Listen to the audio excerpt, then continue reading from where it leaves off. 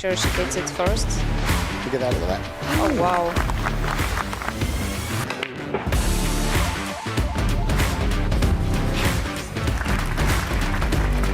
Oh, okay. Wow.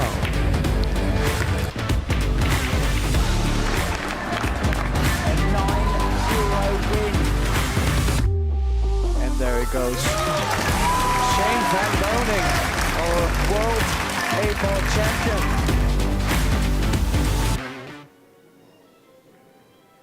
Hello and welcome back to the Cloudlands Event Center in Hamilton, New Zealand.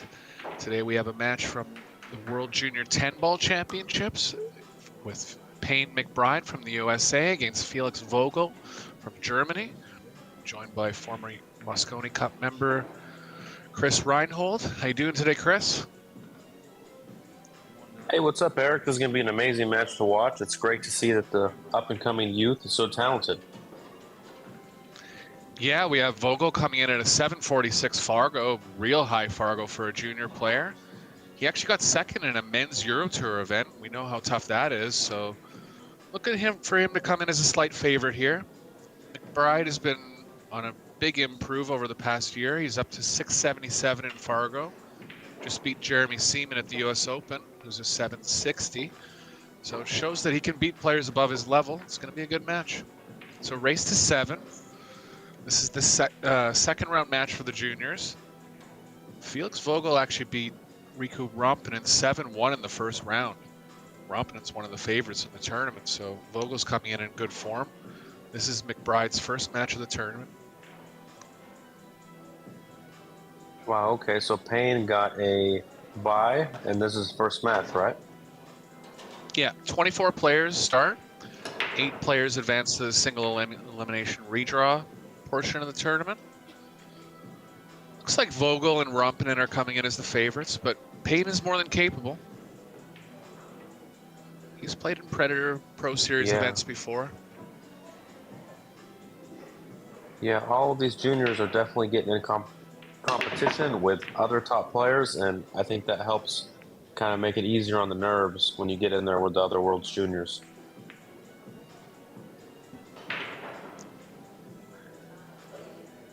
Vogel's going to have a thin cut here on the 1. Kind of needs some energy coming back across table anyway, so I think he'll go for this one.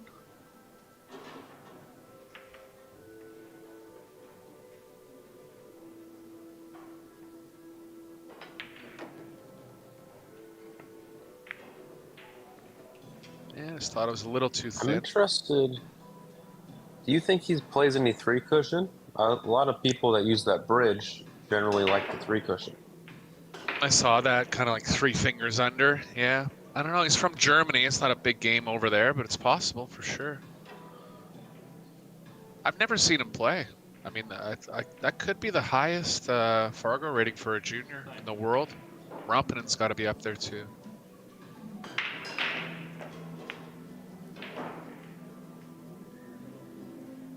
But again, I mean, if you're able to get second in a men's, nice shot there from McBride. Hopefully didn't leave a small window. To get second in a men's Euro Tour event, it shows that he's a class player. Yeah, for sure.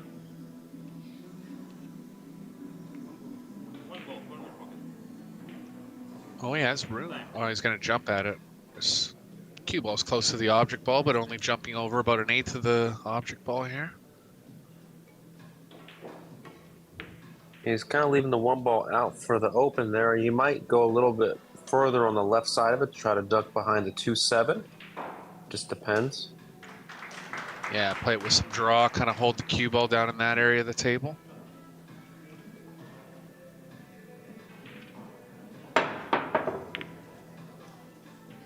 Nice try. Caught the double kiss, though. Yeah, caught it a little too thick, but I think Payne has a good opening shot here to try to start to gain some momentum early in the match. Yeah, he's a little hampered by the 8, but he wants to hit the left side of the cue ball anyways, and that's the side he has available. So he'll be able to maneuver the cue ball around to the left side of the table here. Gotta watch out where that 6 ball touching his arm.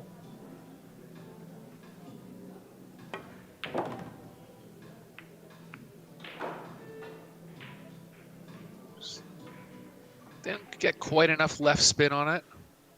Just gonna have a good safe option here. Likely cue ball behind the 10, trying to leave the 2 on the far end of the table.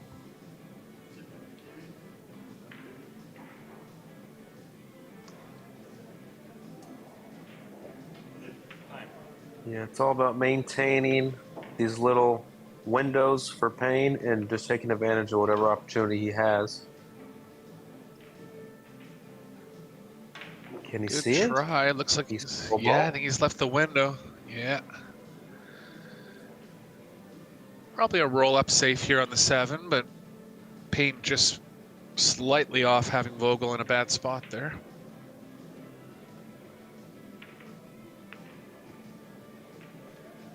That one for me Holy is cow. tough to control. I would probably bank the ball with stun, 3 rails towards the 3, and then stun the cue ball past the 7. That would have been my option, but I see why he went there. Yeah, he had big coverage. The 5.9 was a huge window there, and he could have got perfect behind the 7.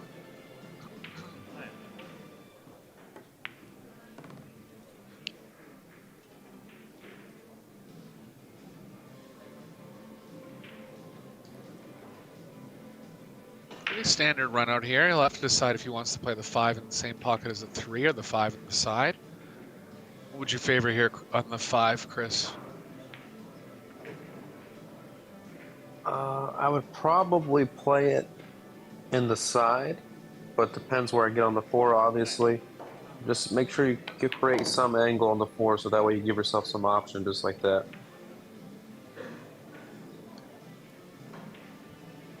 Yeah, there's a small chance of if you play the 5 in the corner, you might be running into the 9. Can't really get on the left side of the 5 because the 7's in the way, so I don't mind the side here as well. I think it's preference, but whatever the table gives you is what you should go with, in my opinion.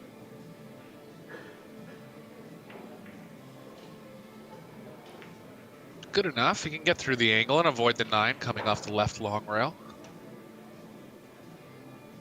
Ideally would want to be straighter on the 6 so he doesn't have to come around 3 rails. Yeah, you're thinking about running 3 rails on the 6 or 2 rails, pardon me? Are you thinking about running into the 8 or going towards the 8 with the cue ball here? Yeah, I think just get straight enough where he can kind of play some right spin on it. That's okay. If he loads it up with right, he'll be able to straighten out the angle here. Turned out better than it could have, but that was pretty fortunate that he didn't go behind the 8 on accident there off the 9. But either way, he's here and he's in pretty good shape to get on the 7 here.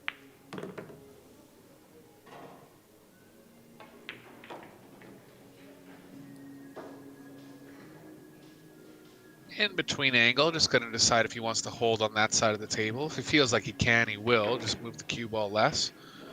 If he wants to put a little more speed in it, he has the option to cross over.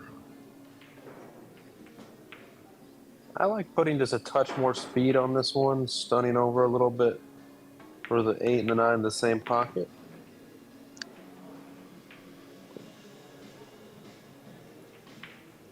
Looks like he has the slightest angle going to the right. He'll definitely want to have it.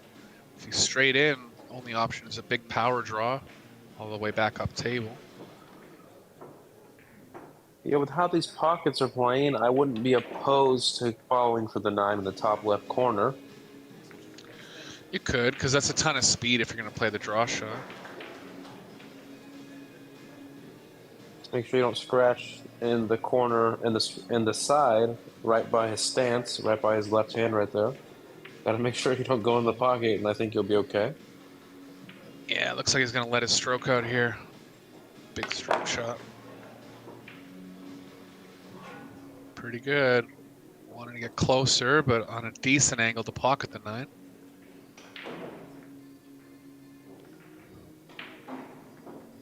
Just don't let up on your stroke here. Make sure we get through the ball, no matter what.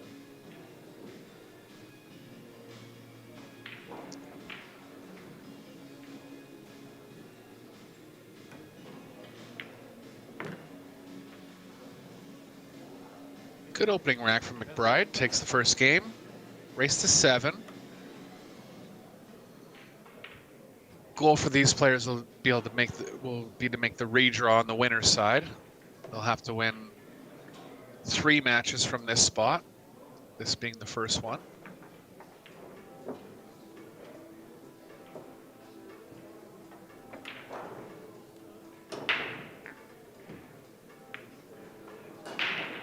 The men are down to the final 16 redraw portion of the tournament. That round's going to be coming up in an hour and a half start time.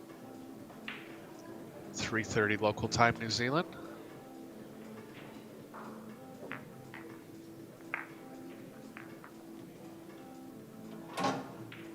Josh Filler and Albin Ocean, highest world ranked seeds, making the redraw.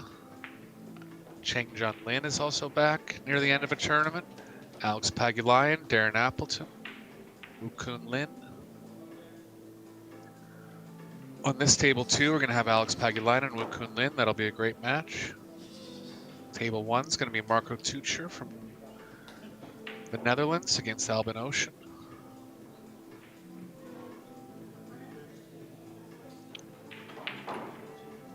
The boys have a 17 and under division and a 19 and under division. This is the 19 and under division. The girls are all playing together in one 19 and under division. Women's World 9-Ball Championships is down to the final 24, and they'll be playing the losers qualification match at 3:30 as well.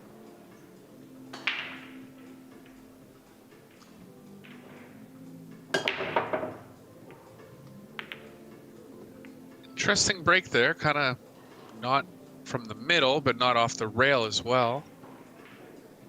I think I'd favor going all the way to the rail if you're going to kind of attack it more diagonally, but this one worked out for him. Yeah, a lot of power in that break. Even though he didn't hit it 100% square, he still had a lot of generating. The power was generating through the rack a lot better there.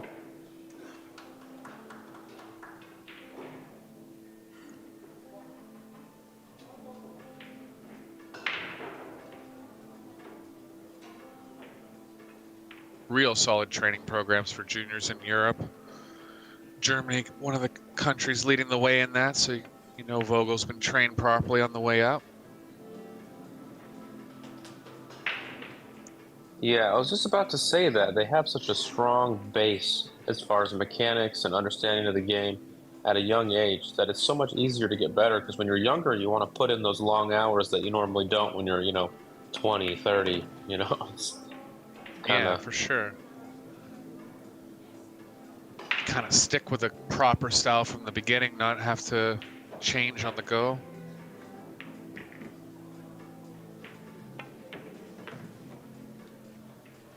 Loose grip, average backstroke length. And in my opinion, those shots right there are the reason why they're so good, is because the cue ball is so good, and then on top of that, they're striking the ball so clean off the rails, and they just get back to the middle of the table. They're really good at navigating that.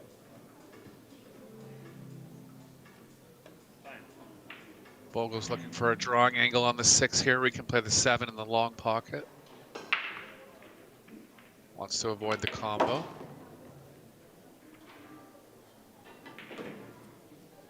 Smart shot. Got on the half ball side of the 6. Kind of more of a soft draw now that rather than a power draw straight back.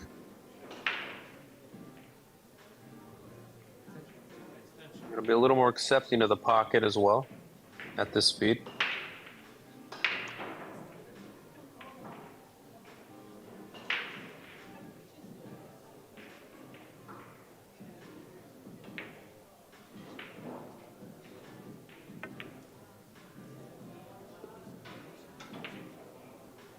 Nice shot. Beautiful shot there.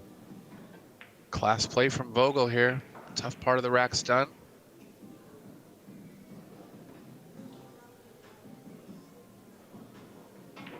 He won a couple of the Matchroom Junior tournaments.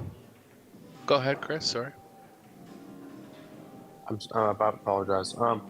I'd probably want to go further than leave myself long, just like he's doing there, and that was it. Sorry. Yeah, whenever you get closer to the object ball, you you take the pocketing out of the equation and you can focus on the cue ball a little more.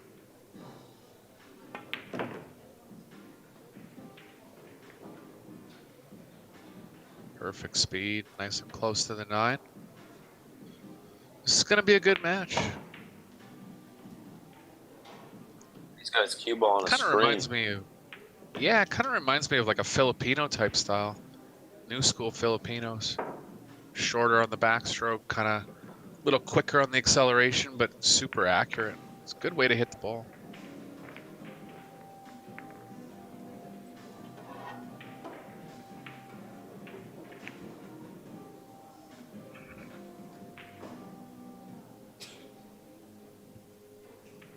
All Predator equipment in use this week. Apex tables, Arrow rack, Arcos balls, Arcadia cloth.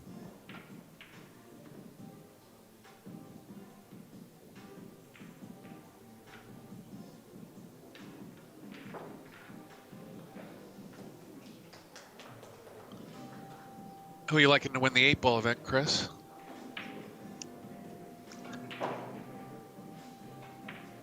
I would like to see Alex Pagulayan or Darren Appleton win. What about you? I'm thinking Alex too. Josh has never won a World 8-ball title. I don't believe Albin has either. Hasn't been competed that many times. There was about 5 years where they actually didn't have a World 8-ball championship. So good job by Predator for bringing back this world title.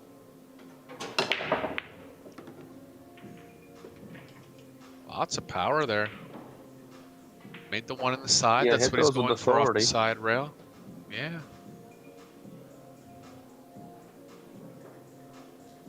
Yeah, McBride's been on a constant improvement. I played him in the U.S. Open 10-ball championships around February, but even from watching him in these 2 games here, he's improved since then.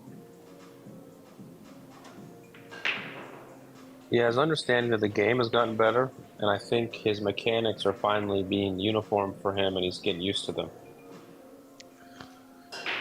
You know where he's from, Chris? The Carolinas or Virginia? I think East Coast somewhere. Yeah, East Coast somewhere. It's funny. I know his whole family. I know I've been friends with his family and him for quite a while, and they just never came up. I don't know. I have to look that up.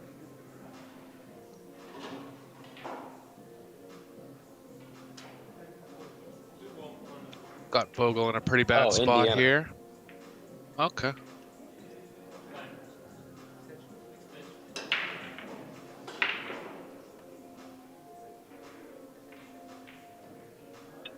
A lot of pool around the Midwest. A lot of bar table pool.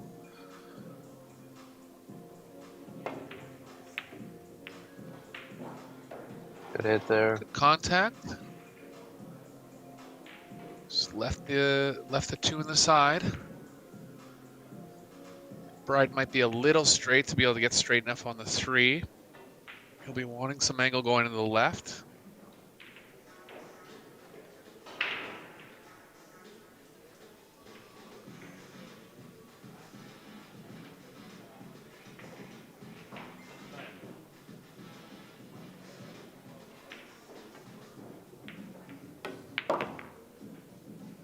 Good shot. You can't complain with that result.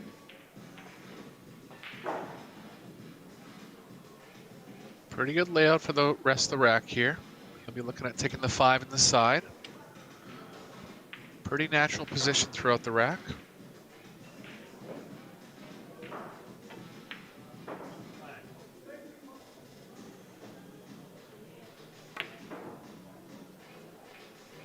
Oh, surprising miss there.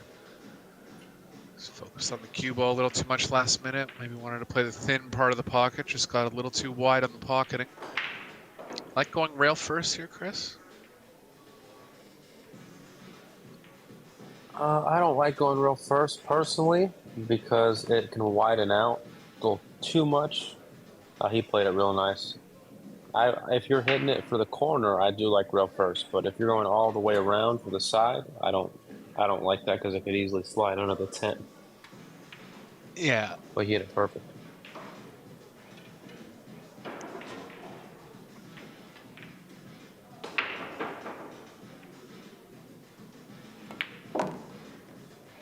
Yeah, he went to that one, just index finger out again. Shane Van Boning uses that bridge a lot. Could get a little flatter when you kind of bridge like that. Maybe it's inspiration from watching him play. Yeah.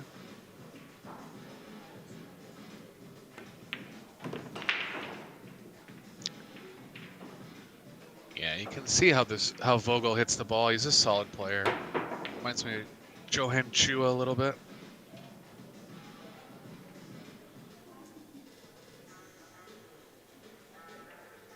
Yeah, same kind of style, looks-wise too.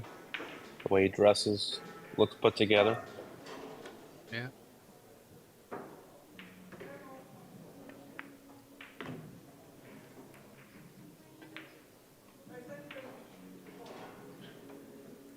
Plays with good pace, doesn't waste any time.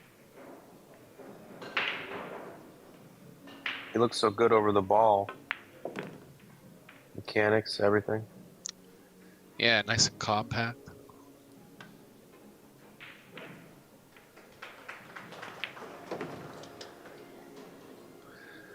So, mistake from McBride on the 3. Vogel takes full advantage, and he'll have the break in rack number 4.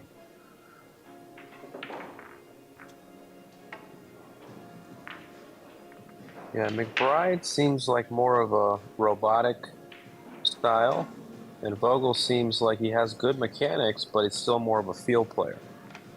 I agree. Filipino, kind of. New school Filipinos. Old school Filipinos were all feel. Not kind of different fundamentals, but the newer school ones, they're getting tighter on their fundamentals, and you can still see the feel in their game. Yeah, for sure. A lot of the old school Filipinos like Santos Sambahon and Yeah. Bustamante and Efren, they just did so many things wrong mechanically, but they were just so good at pool it didn't matter. Yeah. It felt the cue ball around the table. Pockets were bigger back then, but now that the pockets are tightening up, you need this kind of more compact style.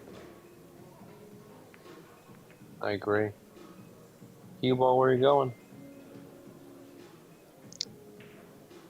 Yeah, too thin to really go after the pocketing here. If he goes thinly off the right side, he's kind of running into the 8. Maybe a bunch of... Yes, I was thinking about that, but where's the position? Unless the 4-9 is dead. Oh, good shot there. That was beautiful. Yeah. Yeah, just really playing safe there, but calling the corner in case it went in. Nice shot.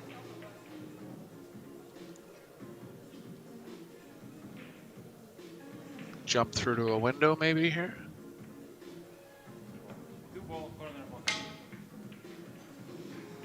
Chance of crossing the 2 up table. Cue ball should stay down the far end of the table if he hits it properly. See how he's feeling today.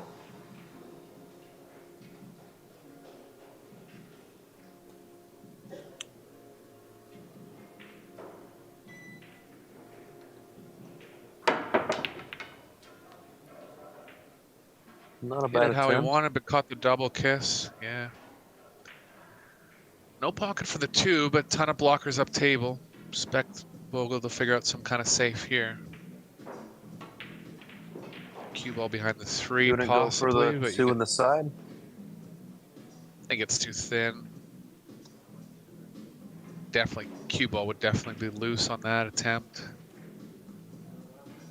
He wants to roll the cue ball behind the 3, but he kind of has to draw it, so he might think of another option here. So one pocket type Good shot choice there. there. Very nice. Yeah. You can tell he's far ahead of his years just for recognizing that as a shot that he could shoot. Sure.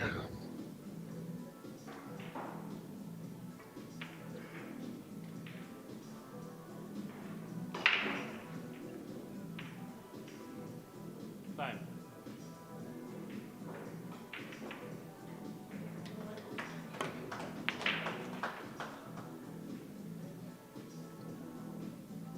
Got it thick. Will we get away with it? Looks like it. Still going to be looking at a likely safe off this, but staying alive, not leaving anything You for like- Vogel yet. 2 ball corner pocket. Do you like drawing Cue ball behind the 5-6? 5-6. Yeah, similar shot to what he played a couple shots ago.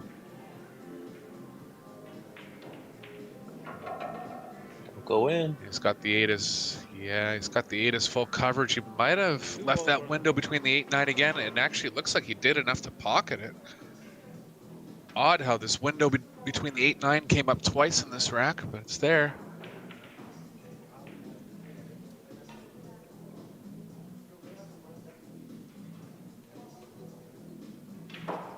Time. Foul. So after 3 saves, Vogel finally gets the advantage. Looks like the 4-9 is pretty available for a combo. Just got to decide how the 4 is going to play off. If he does decide to combo the 9. 4 is available in the top right as well.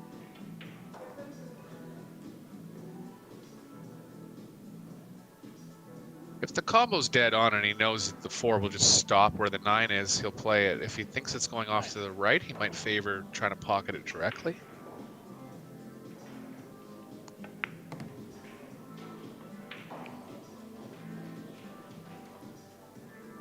Looks like he's going combo. Oh, came across. Just get through the ball so well. It's fun to watch. Yeah, kind of like quick acceleration, but still timing the ball well. It's tough to do. It's very effective if you can feel how to hit the ball like that.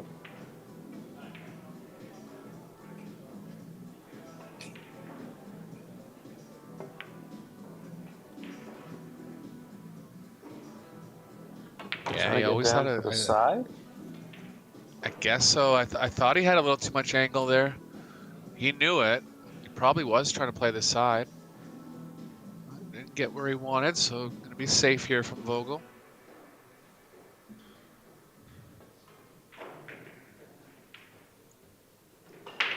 Time. Extension.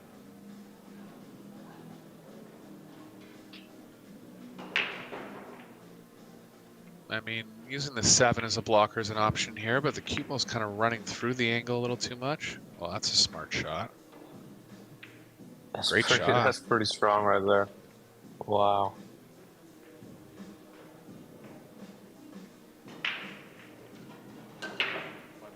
Five ball side pocket. Left the left edge of it. This is just an in-case call from McBride here. He's going to try to use the 6-7 as blockers. Time.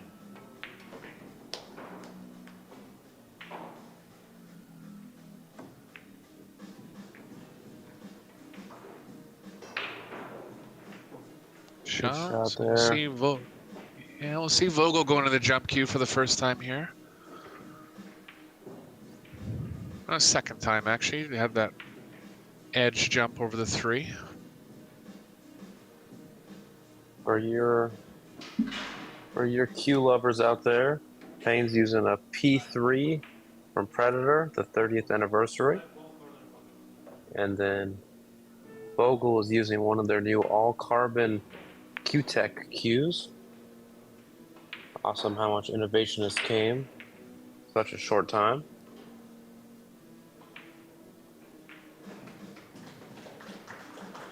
Two safes here. You could bank the 5 across and play the cue ball behind the 6, or you could bank the 5 down to the short rail and play the cue ball behind the 9-10.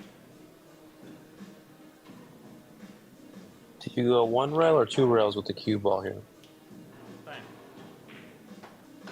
I like 2. It's a little more natural. Yeah, there was that one as well. Good shot. Yeah, not bad there. Pretty strong. Side pocket. So a bit of a safety battle here in rack 4. Neither player really getting a Time. real easy chance, but both fending off the other's defensive shots very well.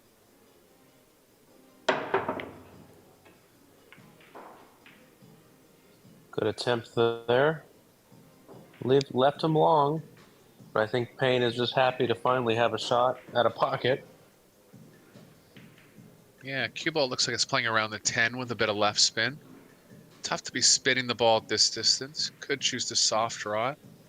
I think it's just easy enough that I'd favor the spin here. Time.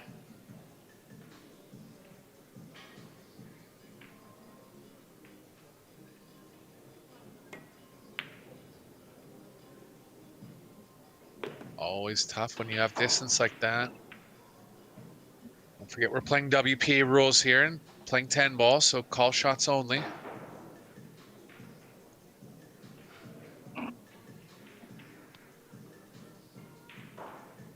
Don't want to touch that shirt with your 10. Or touch that 10 with your shirt. Either way. Yeah.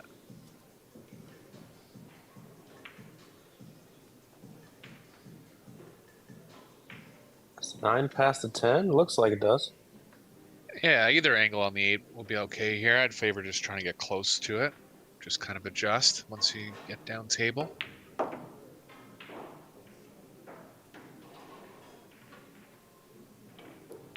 Yeah, I got one. Do you think he was trying to come to the side pocket for that one? I don't think so. Just probably stretching over the 8, kind of lost his aim line a little bit.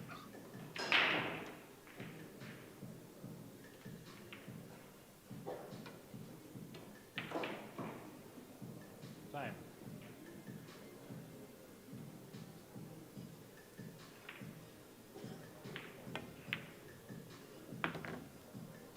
Yeah. Is that one thick? We'll put a good stroke on it. Yeah, it's a real good stroke length there. Just kind of medium length backstroke. Nice and solid acceleration towards the ball. He's gonna be a strong player. I mean, he already is, but talking about maybe a real threat to be one of the best world-class players in the world.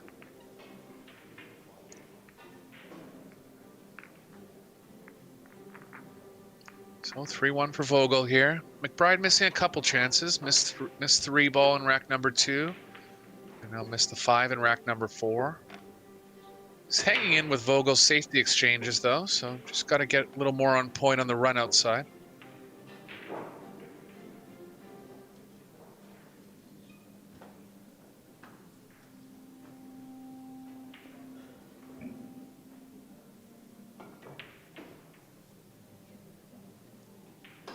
What's next up for you for competition, Chris? I have the Ultimate Pool 8-ball tournament in Denver, Colorado in a few weeks. And then after that, I really don't have a lot coming up. I'm going to try to make not really a comeback, but, get back into the scene this upcoming year. And, Good. yeah, I'll just be practicing and giving lessons. So what about you? Yeah, it's a tournament in Toronto in a couple weeks, $500 entry. We've got 32 players, so prize money will be okay there. Something to practice for. We run a national championship for 8-ball, 9-ball, and 10-ball. The 9 and 10-ball divisions are going to be the second week of October in Quebec City. And same, just teaching as well. You going to the International Open? I was going to, but I decided against it. I always like going to that tournament, but now that they moved locations, I'm going to set this one out, and I'll be going to it next year most likely.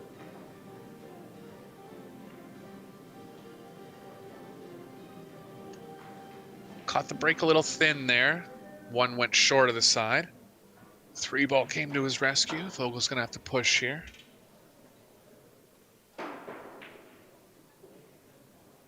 He's thinking about pushing up table, kind of into a challenge position where McBride can pocket the 1. Little defensive there. Like, I would take this, wouldn't you? You got to take it, especially being stuck in the score line. Yeah, you can't give him a chance to open up and get his confidence even higher. He's gonna try to go cross bank with it, but I'm not sure if I like that because you're gonna run into so much traffic. It's hard to predict what's gonna happen. Yeah, it's obviously a tough shot to roll it in, but if he does, it's pretty much a game winner. I would have thought about rolling it in here. I like rolling it in as well, but I think he's calling the cross corner bank. Not a big fan of that one. Yeah, like you said, he's running into so much over there. I mean, it would be unlikely to scratch, but once you run into something, you don't know what's going to happen in the cue ball. Worst case scenario there for McBride.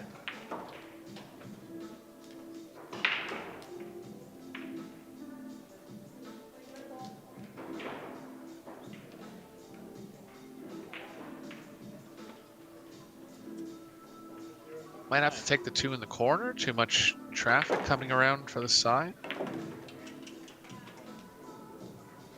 Yeah, might have overhit it a little bit.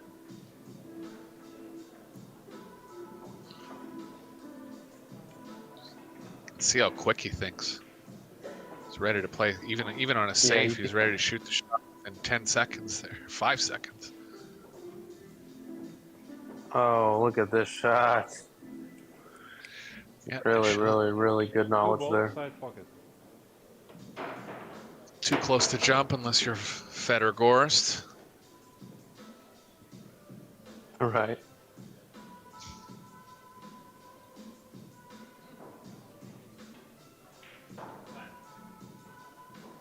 Or Earl with a full Q Miyuchi. Either way.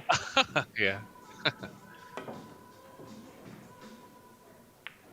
Nice try. I like the speed. Just misjudged it slightly. It's on 2 fouls. Vogel's going to favor the run out here, but if he gets a little off on the 3, he'll have the 3 foul option. Does the 3 pass the 7 in the lower left-hand corner, Eric? It's close. I mean, that would be a good position if it does. I don't think he's really considered that yet. I mean, he's walking around to that. He was on that angle and just kind of walked by it, so it probably doesn't go. Looks like he's going in the side.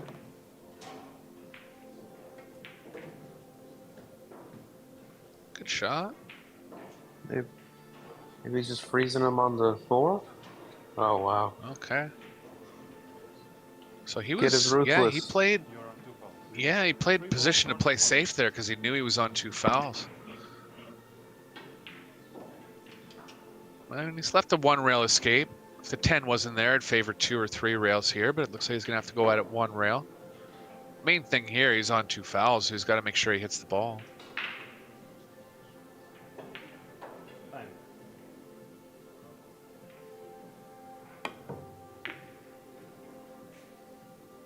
Right in the face.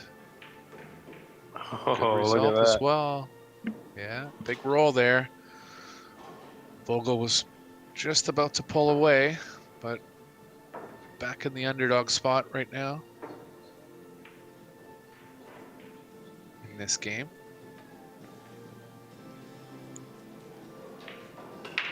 Time.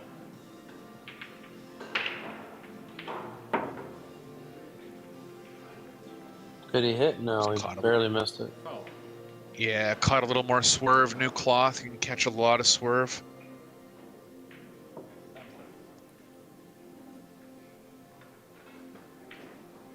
So good chance here for McBride. He's got to take advantage. Big difference being down 3 Campaign games. turned or it pulling around off with in that 1. kick. Yeah, for sure.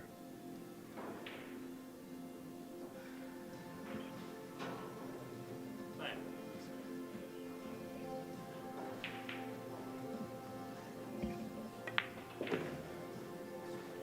Oh, whoa.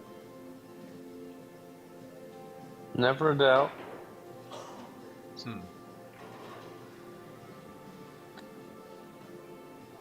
Got to find a way You to like get the going cue ball high back up right table. English? Yeah, I think you might hit the 7 off the 3rd rail, but Me, I do like staying natural here.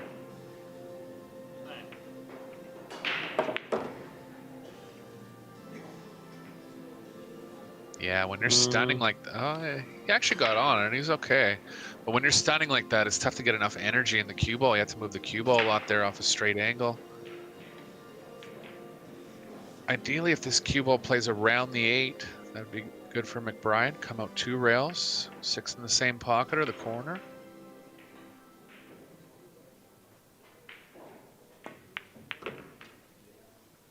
I knew he was going into the Watch that 9, so he 10 hit it ball. with extra speed. Yeah, it's okay. So pressure pot here for McBride. Choice of either pocket. I think I'd favor the left pocket just because the cue ball's running into the 7. If you follow it, you can actually avoid the 7. So he has the choice of either pocket, but regardless, big shot here.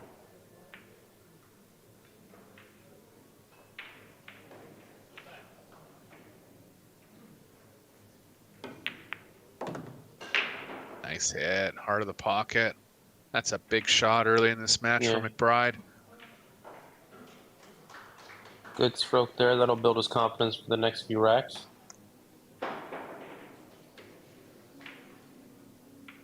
Still has to get through this one, though.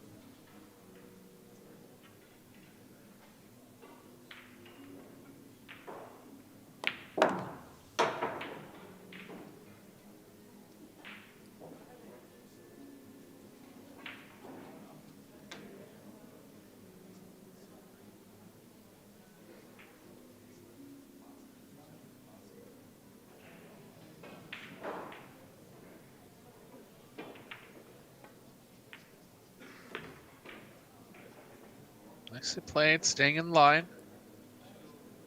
Alternate break format here. Believe it's Vogel's break in the 6th game.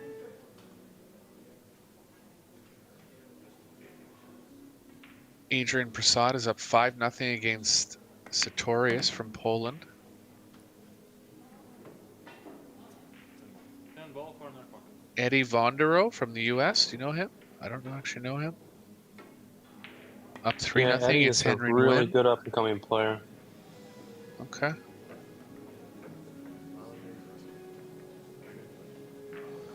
Mika Van Berkel in the tournament as well, former winner of one of the junior tournaments at the junior matchroom tournaments.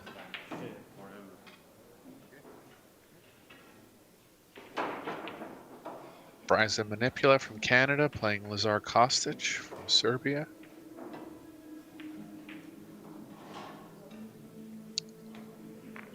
Bryson got 9th at the Turning Stone. Strongest up-and-coming player in Canada.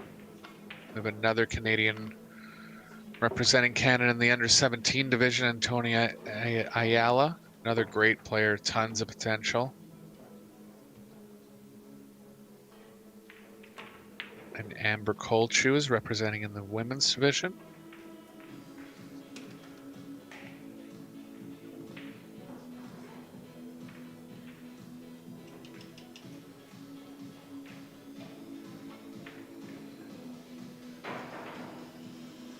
Player's going to go on a break. We're going to go on a break as well. We'll be right back.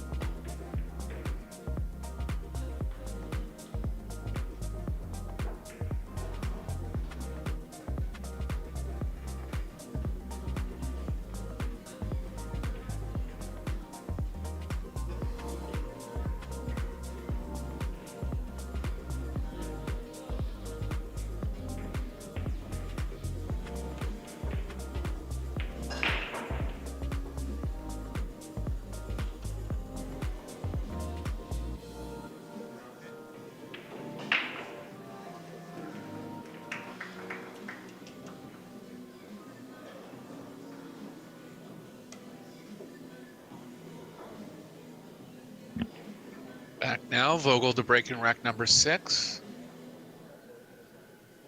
Just going kind of halfway to the side rail here. The one in the side. Got the 6. He's hitting them nice, hitting them with good power. Caught a good square hit there. He'll definitely give himself a chance. One ball from that. Playing more on the safe side here. Shot for the corner. Foul. It's in. Oh, wow. Just think, I mean, you think that it would have hit one of those balls at some point, but it didn't. Pool is cruel sometimes.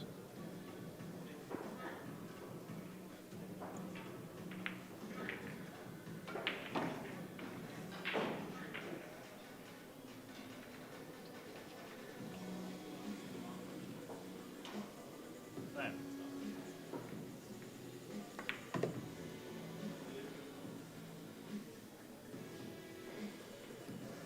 And we'll 4 play off past the the rail 7? here. Yeah, I think it does. 80% of the pocket might be just small left edge blocked a bit, but I think he'll go on the top right.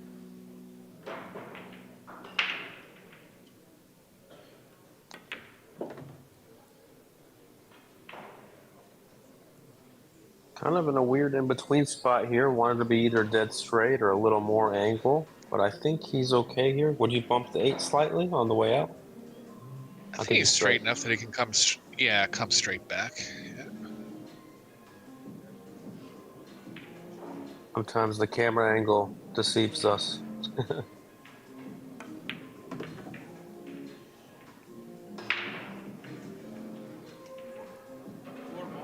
A little more angle than when he would have wanted, but he can keep the speed down here. Cue ball coming across naturally 2 rails.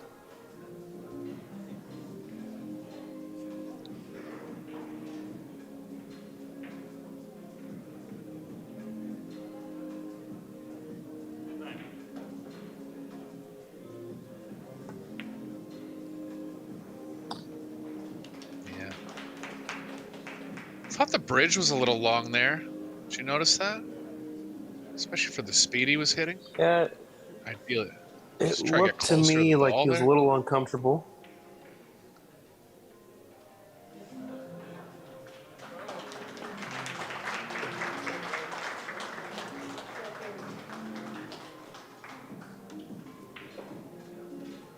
So Vogel in a good chance now to go up 4-2. He does not waste any time, I'll tell you that. Yeah, I was thinking. Originally, I was thinking Chua, but now he's reminding me of Orcolo a little bit too. He's a good player.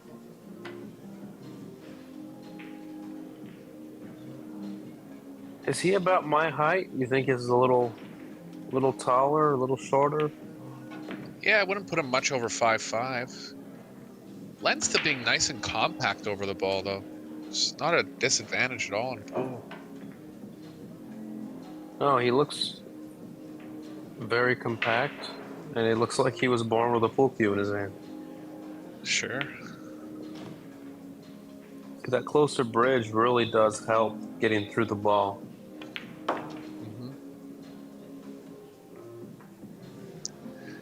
Yeah, I mean, work to be done still in this match, and McBride's capable, but look for Vogel to go real deep in this tournament. You can see it.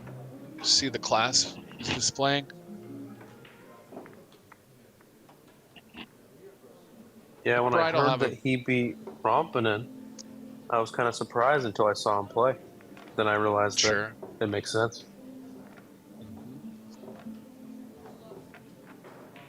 McBride coming in as one of the on-paper favorites too, and then this match far from over. He can easily still win this match, but if he does go to the loser's side, expect him to have a good run there as well.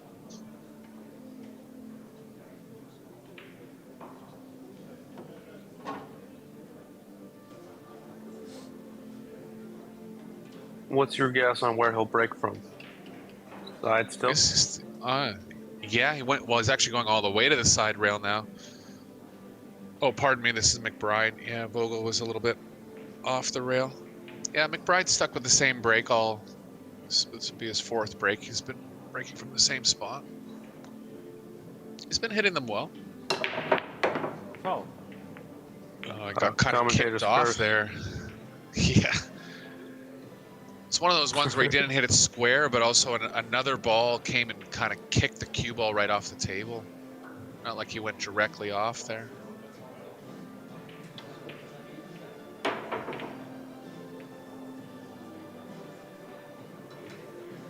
Table's When looking you're hitting good it with for that much Vogel. power, it's easy to go offline. Yeah, cue ball was jumping a little bit too. Typically want to hit that break from the side rail a little more flat.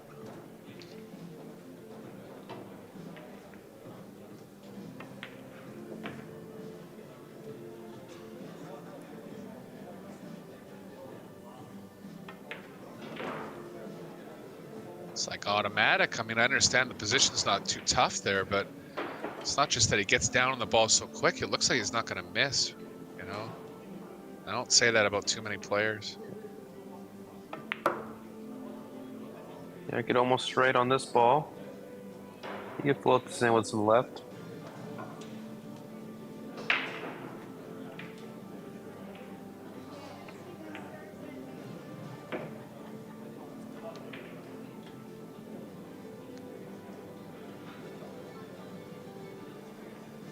A little Playing weird the on 9 this on the one. side.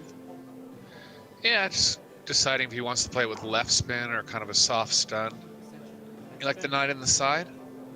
Get an angle where you can follow. Yeah, I don't Actually, mind the side pockets. looked like he was actually thinking about 8 in the side there. I'm surprised. Just checking the angle for the 9, I guess.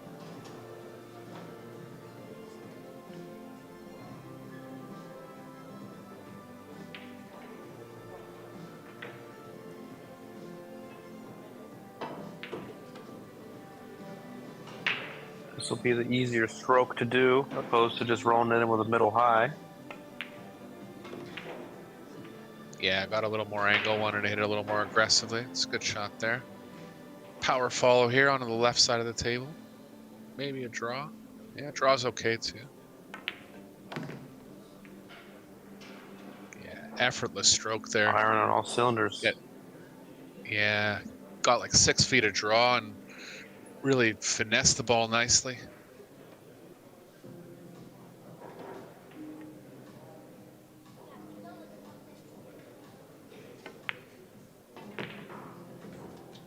So, scratch on the break for McBride. Turns costly, and be Vogel to break in rack number 8. Widening his lead now. 5-2. This will put him into the final. If he wins this match, it'll put him into the final 8 on the winner's side. He'll be trying to get to the final 4 to advance to the final 8 redraw, stage 2 of the tournament.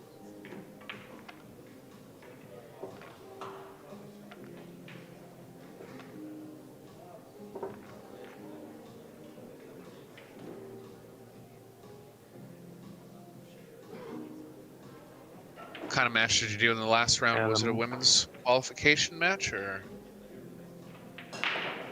Yeah, it was Jasmine Ocean and Pia Filler. Okay. Jasmine ended up Guessing winning Jasmine? to get into the last 16. Okay. Close one? It was close in the second set. Jasmine won 4-1 and then 4-3. Pia missed a ball up 3-1 and didn't get back to the table after that, which was kind of brutal. Oh, wow. 2 break-in runs? Or just nothing offensive? Yeah, 9 on the break, had to get on the hill, and then a break and run.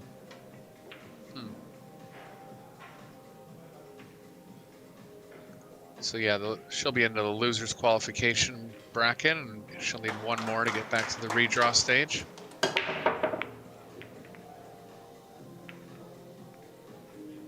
Crossed it over a bit, so took down his chances of making the 1. Came up dry overall, and this is a chance that McBride needed here. all in on the pocketing, as long as the cue ball's running squarely enough into the 4. Might be a little straight where he has to elevate it and try to stop the cue ball.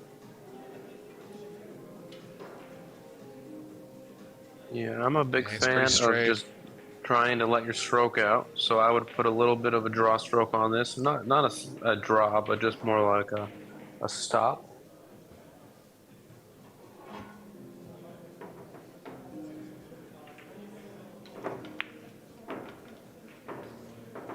It's a tough shot.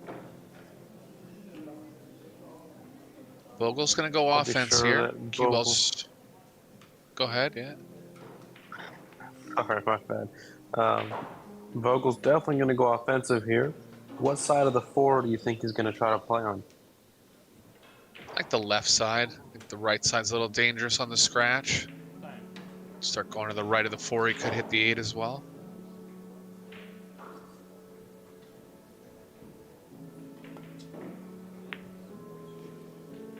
Ooh, missed the whole ball.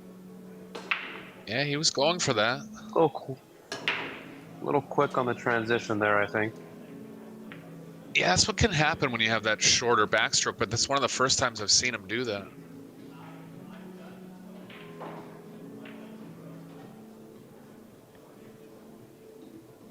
Kind of natural angle coming around the 8 here.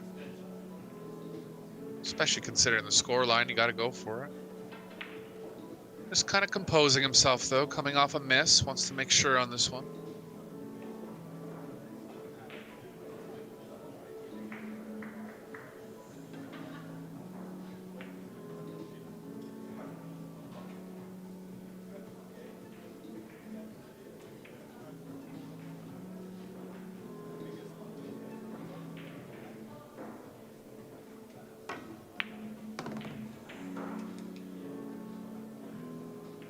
Kind of surprised he drew it, but result looked nice. Kept the speed down nicely while still catching enough draw. Yeah, for sure. I was a little surprised on his shot selection, but I think that might have been the best shot for him. So I'm glad he shot it that way.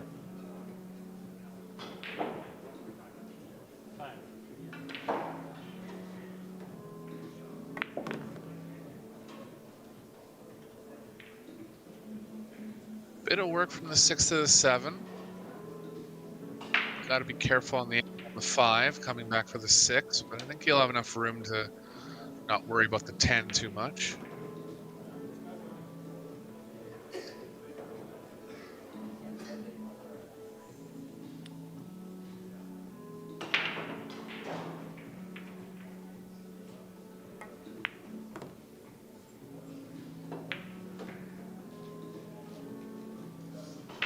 Doesn't want the cue ball to be running into the 8 here. I think it might be.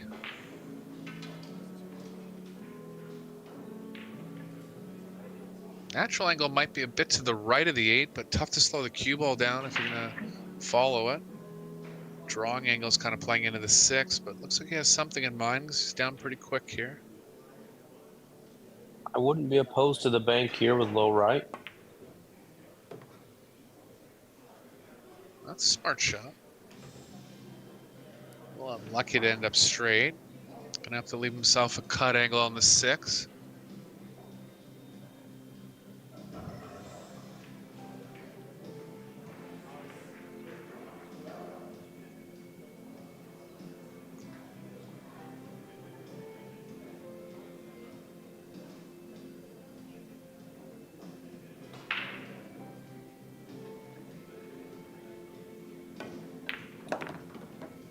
Good smooth stroke there. Brides can come up with some like tough pots in this match. Looking strong, just got to put the full run out together. A couple small mistakes along the way, but he's definitely shown that he's capable of making the tough shots.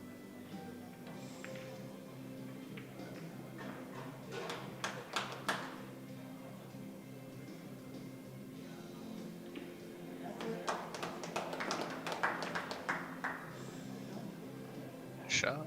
Good shot there. Stayed down well, got through the ball well. A lot of people tend to decelerate on shots like that because they think they have to hit it soft, but you still have to make sure you get through the ball.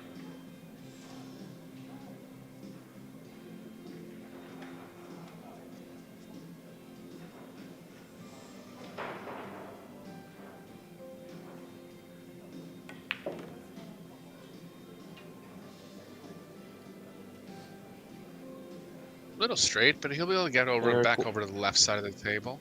Yeah, go ahead. Yeah, what's your plan of attack here? Do you come to the middle of the table, or you try to go more towards the side? Yeah, I'd favor trying to get straighter on the 9. I understand you're bringing the 10 into play, but you want to hold over on the left side of the table for the 10. So I think just trying to play a good pinpoint position shot here. Cue ball near the 10. Oh, I didn't think of that. Were you thinking that at all? Yeah, I'm a little bit. I'm not opposed to that on these pockets because they do play a slightly a little bigger down the rail. Mm-hmm. I mean, he brought the 10 completely out of the equation. It's a good shot. Just didn't occur to me.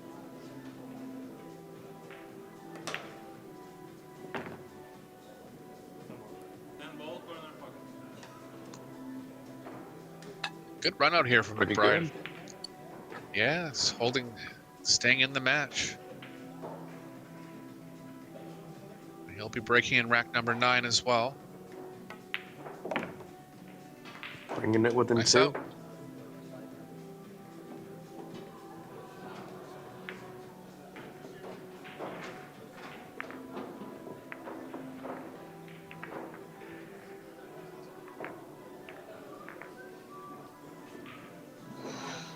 Coming up in about 25 minutes time will be the first round of the men's redraw stage of the tournament. A lot of high profile matchups there. On table 2, it'll be Alex Pagulayan versus Woo Kun Lin. Over on table 1, it'll be Marco Tucher against. Let's double check the draw here.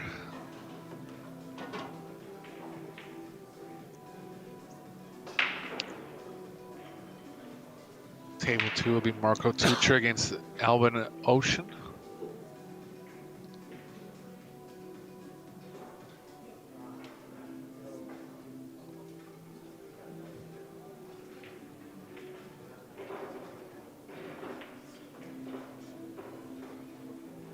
Three Polish players in the redraw, 2 Germans,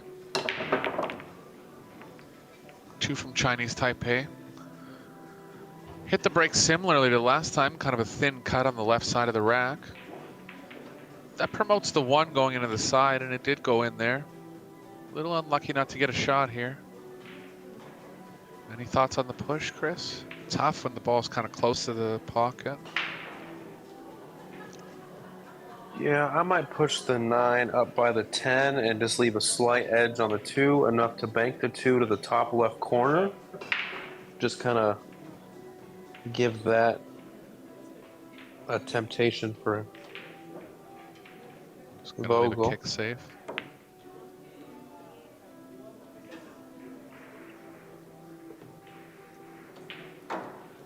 Some margin call here. I'd favor giving it back. He does give it back pretty quickly. Yeah. Yeah, I feel like you have to give it back there. Cue ball, corner pocket. Gonna try to kick at this with draw and hit it squarely. Stop the cue ball where the 2 is. Ideally looking for coverage behind the 4. Time.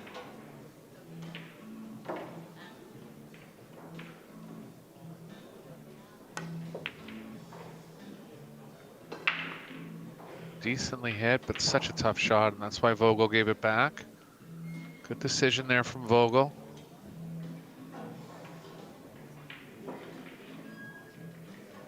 Yeah, I don't think you're supposed to take that shot on. I would have left for something, maybe even a little bit of a tough long shot where he would have had to cut it real difficult. I don't know, fully hooking yourself on a ball. I don't know about that. Yeah, especially when you're kind of kicking into it with draw and trying to hit it square. It's one thing if you're, just trying to hit half the ball and you're guaranteed to hit that half, but just even if you hit it well there, which he did, it's too hard to control the exact result.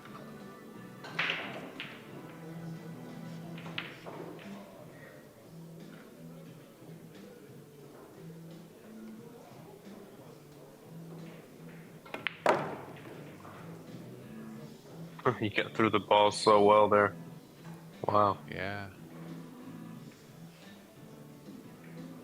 And again, like being shorter on the Go smooth. backstroke as well, it's tough to do.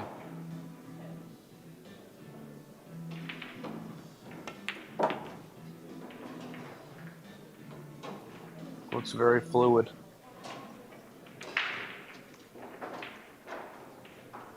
Just gonna accept the angle on the 9 here. It's okay. Keep the speed down going towards the 10.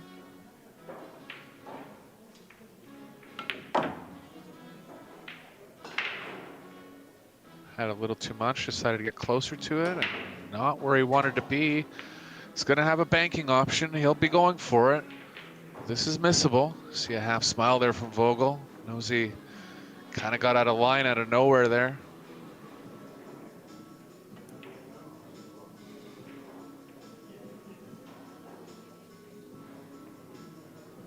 Really? Just backing off? Feels like it's too much cut angle for the bank?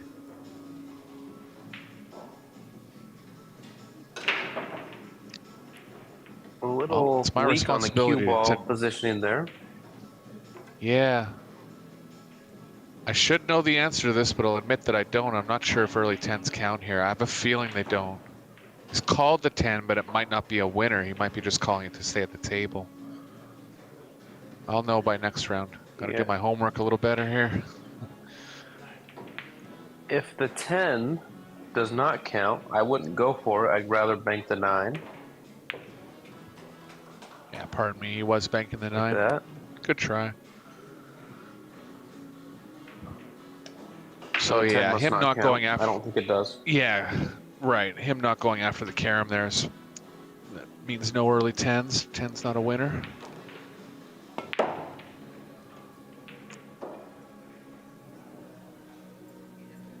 Frozen ball. Seeing if the 10's frozen, nice. Extension.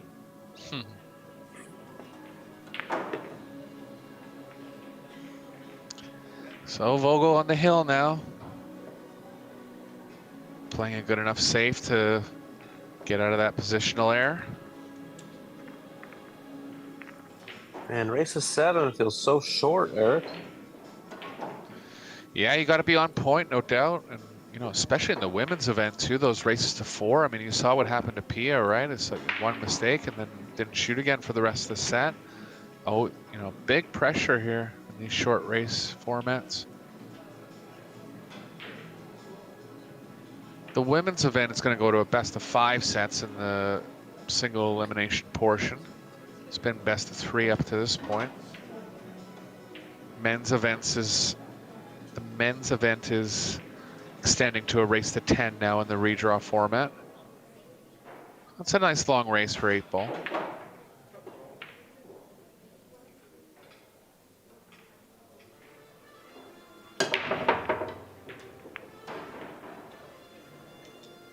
Wow. Yeah, he's Good been break. pretty successful on the break. Yeah, made a ball on at least 2/3 of them. He'll be hoping the 2 goes on the side here, coming around to check out the angle.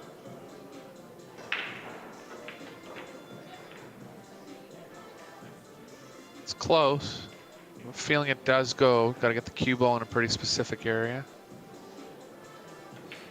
It's coming around for a second look. Definitely close.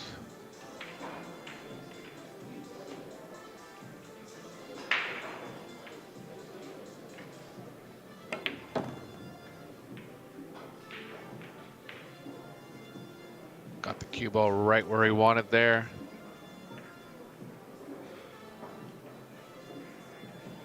I wonder if he's gonna bank it. It looks like it's it looks like it's a bank. Yeah, he just doesn't quite have enough of it. Nice shot. Great shot. Oh, Wow. yeah, he's a favorite to get out now. High level match from Vogel. Don't remember him missing a ball. Played some real smart shots. Yeah, the only mistakes that I see are just slight, very fixable positional errors, and just kind of maybe he didn't take as much time as he needed to on certain things. But other than that, I mean, he's playing world class.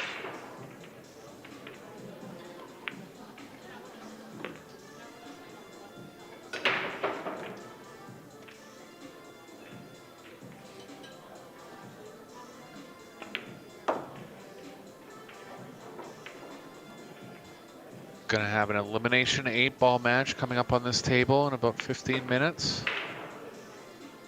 You guys are in for some more pool. We'll have some top level competition up for you soon here.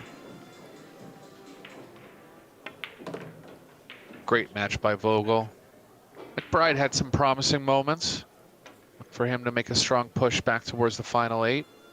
Vogel will need one more to advance to that stage. And for Eric Horlifson, for Chris Reinhold, this is Eric Horlifson. We'll talk to you guys soon. See you guys. Thank you for watching.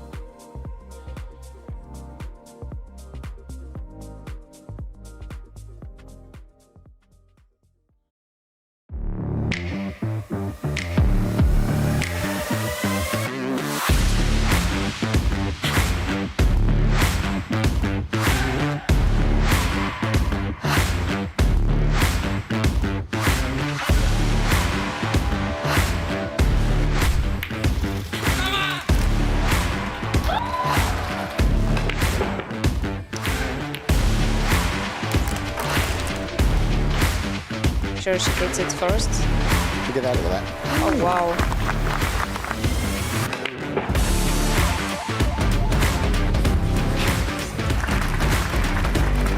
Oh, okay, wow.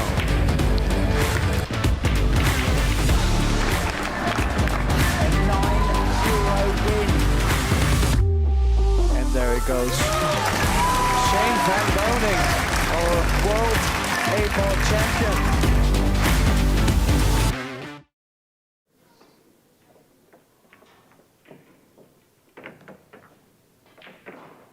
Hello and welcome to the Clodlands Event Center in Hamilton, New Zealand. This matchup we have Wu Kun Lin from Chinese Taipei against Alex Pagulayan from Canada.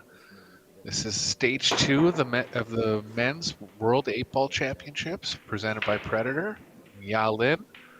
It's a race to 10, single elimination format.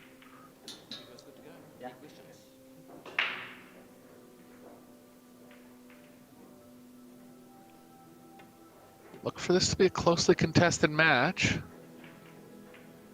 Alex probably with a bit of an edge in 8-ball experience. Wu Kun Lin might be playing some Chinese 8-ball. I don't follow it close enough to really say if he's really active in that scene, but if he is, it'll help him in this match.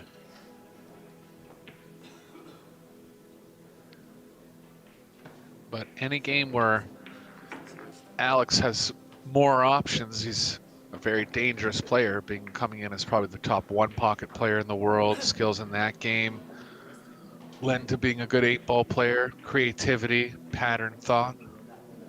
Break's going to be a big factor in this match. Expect a lot of break and runouts. Alex looks to be in good spirits, kind of jumping around a little bit, smiling. Good signs from him.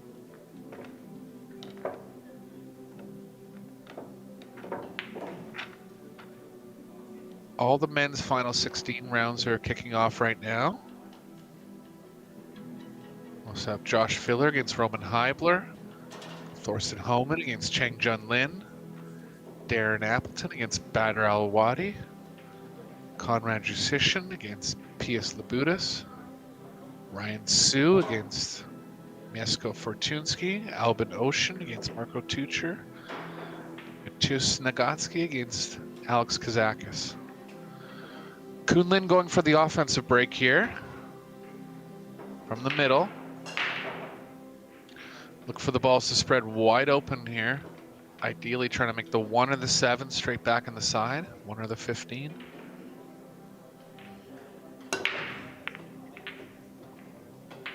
One was going but got kicked out. 15 went a little short. And nothing down for Kun Lin on this first break here.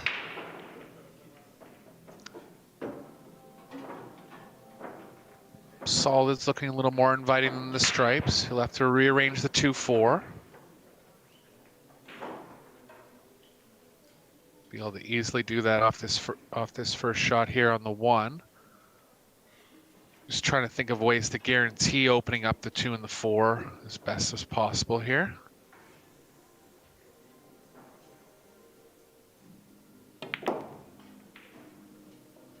Got the 2 out. Tough to say if the 4 passes, but doesn't look too worried. I think it does.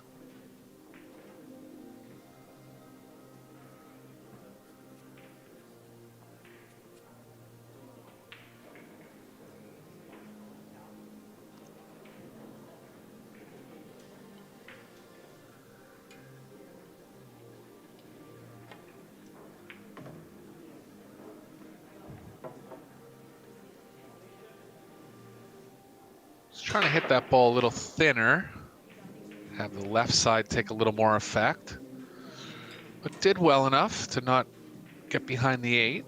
It's going to be a bit longer pocketing on the 2 here.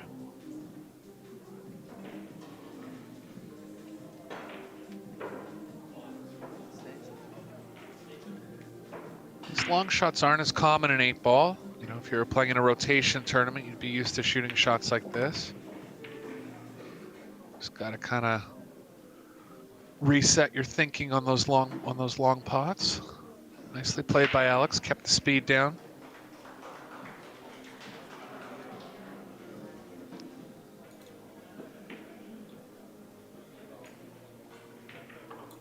like he's going to use the 5 as the key ball here.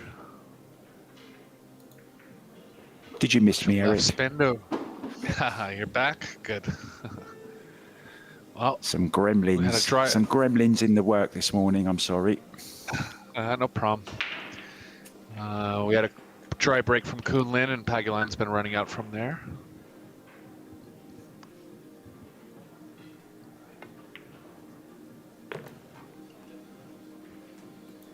Close one to call here, Mark. I was saying earlier, have you seen Kunlin playing any Chinese 8-ball? Have you noticed them in your commentary over there?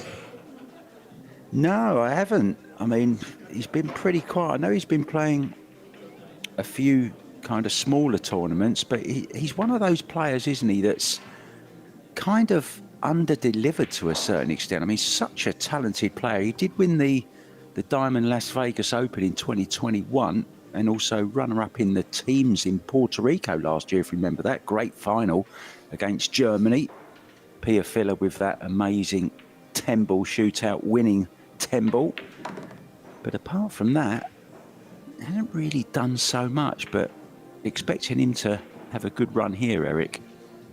Yeah, well, he hits the ball real smooth, and really, when you watch him play, you can't really pick out any faults. And he's definitely had some strong results, but just hasn't become one of those players that's won, say, 2 or 3 majors over the course of a season, or even overall in his career. Still young, younger than 30, I believe.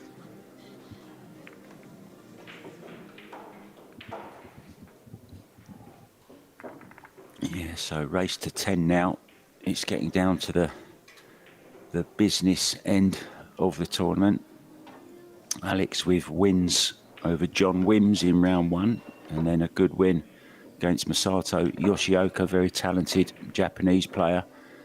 And then he made it 3 out of 3 with a great win in winners qualification over Alex Kazakis. So he's had quite the run so far. On the other hand, Woo Kun Lin had a walkover in his first one. And then Stefan Kasper, 8-6 win for Woo Kun Lin there. Then a loss against Bader Alawahadi in winners qualification, but then in losers qualification he overcame the Estonian Dennis Grabet, 8-5 to knock Dennis out.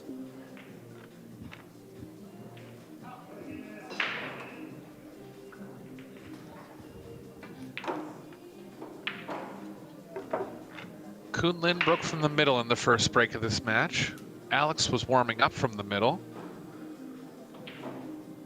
You've rarely seen him hit breaks from the middle in the Predator Pro Series. He's usually favored the side rail, and even to the point where he was kind of playing like a half safe break in some of the 10-ball tournaments. But looks like he's going to go all in here. Yeah, going from the middle. Gonna let it out.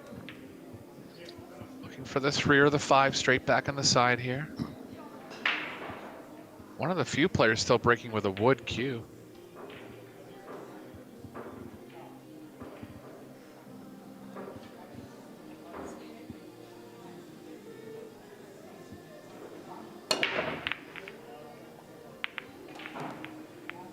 Three ball down. Decent opener on the 14. Look at them stripes. I mean, how inviting are these? Yeah, everything in the open. 8-ball only goes to the bottom right, but should be able to access that off the 9. Can either play the combo on the 11-10 or shoot the 10 first. But he'll be a favorite to run this rack.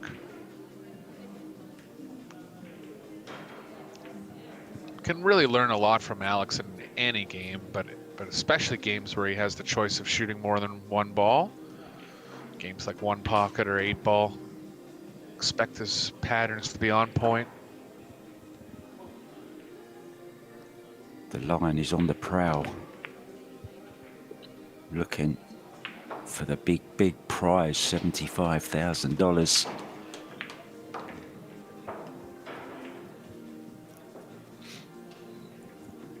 Won some big titles over the years, of course.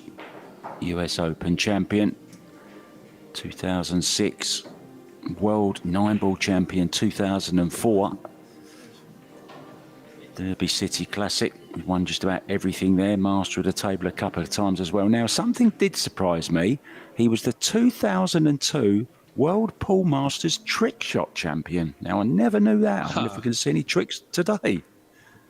Yeah, Alex is one of the most entertaining players. I think back in the day, that was kind of like a bit of an entertainment competition along with some skill and trick shots. But yeah, he's very personable. It just shows you, Eric, as well, his all-round ability. He plays so many of the games very, very well. Do you bump into him very often in Toronto? Yeah, his mom is still here, so he comes and visits his mom here and there. Travels a lot, so I'd say see him once every 3 or 4 months.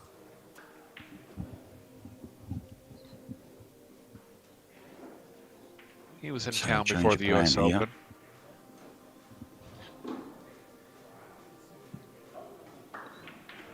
Yeah, like 12, 11, 15, 9 here.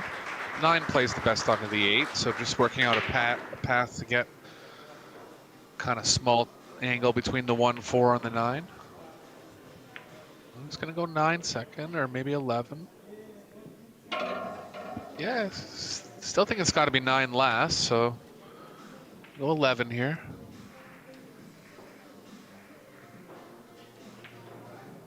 What'd you do here, Eric? Just hold it with a bit of left? I don't mind following it. Keep the speed down a little bit. Oh, you're right, Mark. Key shot coming up between the 1 and the 4 ball, the purple 4. This is the big shot, Eric. This, as you said right at the start, this 9 ball will take him nicely to the 8.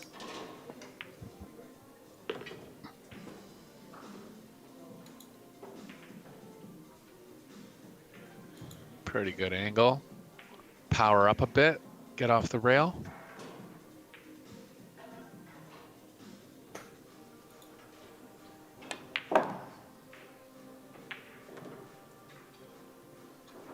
Just good enough. Bit of a head shake, but I think more of a head shake in a way that he's feels good that he got away with it. He's taking a close look, but yeah, he's okay. He's calling it maybe a small swerve needed.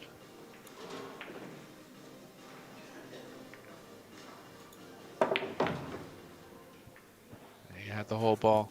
Good shot. So good start from Alex, taking advantage of the dry break from Kunlin in the first rack and a break and run in the second rack. Look for a lot of offense in this match.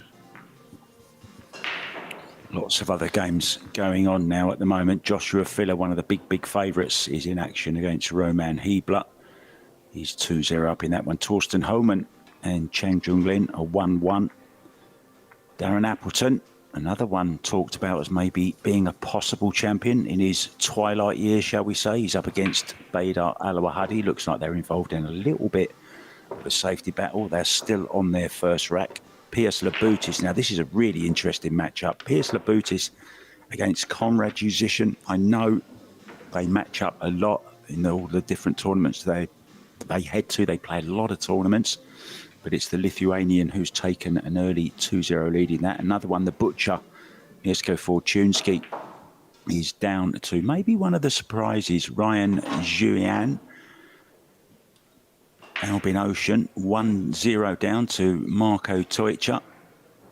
And finishing off the matches in progress now, Alex Zakis has taken a 2-0 lead over Pole Mateusz Sznigoki. Back to this one then, Paguline breaking off in control at 2-0.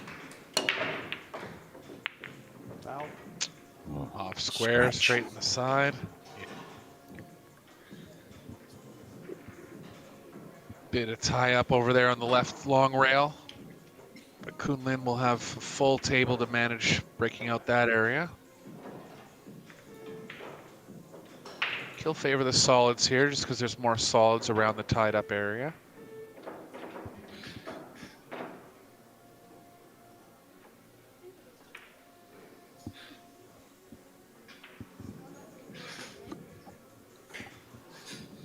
I watched the juniors. I saw. Beg your pardon, Eric. I was just going to say I watched the young juniors, Payne McBride and Felix Vogel this morning. Heard you and Chris Reinhold on commentary. What a great match that was. What a young talent Felix Vogel is as well. Oh yeah, you could just see it, not just in the results of, you know, him not making many mistakes, but just the quality of how he's hitting the ball. Look for him to be a big favorite in that junior event, and look for him to be a real threat to be, you know, win major tournaments, major men's tournaments in the future. Germany just keeps producing great pool players, doesn't it? Following in the footsteps. Ortmann, Holman, Souquet, Filler, Moritz Neuhausen as well, another great talent. Just won a big title, hasn't he? He just won the Turning Stone. Moritz Neuhausen beat Mika Immonen in the final. Mika Immonen finding some form as well after his severe illness, back to, well, something like full strength anyway, playing some of the best pool of his life again. Yeah, good for him.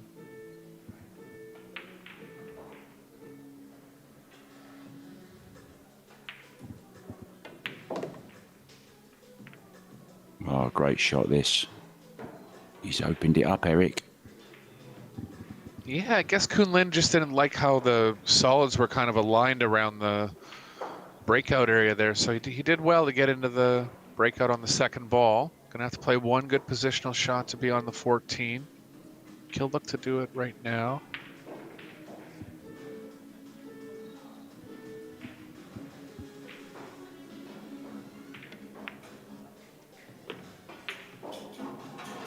Oh, this is beautiful. Slightly unlucky, just finished very, very awkward on the queuing side of things. Needs a precision position here, Eric. Yeah, we are playing all fouls, so he's got to be careful to not brush the 5 on this stroke here. A little bit tougher because he's elevating a lot.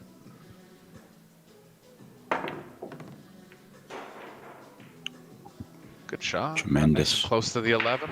Yeah. Natural position across. 8 ball, very accessible over on the right side of the table. Expect this to be a high level match. A lot of it decided on the break. Especially with both players starting out breaking from the middle. Gonna have more open tables overall.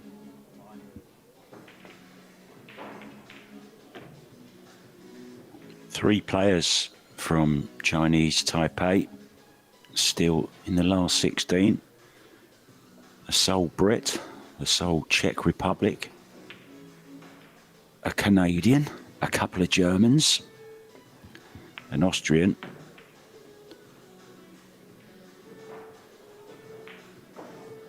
three Poles. Yeah, no Americans. I don't think many Americans even came to the tournament. No, who did come?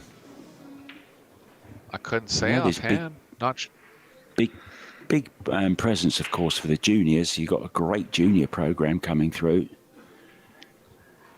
Yeah, Sam Diep heading up the junior program, doing a lot of work with that. Yeah, I had the pleasure of meeting her in Austria. Eric, she's doing great things, isn't she?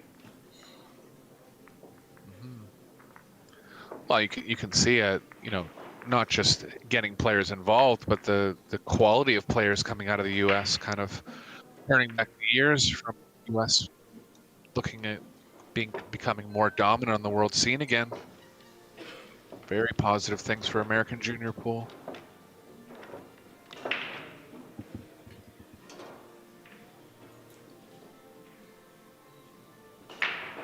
Yeah, the ladies also well underway as well now, Eric. Coming down to their last 16. And the reigning champion, Chao Che-Yu, knocked out by two-time world 10-ball champion from the Philippines, Rublin Amit. So there's going to be a new name on the trophy this year. Centeno is through to the stage 2. Yep. One of the favourites she has to be, doesn't she? Yeah.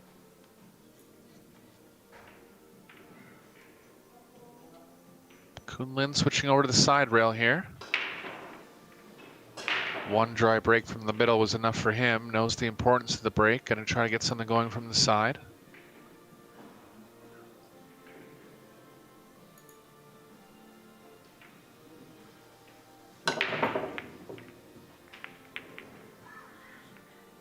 Purposely cut it. He wouldn't have missed the square of the rack by that much if he was trying to hit it square. That cut break can make the head ball on the side a little more, but it also lends to the balls kind of not separating as much as you see here. 14 balls on the breaking end of the table.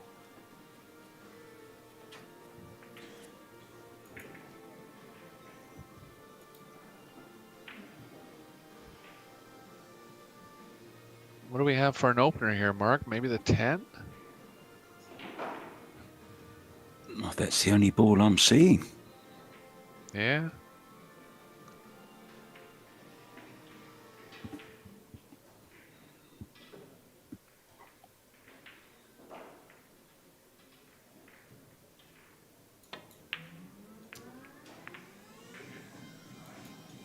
Twitched a little bit on that one. Might have knew he missed it right off the delivery.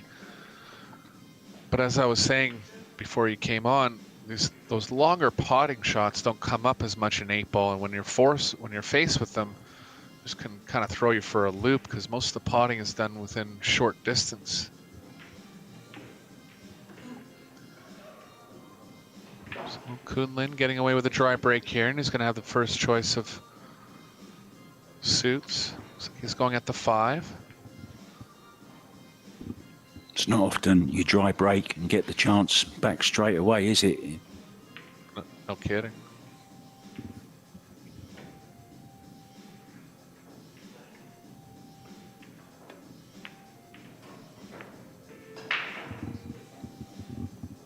Wanted to run into the 13 there, got nicely on the 1. 1 was going to be the toughest ball of the rack, so he's taking care of that early.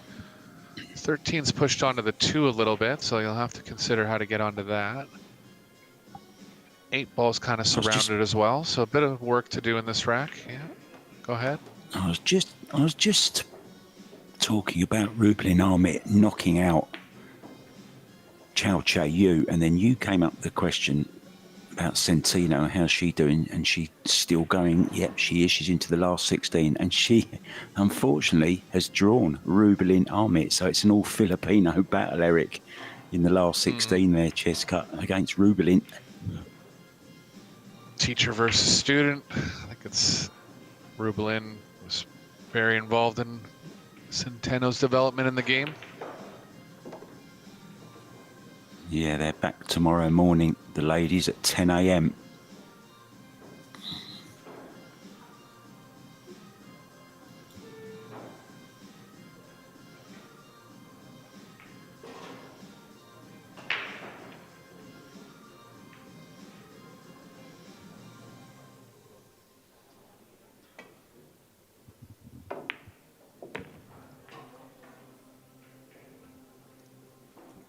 Definitely be looking to get on the 2 here. If the 8 passes the 11, it'll make things a lot easier for Kunlin. It does pass in the bottom left, so it looks like he's looking at an angle on the 6 where he can draw over to the right side of the table. Might be looking to take the 2 last as well.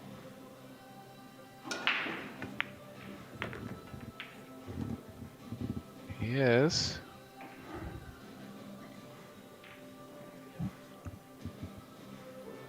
Little steeper angle than he would have wanted, so he's seeing if the 2 passes in the left side pocket. It's close.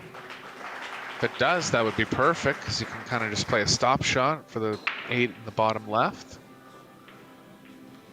It's a little bit tricky here, though, isn't it? He's got to be pretty pinpoint, Eric, here. If he overruns it, it does go in the corner as well. Can he hold it for the side? Oh, played it well. Very well played indeed. Yeah. Goes in the corner also. Can he just run through? Sorry, just draw back on him. Yeah, it's close. He's kind of in between. He's got a little too much angle going to the right if he goes side, and a little too much angle going to the left if he goes corner. Looks like he's just going to try to leg the cue ball up table.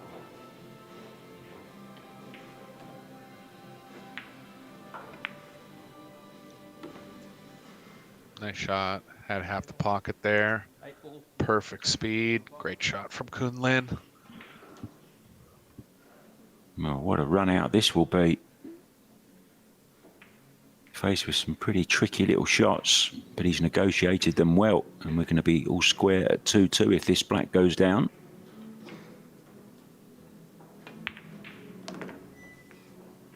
And go down it does.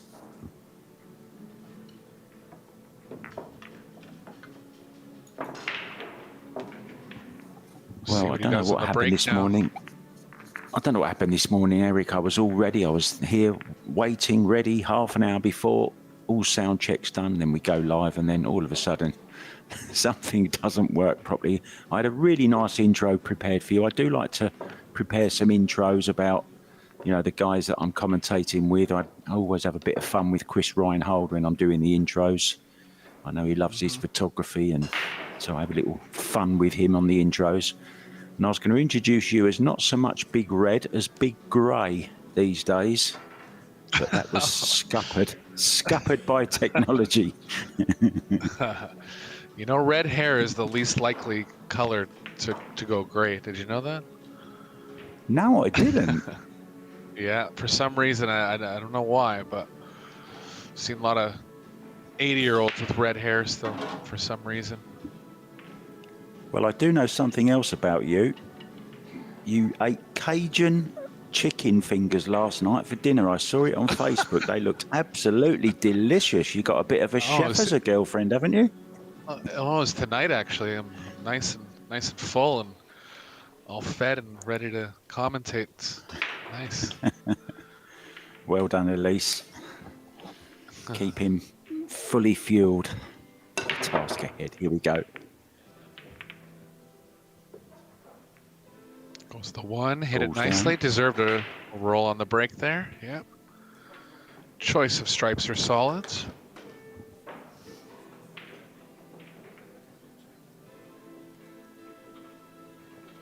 $12, $11, $3, $5 area is going to be the key to this rack.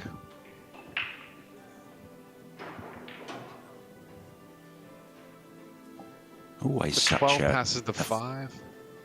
It's such a fascinating game, isn't it, Eric? 8-ball. There's just so many different ways of going, and a lot of it's, of course, player preference.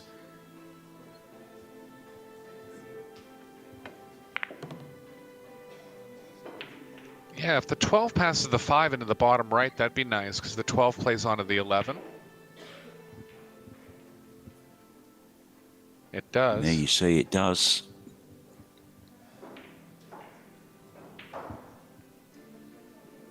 Can use the 13 to get good position on the 12.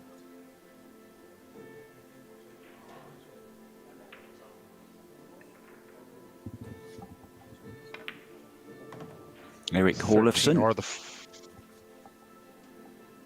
and Mark White in the booth. Eric is the brainy one. Eric is the brains of the operation. I'm just here to try and provide a little bit of colour, a little bit of fun. Eric, the expert, calling all the shots.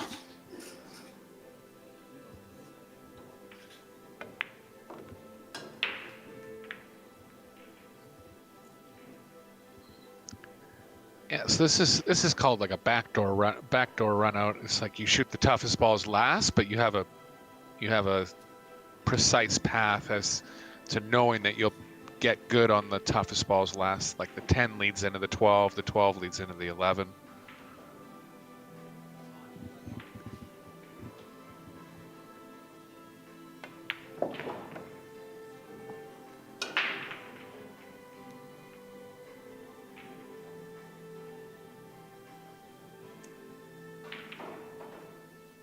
So both players will have put up a break and run if Kunlin gets out here. All games decided off the break so far, except for the miss on the 10 by Pagulayan in game number 4.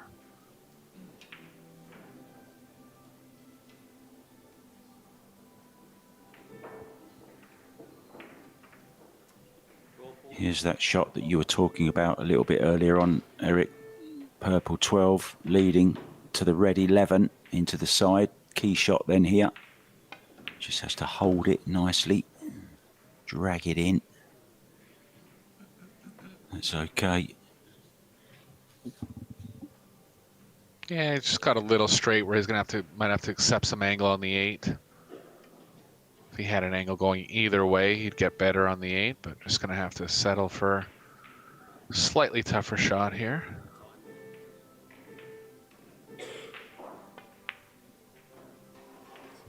No way. Wow. Was he just trying to steal a little bit of angle there? Maybe, or just kind of decelerated on the stroke a little bit. It was like a soft draw kind of stroke. He wanted to keep the speed down because he had a bit of angle going in the side, but a surprising miss nonetheless, and a big break for Pagulayan here. Very unexpected.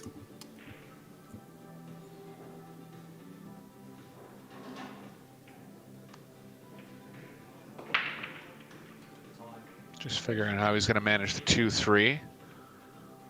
Would like to get through the rack without having to combo the 3 into the 2, so just making a plan on that right now.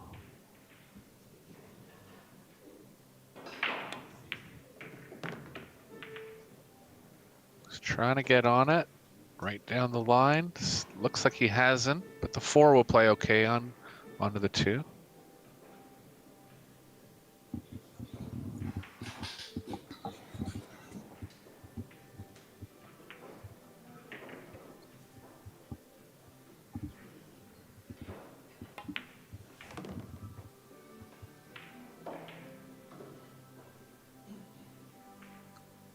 Tough part of the rack solved here.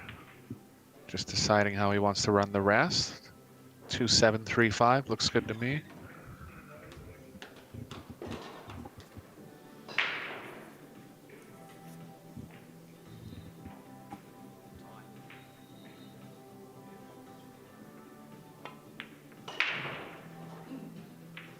Just had a little too much angle to hold for the 7, so he's going to go 3 next.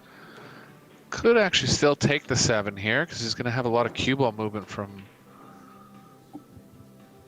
3-7 to 5, but he could also go 3-5-7. This is what you're talking about, Mark. There's so many options in this game. Looks like he's going to just favor making one tough shot here. Get back into stop position. Yeah, this is the shot, isn't it? He's on it. He might as well take it, and then he can concentrate on his work down here. He should be out here. 3 and the 5 and the 8 to get back into the lead again at a 2-0 lead. Woo Kun Lin came back. But it's the Canadian looking likely to go 1 in front again. Race to 10 now, so a little bit more leeway. It's not quite so important to get off to a perfect start.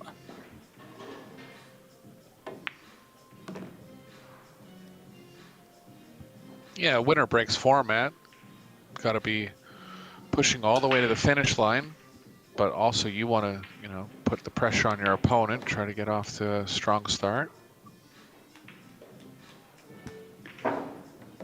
Talking of strong starts, Joshua Filler is halfway to the 10 he needs already. He's 5-1 up on Roman Hebler, the Czech attack from Czech Republic, living in Germany, married to Yvonne Ullmann Hebler, who was taking part in the ladies 9-ball world championships as well. She's here. I'm sure she's in the audience watching him now. Torsten Homan is 2-2 with Chang Jung Lin. Now, Chang Jung Lin was the last person to win this before the tournament was revived back in 2022, I think, wasn't it, by Predator. They're 2-2. Darren Appleton is all square 1-1 with Bader Al-Wahadi. Conrad Musician and Pierce Laboutis, same position. They are locked at 3-3. And continuing his surprise run here, Ryan Zhui An from Chinese Taipei, 3-0 up on the Butcher, Mieszko Fortuński, and 3-0 down, Albin Ocean to Marco Teutsch from the Netherlands, now based in New Zealand himself, and Mateusz Śnigoki is 4-1 down to the man from Athens, Alex Kazakis.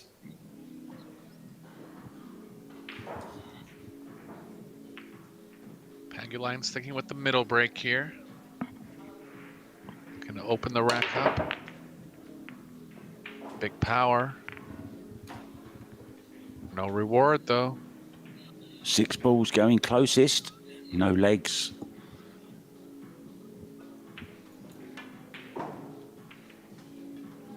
Looks like Kunlin's going to have to start on solids here. 14's covered by the 6 too much.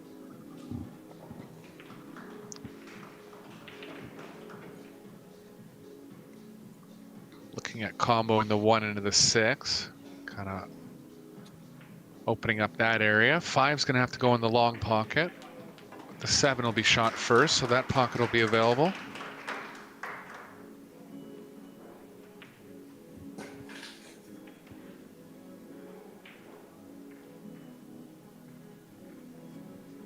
He'll want to take the 4-ball third. Has to get a pretty small into a pretty small area to be able to attack that properly.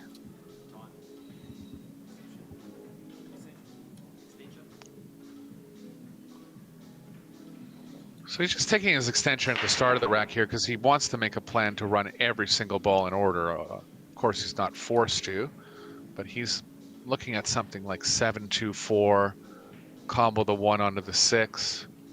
Take care of the 5.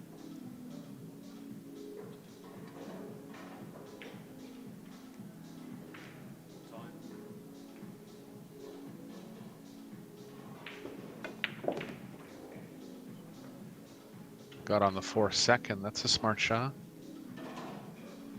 Nice shot there from Kunlin. Just to let you know, guys, our next action on this table, 6 p.m. local time, will be the boys under 19s World Junior Championships. Not sure which game it is yet, but we will be bringing you more action from that.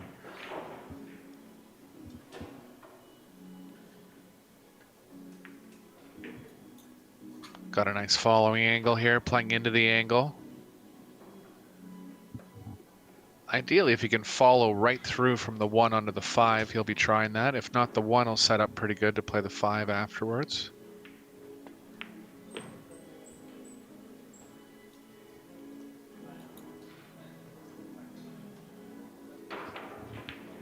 Cue ball's kind of going the wrong way now. Might have to draw into the 10. Wouldn't mind actually drawing into the 10 with a little speed, but then you're risking the 1 going in as well. Just don't want to push the 10 in a way where it covers the 8 too much. He's going to take the 3. Yeah, I just wanted to avoid moving the 10 there, but going to require a good position on the 1 now.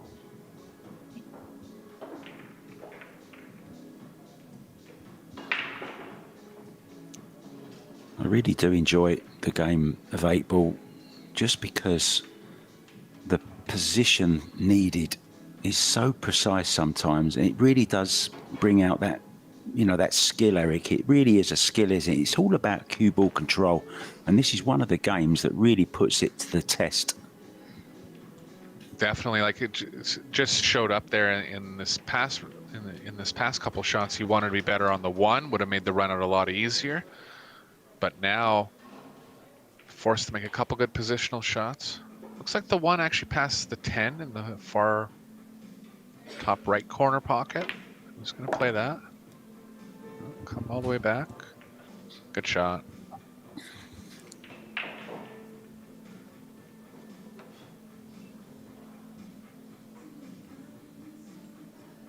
Does he just nudge into the 10 here, or can he draw past it? Okay, Eric. He'll favor the nudge. Yeah, good shot.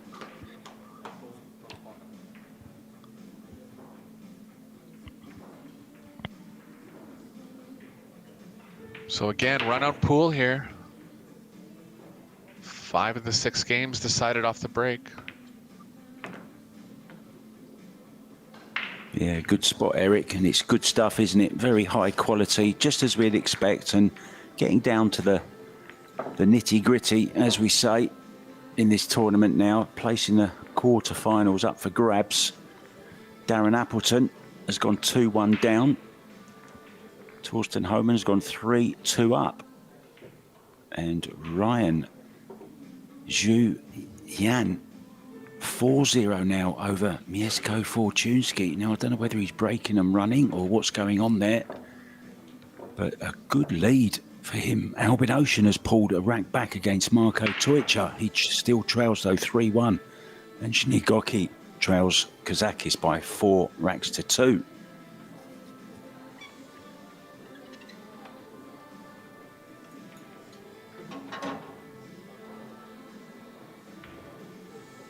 Kunlin going back to the middle here. Very good temperament, Wu Kunlin. Super nice guy as well. Always a gentleman. Very, very quiet around the arena. When he's at these tournaments, doesn't say too much. I don't think he speaks too much English. But always ready with a nod of the head. Again, dry on the break. Alex will Has be he hoping been to get on the lucky again? 14 here. Yeah, Kunlin seeing if he's left him on the 14.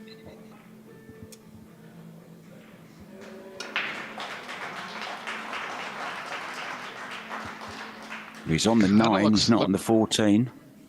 Right, yeah.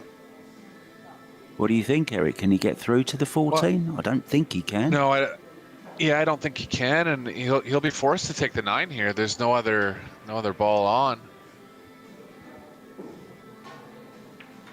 I don't mind trying to run the cue ball into the 15-10-8 area. Well, he's on the 14. Okay. Wow. Good shot. He's got enough of the 9. 11 ball will be the next toughest stripe. He'll be looking to attack that as soon as possible. He can get into it here. Play some right spin, swing over to the right side of the table. Be nice to just go into the purple 4 here, wouldn't it? Yeah.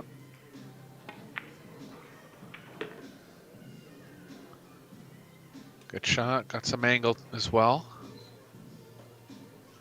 Play to 10-15 perfection. will be the next problem area.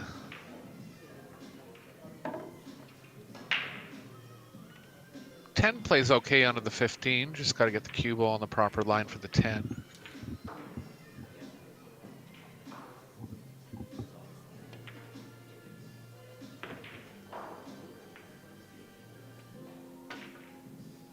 Little too much angle, so he might consider trying to get better on it. Tempting to take it now, though, because it is the problem area. Might be just straight enough that he can draw back into the 8.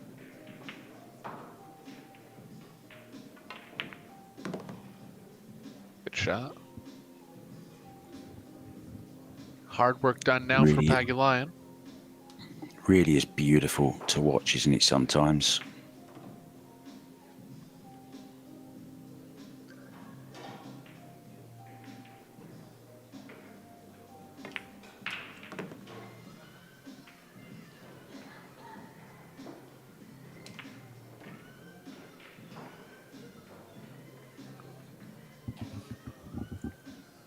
See how the top players always get rid of the problem areas first as well. Rack almost becomes easier at the end of the rack. Yeah, giving themselves maximum opportunity. I mean, if they get out of line and don't open up the problem ball, you know, early on, they've still got a few other opportunities. Whereas, of course, if you leave it to the end, you're running out of options. So smart play. And that's what, as you said, all the top players do, Eric, isn't it?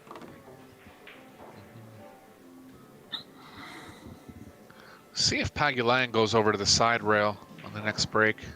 He has, I mentioned earlier, he has favored the side rail break over the course of the Predator Pro Series.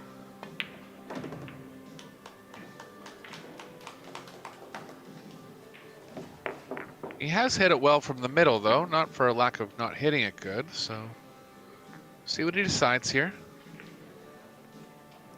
Well, the last time this young man was in action in this particular World 8 Ball was in Puerto Rico. And if you remember, he went rock climbing and he was doing some puddle jumping, that kind of thing. And he severely sprained his ankle, and he came out to play against Jason Shaw. I believe it was quite deep. Maybe it was even the same stage, last 16, maybe last 32. And he was limping around the table in a lot of pain. And Jason Shaw, I believe, went 5-0 up or something.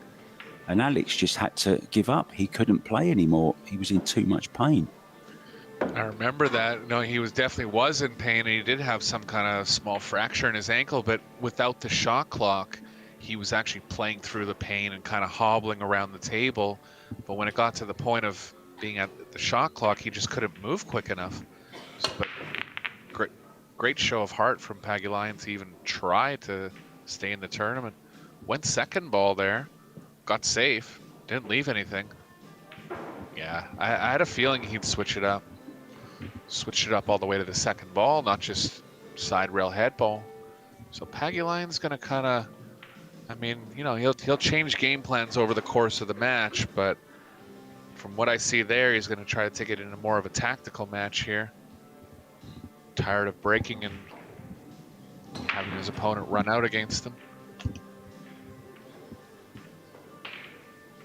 There's kind of a similar break as well that they use in Chinese 8 Ball. They have to break from the side in Chinese 8 Ball.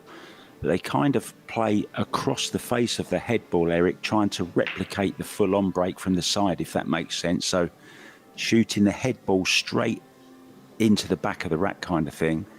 But if they're not making balls there, they'll always switch to this one, going hard into them and trying to just make them messy, you know, make it difficult for their opponent to run out, because you do have illegal breaks.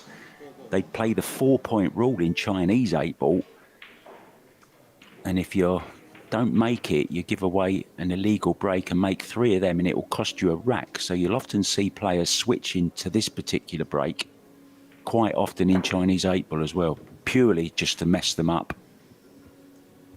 I saw that. Oh, what a spot there from Kun Lin. Yeah, spotted a combo out of nowhere, hit it nicely.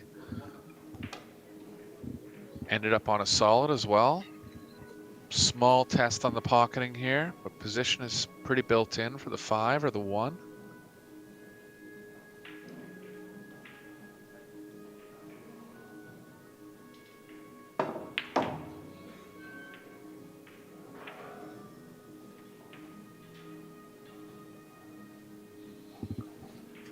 Cue ball's kind of running into the 9 if he plays the 1. Can't see if he has enough of the 5. Looks like he's focused on the 1, so he's going to try to manufacture something off of that.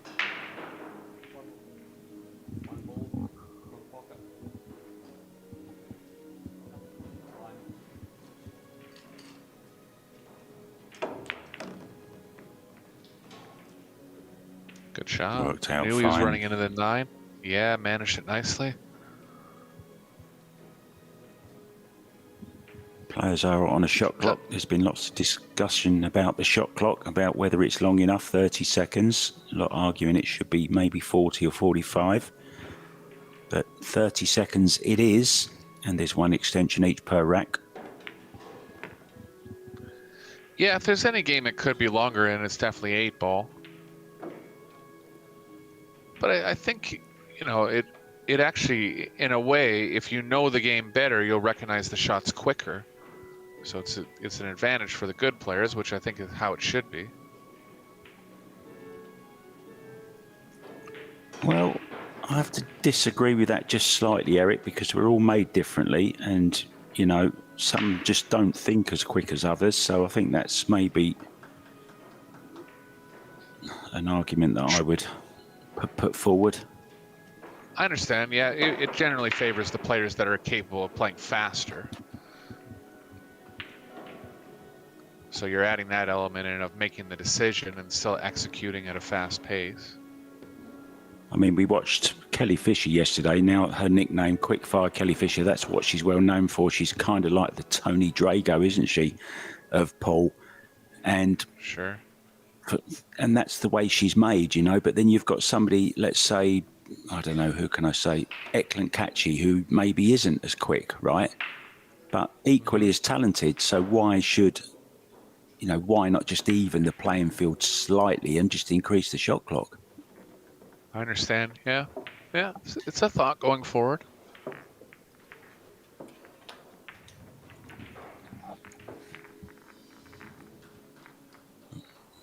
Well, of course, never has to worry about the shot clock.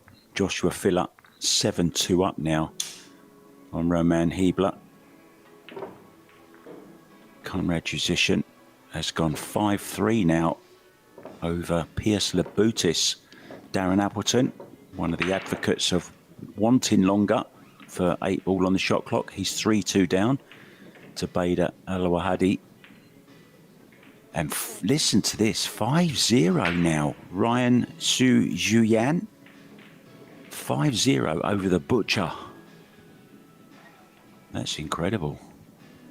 Yeah, he must be playing well. I think he had some strong wins in the double elimination part of the tournament as well.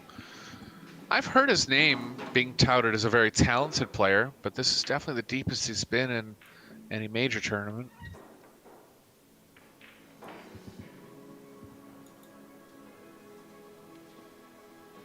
Kunlin going back to the side rail here. Expect him to hit head ball. Last time he tried the side rail, he played kind of a half-cut break, trying to make the head ball on the side. See if he can achieve that here.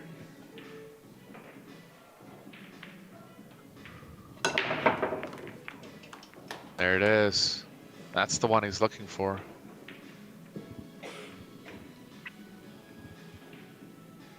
He's on the 13. Once He's again, also on the 1. we see once again, though, Eric, from that break, going into them like that, gets slightly messy. All the balls over one side of the table, so going to have to use all his skills here with his immaculate cue ball control.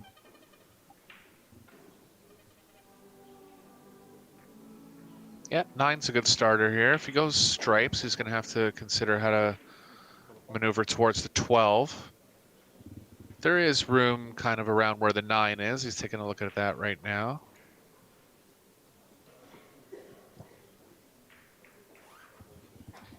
$11 has to be considered because the 1 is blocking the most obvious pocket for the 11. So likely taking the 11 second here.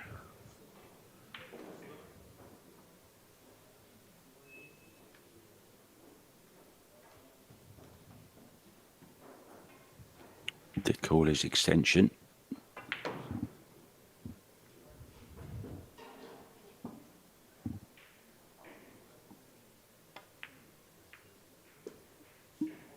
Okay, gonna go solids. Didn't like where the 12 was. All 3 of those solids in the middle of the table are tougher, but accessible. Into the bottom right, and it looks like it's gonna take, considering taking the 2 in the left middle right now. I had to think a bit there, Eric, because that shot you would not be allowed to play in Hayball.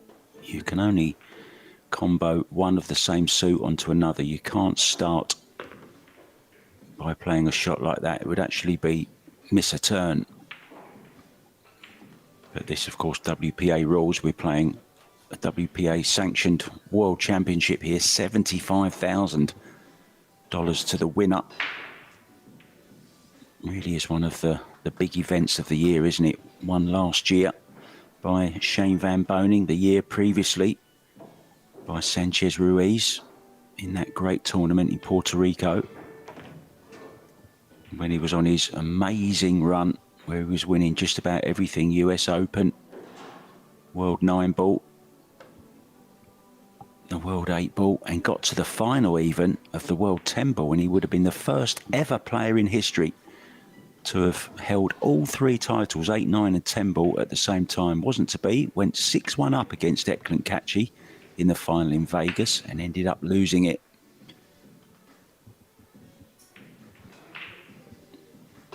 Yeah, what a great run that was. Fedor Gors going on a similar run in the past 4 months, holding 3 of the major Matchroom tournament titles currently.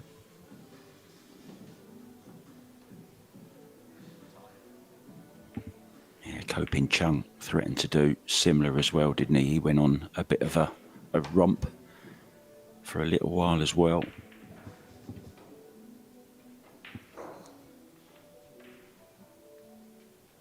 Bit of cue ball movement here.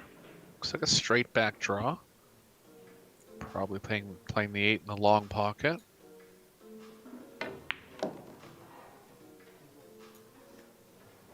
Nicely controlled.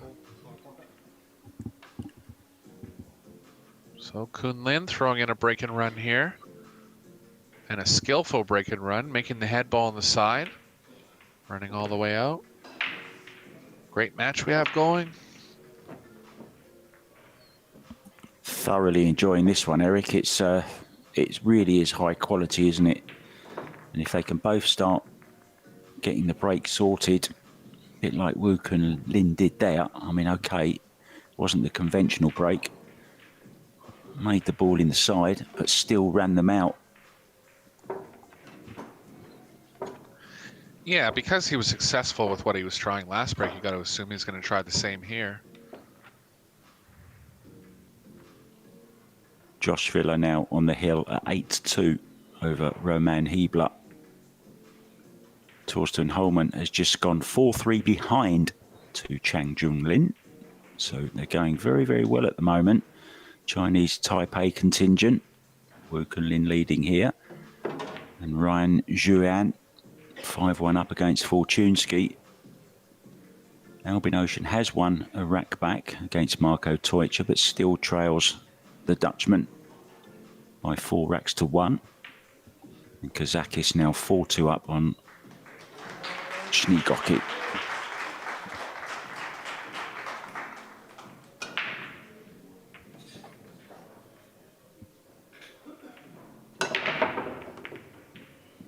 There goes the head ball again. He's dialed in on that.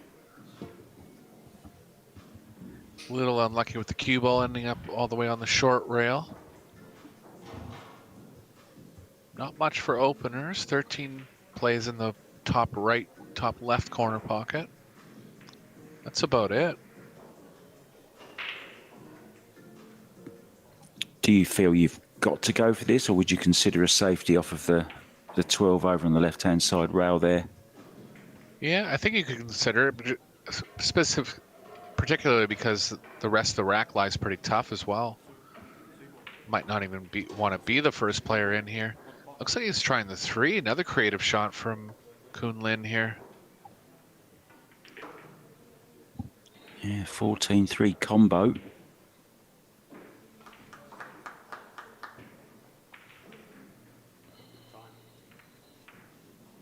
A 3-ball combo. Oh, he's jumped it. Yeah, that was aggressive jump combo on the opener.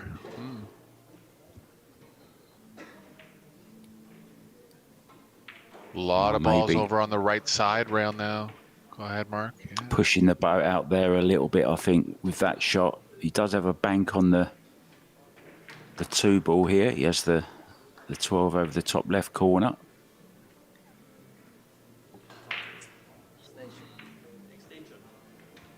Yeah, the stripes are playing tough because of where the 12-11 are and even the 9. He might be forced to bank the 2 here. Guaranteed to have a shot, isn't he? If this goes in, he's called it. Not many players better at banking shots than Alex Pagulayan. Great one-pocket player as well.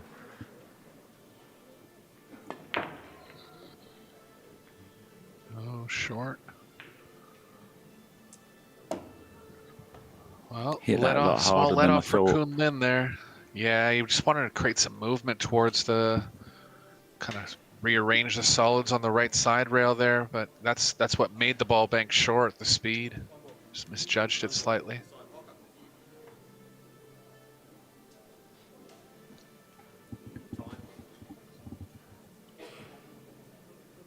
Plenty of support online for this young man, Wu Kun Lin.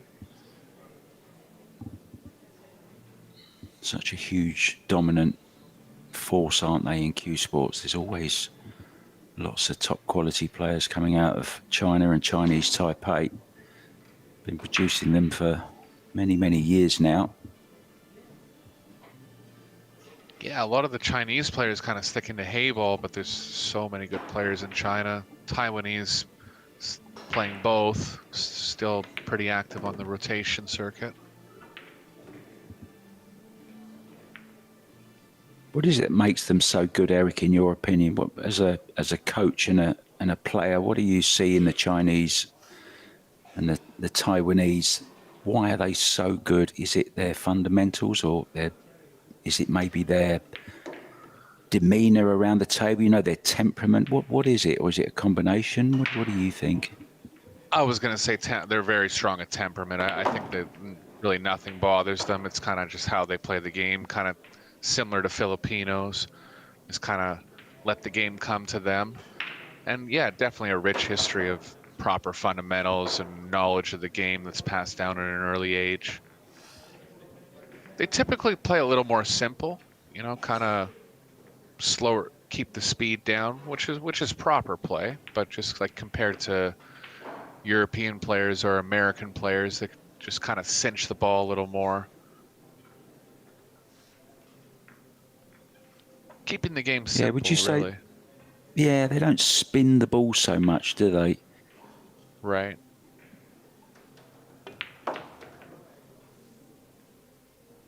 Just as I say that, plays it with beautiful left-hand spin to coax the cue ball over perfectly on this 5-ball. Just draw past the side pocket here. Maybe even leave himself queuing through the side pocket. Who knows?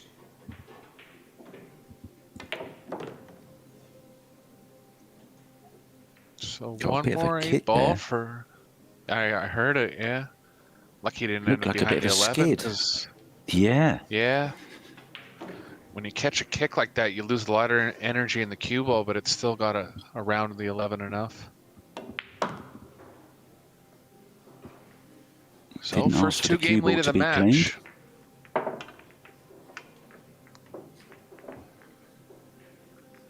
Shot clock stops if the cue ball's being cleaned. I can't remember. That's part of it too, right? Kind of. No, I don't think so. I It don't think does, so yeah, it either. stops. Yeah. No. The clock does not stop when the cue ball is cleaned. Right. Yeah. Got to trust that the referee is quick enough on cleaning the ball there. Now, somebody's playing with Killwood on the table behind us. I wonder who that is. Was that Killwood? It looked like Killwood to me. I think it was, yeah. There's the Lion. Now, leaving Las Vegas one year, I saw him in the line at the airport going back. I was going back home. I was going to London. And I saw Alex right at the back of the queue at check-in, and we kind of waved to each other and then went our separate ways kind of thing. I go and sit on the aeroplane, and I'm sat down, and there's one seat next to me left, and who should come along and sit right next to me but Alex Pagulayan. And I thought, oh, I'm going to get to have a nice little chat here with him on the plane. He had other ideas. He was either falling asleep very, very quickly or just pretending to be because he didn't want to talk to me. He must have been tired because he's not afraid to have a conversation, that's for sure. No.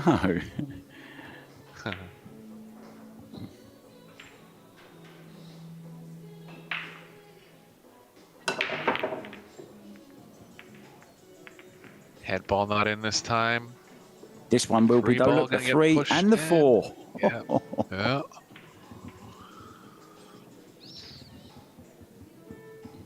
Choice again of either suit.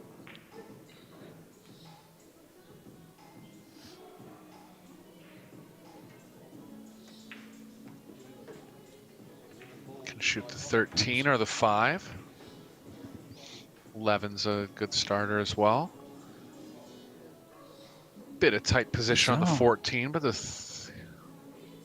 shooting the 11 first.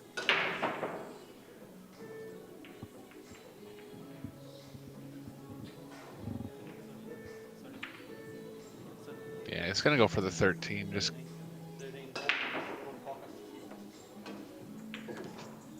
15 lies well for the 11, so although the cue ball has to get in a smaller area for the 11, the 15 will allow him that. 9's going to have to go before the 10 here. The 11 lies well onto the 10. Oh, he's looking at going over there. I'm surprised. Just because of where he's at on the 14 right now.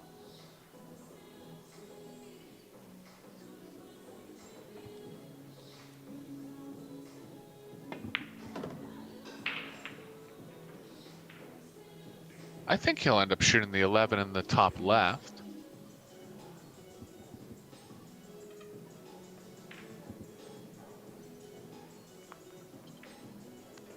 Just come between the gap, the 10 and the 1. Oh, going across.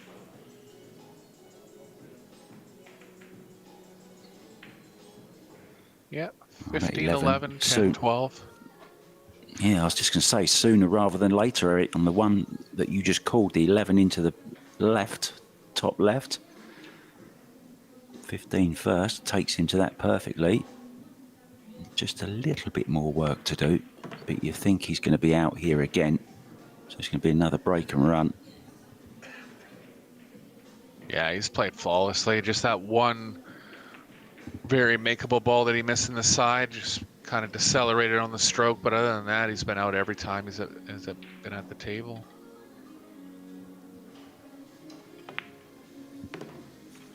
Similarly for Alex, just the one miss on the bank and the one miss on the first ball of the rack. But Kunlin has a good break going now, so he'll be looking to extend his lead here in the next couple games.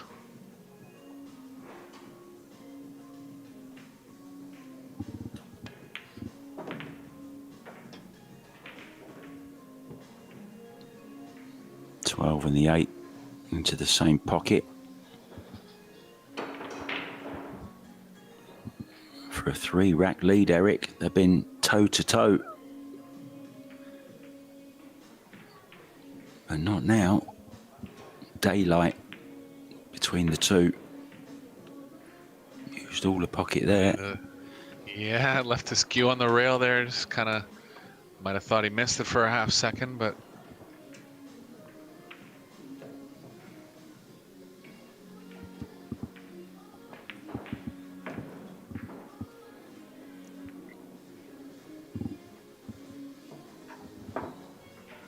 So Pagulayan, when he gets his next chance, is going to have to make the most of it and make a couple games up in break and runs if he can. Josh Villa on the very next table is 9-2 up now on the hill against Roman Hebler. In control as well, Conrad Jusician. They were 3-3. He's now 7-4 up against the Lithuanian Piers Labutis. Fortunski's pulled a couple of racks back, but still trails Ryan Yuan by 5 racks to 2. Kazakis 5-3 now on Mateusz Sznigoki. And Marko Tojca 5-2 up on Albin Ocean. So lots of action going on around the room. The beautiful Claudelands Conference Centre there in Hamilton, New Zealand. Now, I've got another nice little fact for you, Eric, after this rack about New Zealand. Been doing a little bit of research, having a bit of fun with some fun facts. Wu Kunlin, serious business though.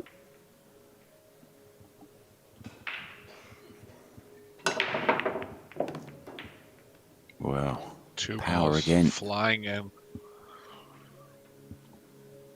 Nice opening on the solids too.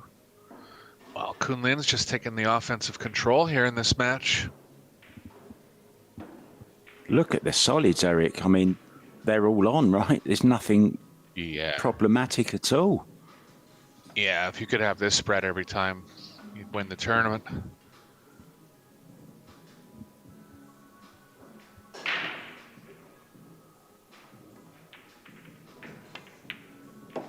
Usually the balls don't play that wide open when breaking from the side rail, but he caught them nice and square.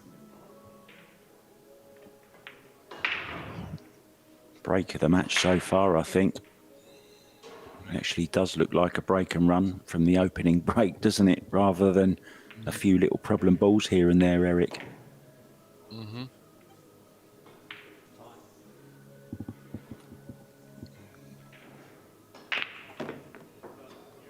Well, I know New Zealand is one of the most desired places in the world to live, one of the highest quality of living. I know that.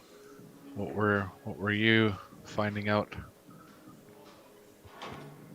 Well, I'm not so much as clever as that when it comes to statistics and stuff about countries, but I did find out that you can actually pay with Hobbit money in New Zealand, thanks to the fame that the country gained with the Lord of the Rings saga. Of course, New Zealand is the only country in the world that has permission to put hobbits on its legal tender. And of course, it's the only place where you can also visit Hobbiton and the Waitomo Caves. Interesting. That's the level of my facts. Mm-hmm. Yeah, my mum's It's sister, not my thing. actually, my mum's sister lives in New Zealand. I was hoping that I was going to be going there, but I'll have to do what I've been doing for a while, talk remotely to them.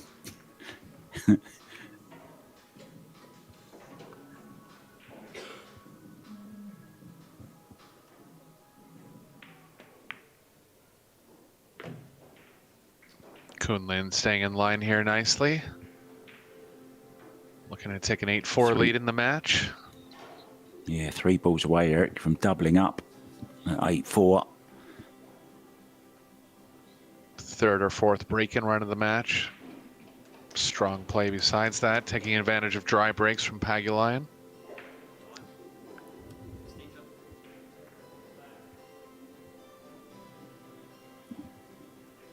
And in this winner breaks format, if you don't get the break sorted earlier on and the other player does, this is the result, isn't it? Yeah. Yeah, they're bound to come, and kind of the first player that finds it is going to have the edge in the match overall. Do you think they're closely watching each other's breaks to see what's happening, Eric, and then making adjustments? And it just so happened that timing-wise, it was Wu Kun Lin's turn to break to kind of work it out all of a sudden? Could be, and I would expect if Pagulayan wins another game, he'll try the same break that Kun Lin tried. That's a for sure. But yeah, both players tried a couple different ones, and just Kun Lin settled into the proper one quicker.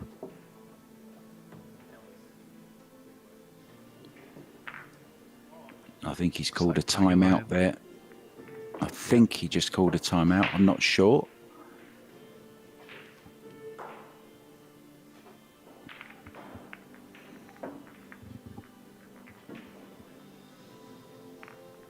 Well, we're going to do the same then, guys. Is he in the chair? Is he? I can't see him. He is, but No. Kun Lin might have took a timeout. Kun Lin's taken a timeout. That's a strange time to take a timeout. Perhaps he actually needs one. Needs to use the bathroom. I do as well, Yeah, it might Eric. be. I'll see you in a couple of minutes. Okay, see you in a bit.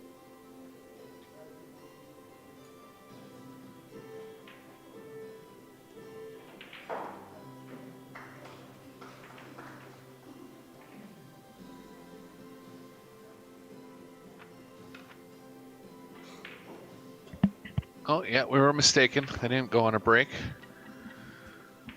Kun Lin just went to the back of the arena for a second. I thought it was a strange time for him to take one. I'm sure he just wants to get on with it and get on the hill, have another break and run, and get one closer.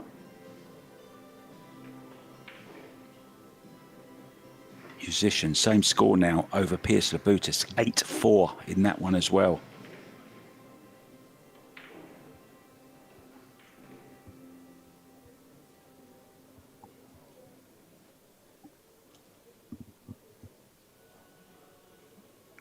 Quiet descends on the Claudelands Arena.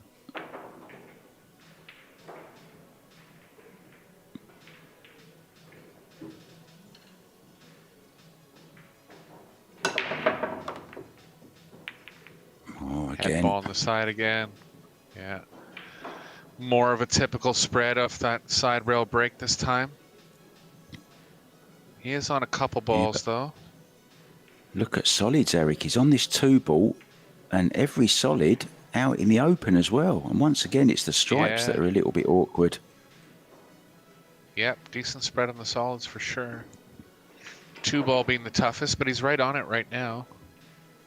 Gonna have to run into the 15-10, or might be thinking of taking 6 and then ideally running the cue ball between the 9-15 off the long rail.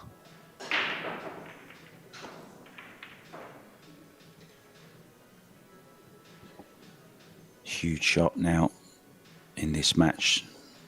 This ball here, you feel if he gets it into the side, gets nicely on the next solid, good chance of him being out once again.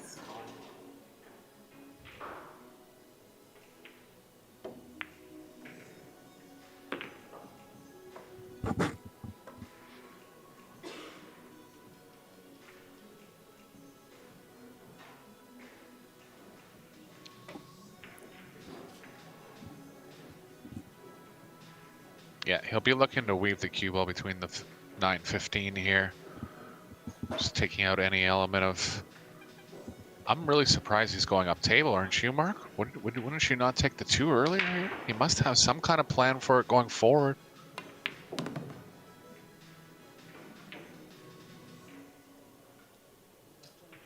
Just looking for that perfect angle, I guess.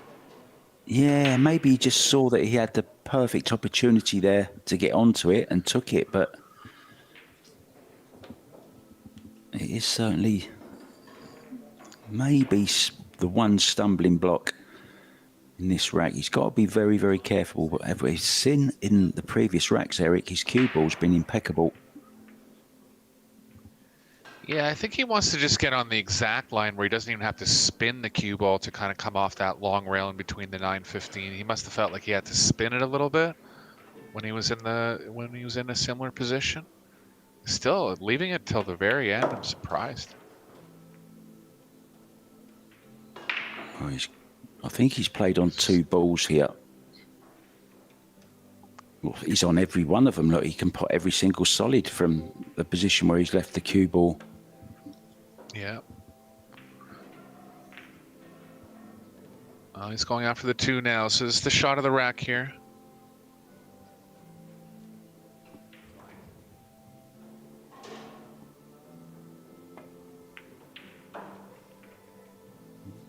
He's undercut it.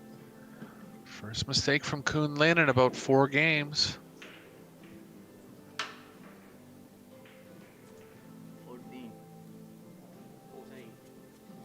14 off the back of the 2. Under pressure now.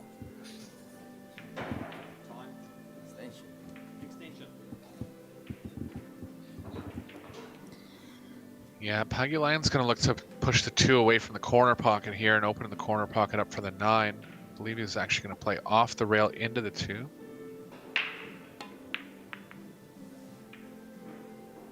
Tough to judge those. Played it 2 ways though. Did leave the 1. 2's in a bad spot. Yeah, he's on this 3, and he's got a nice angle as well if he wants to run into the 3rd. Is it the 9 or the... Yeah, I think it's the 9 ball. Can he run into the 9 ball here? Yeah.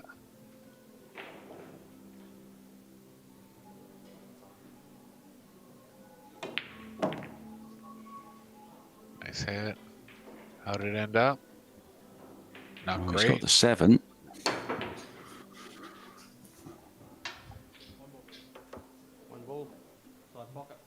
Just wants to minimize the cue ball movement here. A little bit tougher shot on the 1, but if he makes it, he's out. So second chance for Kuhn Lin to really take a stranglehold on this match here.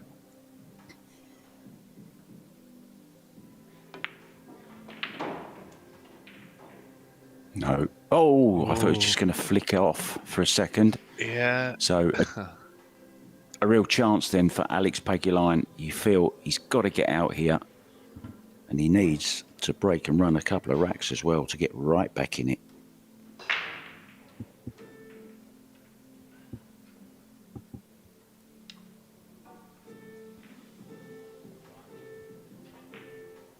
Cue ball's playing into the 10 here, which is ideal.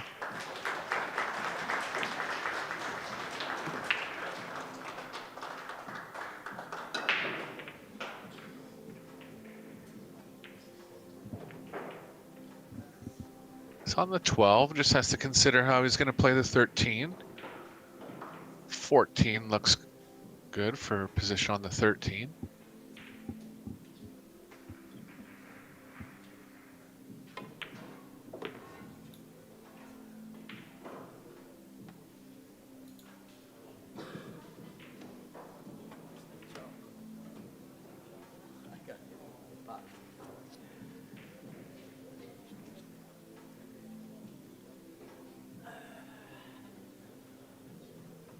Just give you a few little updates, guys, on the junior girls going on at the moment.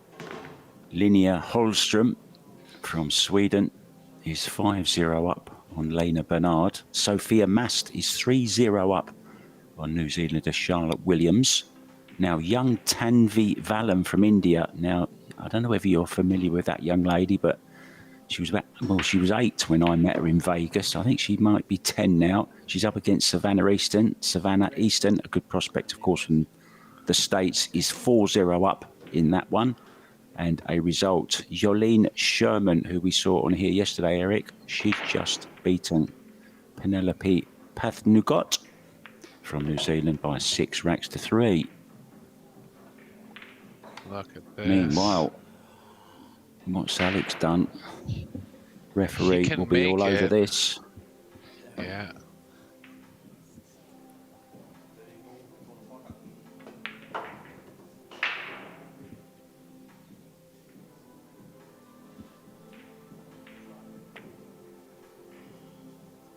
Got it. Doesn't get any easier. Just about as awkward as you could ever get on the 8 besides freezing it. Doing our job for us, doing a bit of commentary as well, saying it doesn't get any easier. It certainly doesn't, Alex. It's tough at the top, mate.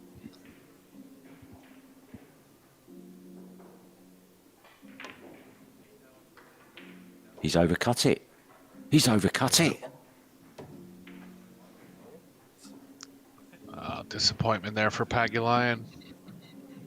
Didn't leave anything, but Kunlin will have the advantage in this rack. Option to play safe if he wants.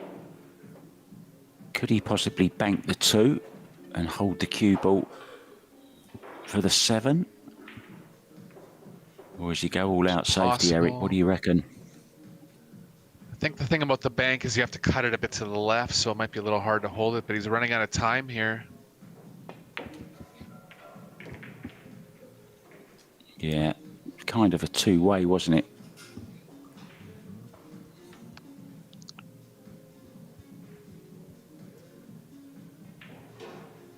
Just a safety from Alex.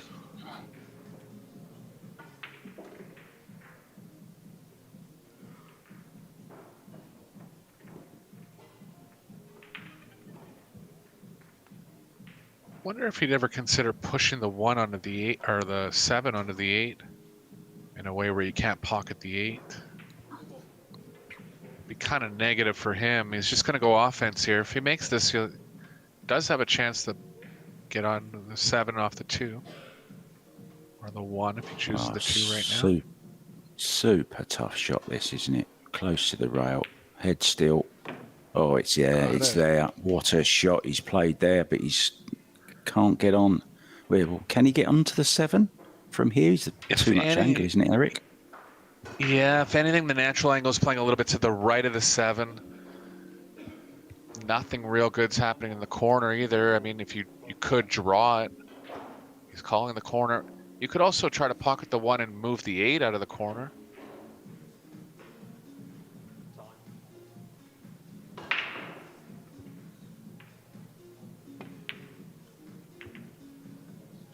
He did. Oh, I got a roll there. What a What a roll there. He doesn't smile very often, but he's smiling now. That was, well, that was cruel, wasn't it? Sometimes these balls.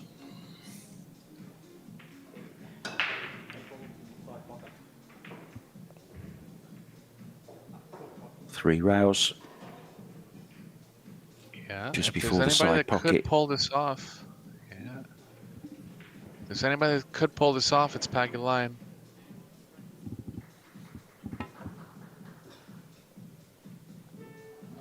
It's Got a close. chance. He's got a big chance. Oh, unlucky.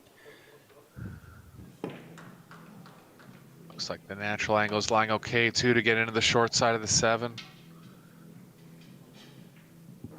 Tough rack from Pagulayan there, but problems all started when he overran onto the 13.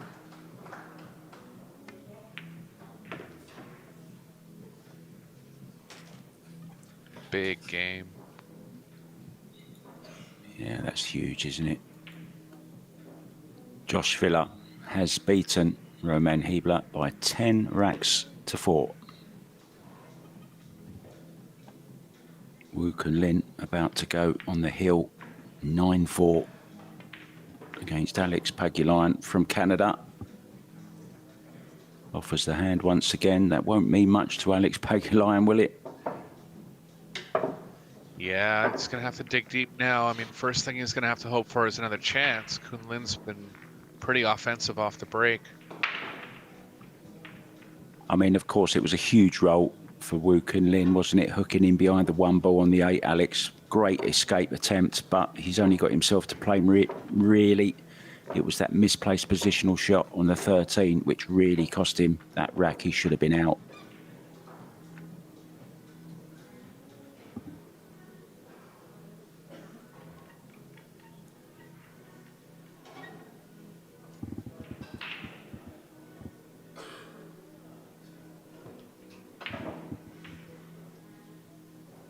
If you're wondering what happened to Axl Rose, there he is. He's alive and well, refereeing matches in New Zealand.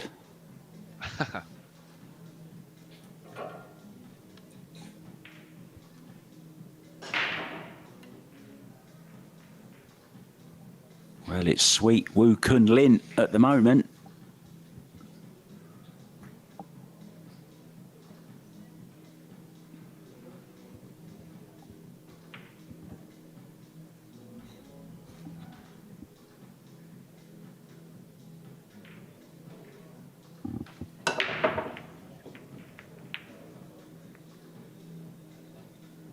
Now then, dry. Yeah, that's the chance that Pagulayan needed. Wide open. Only clusters with the 7-11, but both balls have pockets. Forced to take solids off the break, but it's okay. They're all open all over the table. It's always busy at 7-11, Eric.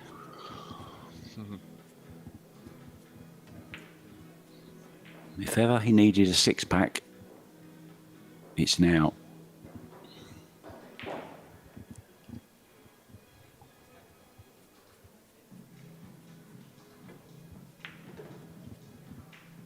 Still looks focused. Of course, in a world championship, you're never going to let up. But looks up to the task. He does have Clock the running 10, so he's down. going to go after the stripes.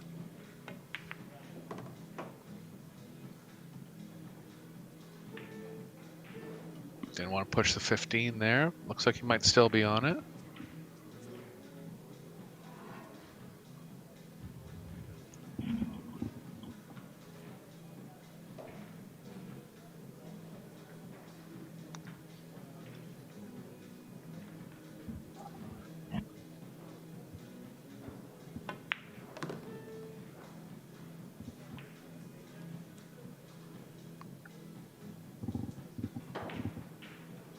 He'll want to get on the 11 as soon as possible, just because cue ball might be running into the 7 off position. Josh Villa, one German through. Torsten Holman looking to be the second. It's not going to plan at the moment. Chang Jung Lin, 7-4 up in that one. Albin Ocean, well, he's come all the way back. He was 5-1 down. He now trails. Sorry, he now levels just as I'm speaking at 5-5. What a comeback from Albin Ocean.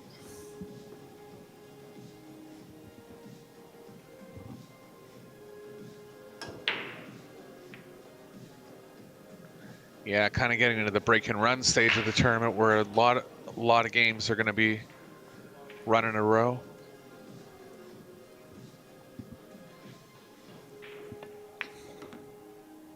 Well, Ryan Julian is running racks as well. He's 8-2 up now on Mieszko Fortunski, just 2 from the quarterfinals. Gone slightly wrong for Alex. Little groan from him. Yeah, just got a little straighter than he wanted, but he'll manage here.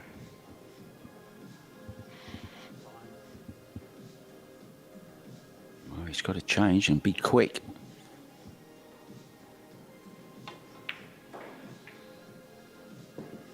Wow. Unbelievable. Yeah, I've seen that from Pagulayan kind of over the past 3 or 4 years, just not quite staying down through his shot. He shortened his backstroke a lot, so it can lead into kind of quick transition. I mean, the thing that got him there was he was worried about the shot clock too, and you know, switching balls within the last 5 seconds. But you could see, you know, again, he might have. People say this a lot. Oh, there was body movement. A lot of the time, it's just the players know the ball's missed by the time he gets to the pocket. But he wasn't solid over that ball. Does have a factor. Yeah, it's quite surprising as well with Alex because he's a very, very good snooker player.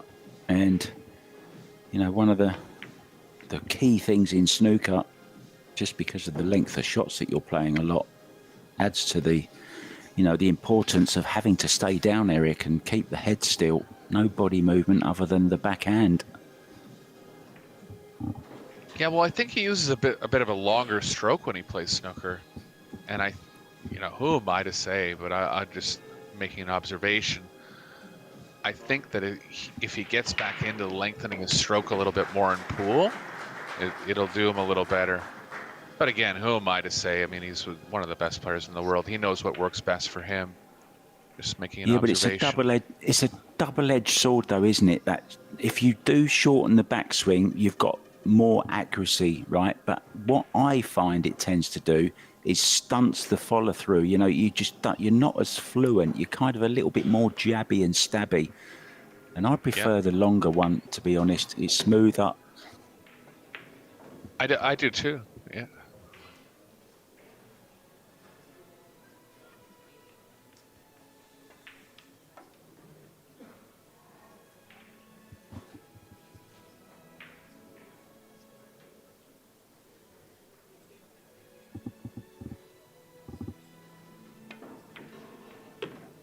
So, strong performance here from Kun Lin. Really making it look easy. Pagulayan, not king of the jungle today. It looks like King Kun, who will advance.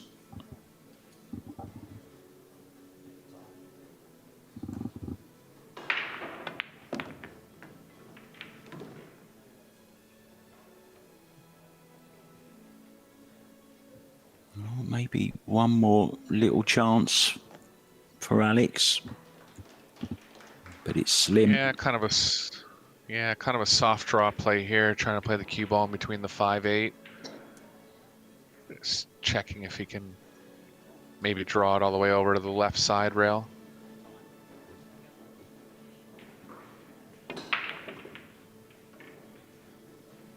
Nicely played. Played it beautifully. Oh. Really grabbed hold of the cue ball there, didn't he, Eric? Really got hold of it. Yep.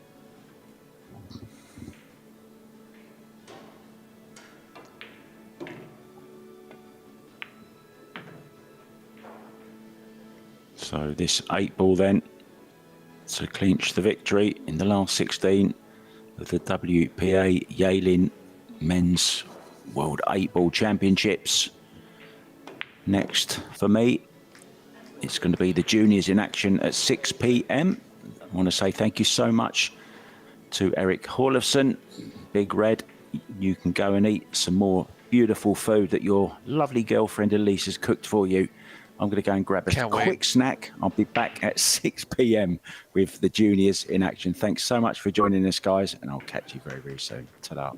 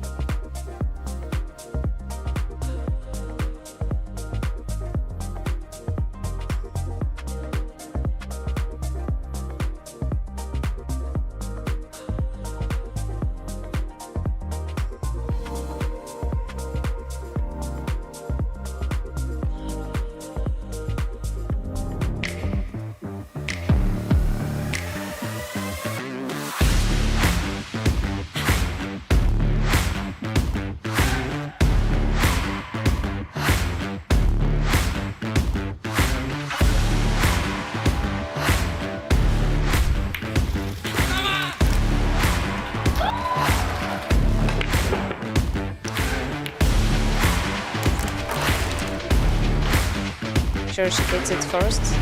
Look at that, look at that. Oh, wow.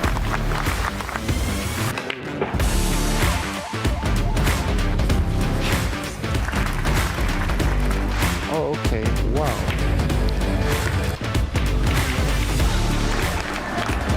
A 9-0 win.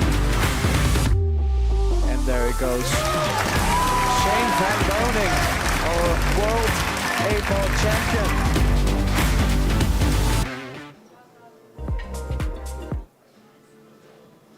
A very good evening and welcome to our final match of today. It's a World Youth Championship clash.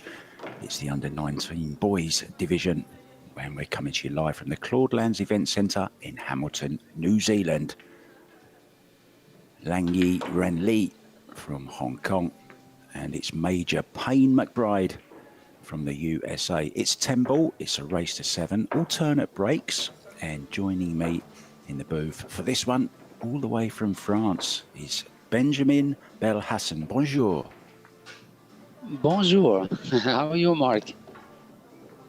I'm very good. I'm very much looking forward to this match because Payne McBride is a real up-and-coming player from the US. He doesn't look under 19, does he? I mean, I know he's 18, but he's got a beard and he's a big lad. He's a big strapping lad as well, about 6 foot tall, I think. The juniors these days, hey Ben? Yeah, I was watching his achievement early, and I saw that he played in the America's A-ball event earlier this year, which means he plays Chinese A-ball also, and he only lose into the last 16 of the event. I don't know if you remember, Corey Duell won it earlier this year. Yes. So yeah, I remember. Yeah, he placed in the last 16. So that proves the level. He has a 678 Fargo, which is pretty high for this age. So the young man from Hong Kong breaking off. Yeah. 10 ball rules, right? He has also a complete background, this young boy from Hong Kong, because he plays a lot of pool events in the previous years, but also he played the World Junior Snooker Championship last year. And, so he's a good cueist, should have good technique and good fundamentals. Second. Huh? Yeah, absolutely right. We'll check this out during the match.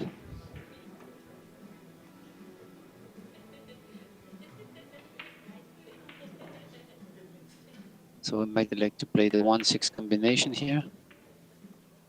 Try to control the 1. Yeah, nicely done. Yeah, just a word on 10 ball. Remember, guys, it is call shot. There's no lucky shots in 10 ball. 24 players in each division. We have the girls under 17s. Under 19s race to 7 as well going on. Lots of American interested in that with Sophia Mast, Savannah Easton, to name but 2. Sophia, of course, finishing runner-up last year in Klagenfurt. Ben, you were there. Yeah, it's definitely the future of America for pool here.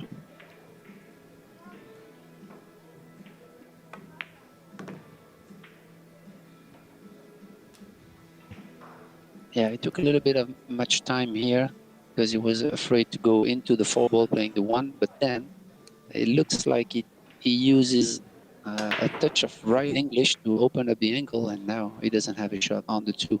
So he might play safe here, split the balls, send the cue ball up table. See how he does this. Yeah, like that. But he got a window here, leaving an opportunity to his opponent to resave him, thinking the 2-ball towards the. Oh, he's calling the cut. Wow. This is aggressive. Yeah, bit of a sloppy safety there, I thought, from Payne McBride. he didn't really concentrate on getting one or the other safe and ended up getting neither. And he left this opportunity. So this is a good opportunity as well, coming in the first rack for Lee. Although he has finished a little bit straight on this by the looks of it, Benjamin. Yeah, but actually he made a great shot on the 2 because it was really a thin cut there. So I was watching them warming up earlier, and I was really amazed by the technique of those young 2 boys. It's really solid, really, they both really have good fundamentals.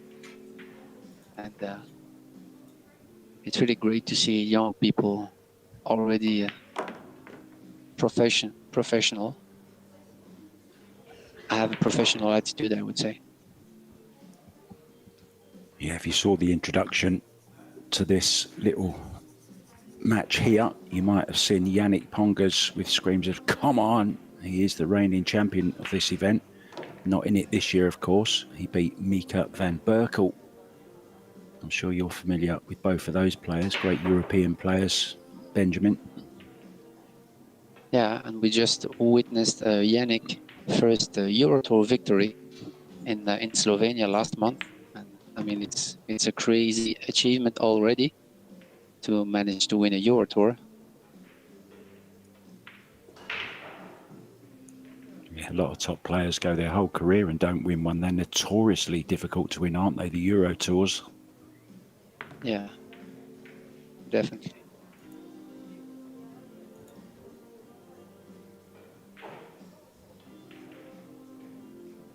And this young boy here is setting the tone of the match because he was left with a difficult cut shot on the 2, and he made it look easy and run the table.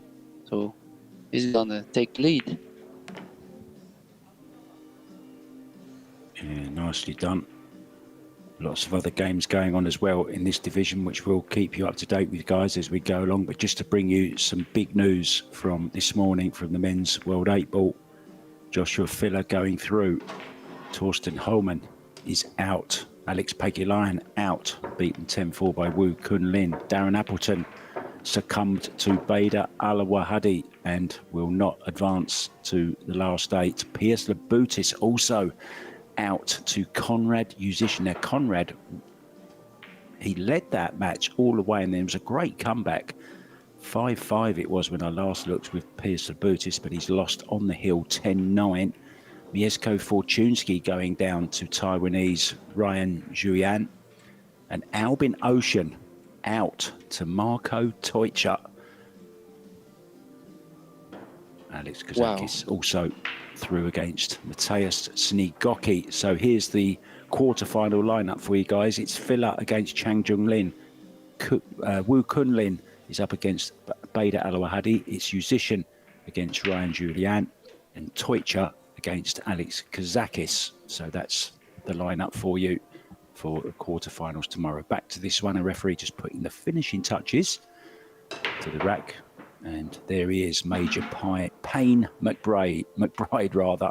I nearly said that twice, Benjamin. Yeah. See which spot he elects to break this rack. Yeah, break from the side, but I believe he's going to bridge on the table. So this is quite an unusual spot to break a table rack, but see how it goes for him. Maybe he found something during the practice, make the 1 ball on the side or in the corner. Yeah, 1 ball went to the side. Yeah. Dry break, I guess. Yeah, nothing doing. No friends on the table for Payne McBride. The 3 ball is pretty locked. The red 3. It's only passing on the bottom right, so he has to work here. He called the 1 ball on the top left, so he's gonna have a thin cut there and going long rail and long rail to get position on the 2. Yeah, I like that. This is good. And he found himself on the right side of the 2 to reach the 3, so this is the a key shot there. Long, tough shot. Try to keep the cue ball to the long rail.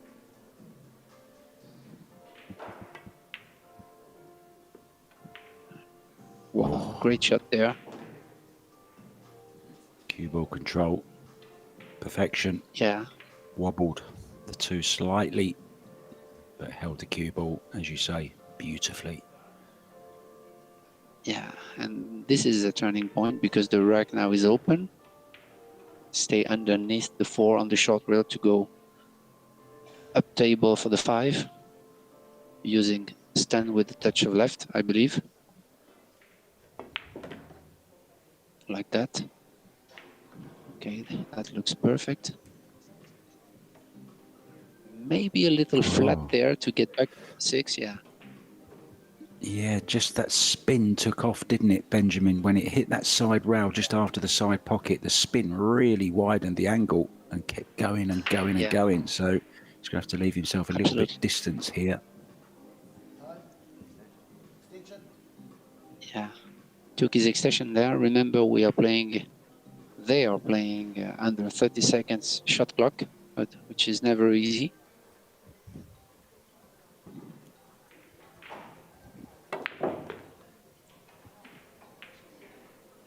Whoa, Has he gone too far? Is he gonna have? Yeah.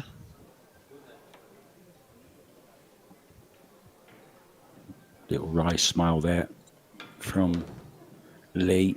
He didn't expect it to come down that far, I don't think. Got hold of it really well. Oh, look at this. Wow. Look at this, Benjamin. Look at this for a shot. Yeah. This is world-class kicking abilities, I would say.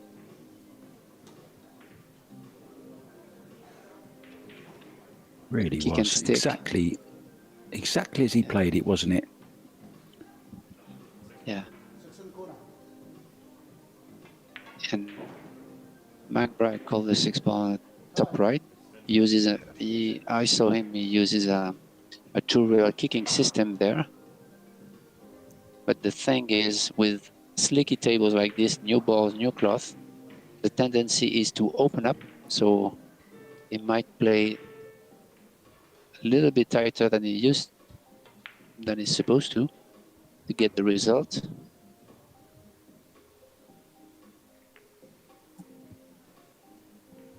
Which he did, but that was tough. I mean,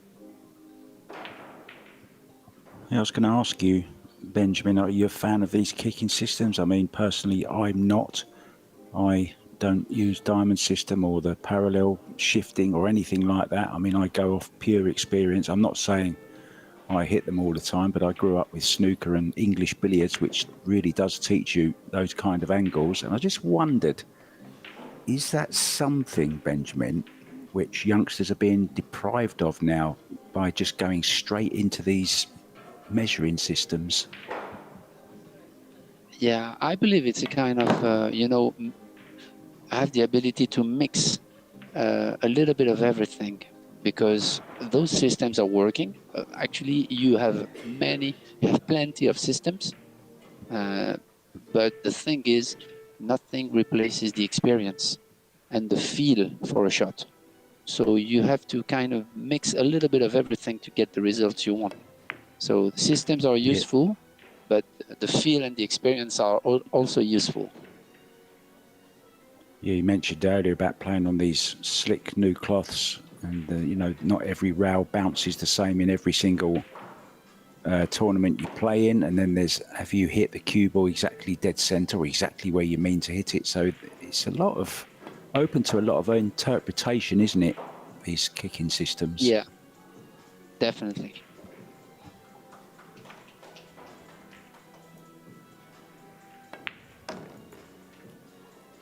And that's why players get accurate as the tournament moves on. You play 1 match and 2 and 3 matches, and then you start feeling start to have the feel of the table, and then you can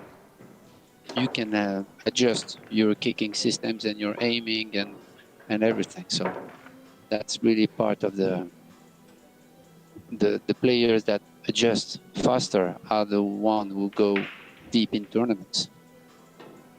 Let's bring you up to date with some latest scores. Other matches being played in the under-19s boys division. Blake Bernard is 1-0 down to Shishari Nabil. Now Riku Rompinen, one of the strong fancied players from Helsinki in Finland. He's 2-2 with Pole Derin Asuku Sitoris. Keep you up to date with those as we go through.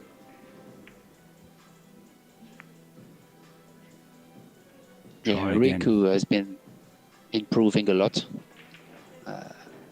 The youngster from Finland is really supported by his father, and he has a team around him, so he's really improving fast. Yeah, I was in Finland recently at his father's club called Biljardi 24/7. I was at the Helsinki Town Maxrack Open there, and the one won by Nukioi. And Riku went very, very deep. I believe he went to the semi-finals from memory, lost out to Nukioi. Wow. Terrific talent. I mean, he's, yeah.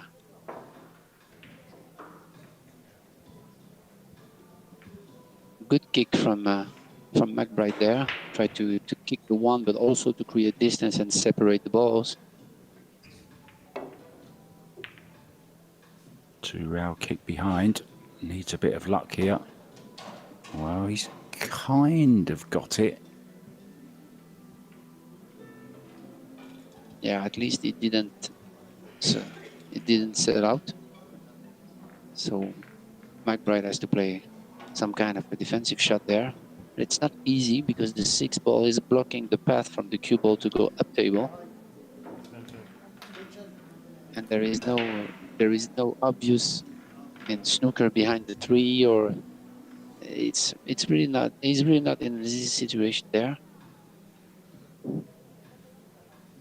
Maybe try to cut the one really thin and go underneath the 6, or play the combination 1-3, I don't know. Yeah, the thing is the 3 ball was too small to go behind it, and so that was not a good solution, but it was a tough spot.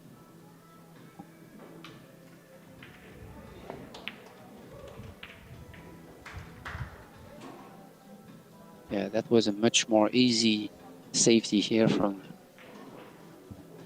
Lee. But you see the layout of the balls, 7, 8, 9 is really tough.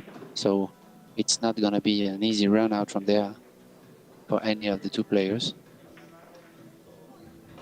The go-to shot now for a lot of the youngsters growing up. Some of them don't even learn kicking. It's straight practice for the jump cue, isn't it, for a lot of them now as well? Yeah. I don't know if he can see the one, maybe the right edge of the one, and if he can, I don't think he's going to go for the shot, but maybe going behind the orange 5. Oh, he's going. Wow. Yeah, the thing is the shape on the 2 wasn't there, so we often say that when the shot is difficult and the position is difficult, you go for a safety.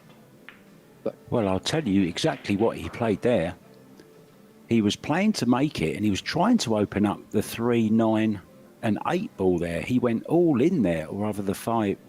The 7, is it next to the 8? I beg your pardon. I think he was trying to open up everything there and hopefully stay and have a shot on the 2 ball. I think he went all in there, Benjamin, in more than one way. Yeah.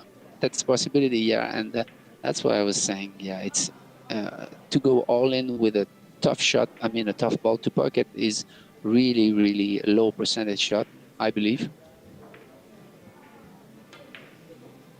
I was young least once. He missed it last. You tend to play those shots when you're a young man, don't you? You're fearless, Yeah. Benjamin. You don't really think of the consequences in life at all. Yeah, absolutely. But those are good aspects of the game. When you have youngsters like this, they're not afraid, so they are going for shots like all in, and which I like actually. But we are playing a game of percentages, and they learn it as the years moves on. Yeah, if you just watch Payne McBride's technique here, I know he spent a lot of time under the wing of Tyler Steyer for a period of time as well, and he really has got the Tyler and the Fedor Gorse kind of, you know, slow backswing and the elbow drop Absolutely. going through as well. Absolutely. Wow, this is great result. I mean, it went 100 miles an hour into the cluster, and even made the 8 ball on top left, and he has perfect position on the 5, so he should be okay to run out from here.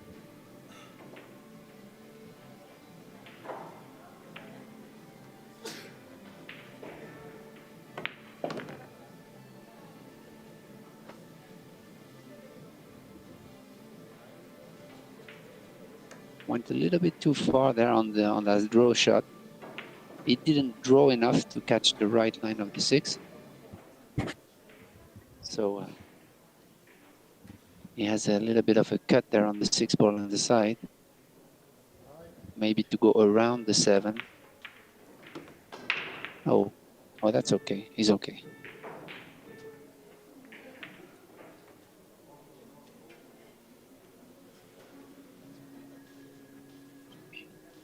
He only has to make sure to be on the right side of the 9 now to get perfect on the 6. Yeah, just like that. Okay. Even if he's not on the right side, he's not so far from the line, so he can make the 9 ball on the side with inside English, which in this case is right English, go 1 rail. Or maybe stun it 3 rails, I don't know. Yeah, stun it 3 rails is okay. Perfect. There's that long backswing, the long follow through, finishes absolutely perfect. Now I really feel that you can feel those shots, Benjamin, when you're playing them. I mean, look at the position he's played there, absolutely inch perfect. Yeah. Glorious. Yeah, he has a powerful technique. As you said, you exactly call it. He's from the Fedor Gorst, Tyler Steyer, and Max Lechner school with a full pullback and full elbow drop, which is really powerful. So where do you stand on that yourself? Yeah, I actually worked a lot the last 2-3 years on this because I had to reset all my technique, and I've been to both Alex Lely and Johan Rusink, and they come from the Netherlands school, I would say, and they both have a different vision. And but I kind of now elbow dropping a lot, but try to stay compact on certain shots. It's kind of mixed a little bit of everything.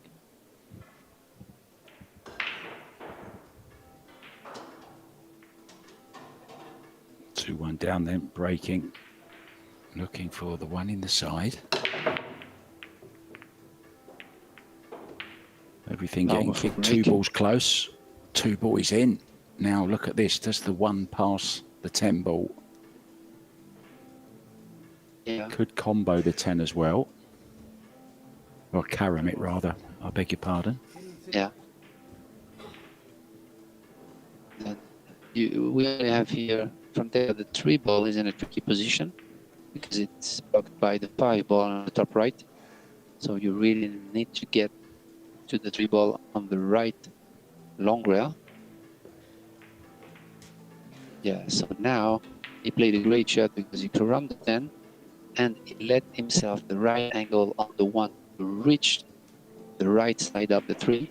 So this is the key shot of the rack there because he's jacked up above the 6 ball. So this is difficult. Yeah, this is horrid, isn't it? Yeah. Keep the Especially head when you still have on to this stun one. it.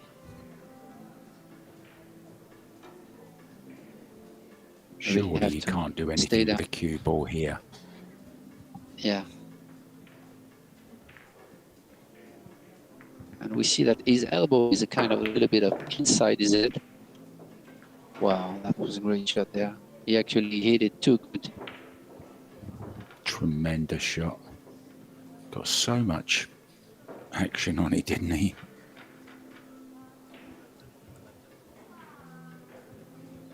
Does he go I'm up not and down sure, but here, I think, Benjamin? Try and miss the 10 ball?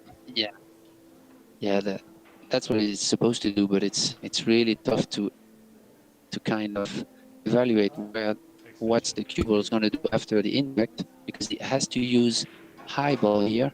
So maybe with the curve, it will go directly into the 10 ball. I think it could be close. So what you have to try to do here, wow, he's jacking up. So he's not even attempting to pocket the tray, I guess. He's playing safety. Yeah, that's a good move. This is conservative, but this is good move.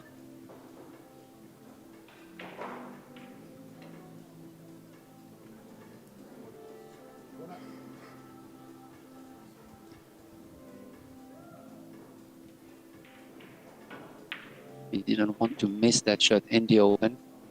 So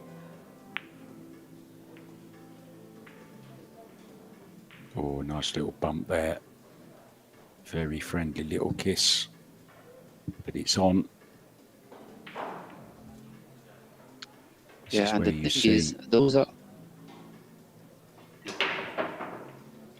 the shots that you have to go for it, because if you want to overcut it and play safety, then you'll have the kiss, most likely. So you really have to go for the shot all in, and it's a tough shot to get back to the 5. Yeah, this is Went tough. across that one. Went across it slightly.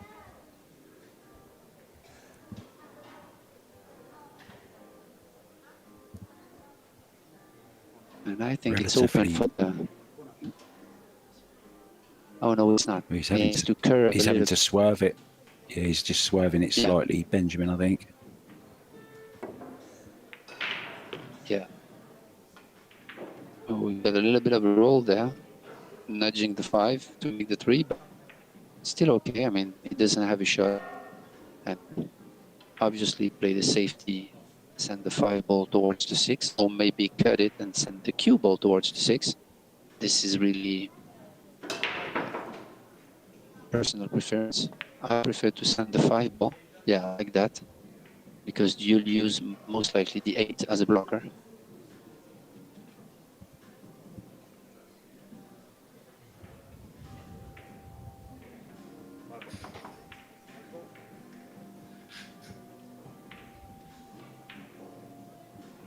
Now, this is a tough spot for Payne. See what he'll like to do. I don't know if he can see the edge of the ball, or maybe go for a kick there.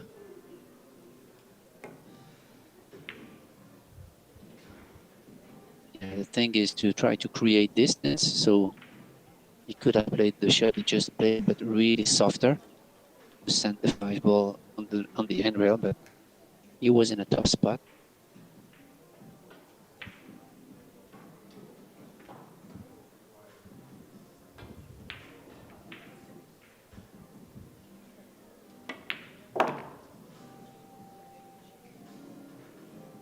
Needs Wow. it to slow up. You see how? Needs it to slow up.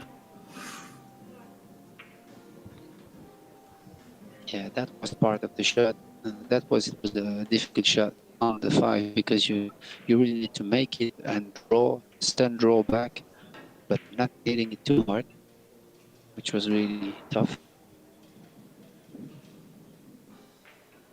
So it ended up the 6, but it left a long cut shot on the 6 to Payne. But the 7 ball is in front of the side pocket, so you only have to worry about hitting high ball really thin and go back and forth. So the speed of the shot is natural to go back and forth. Yeah, just like that. He hit it thick though, but I think he's still okay.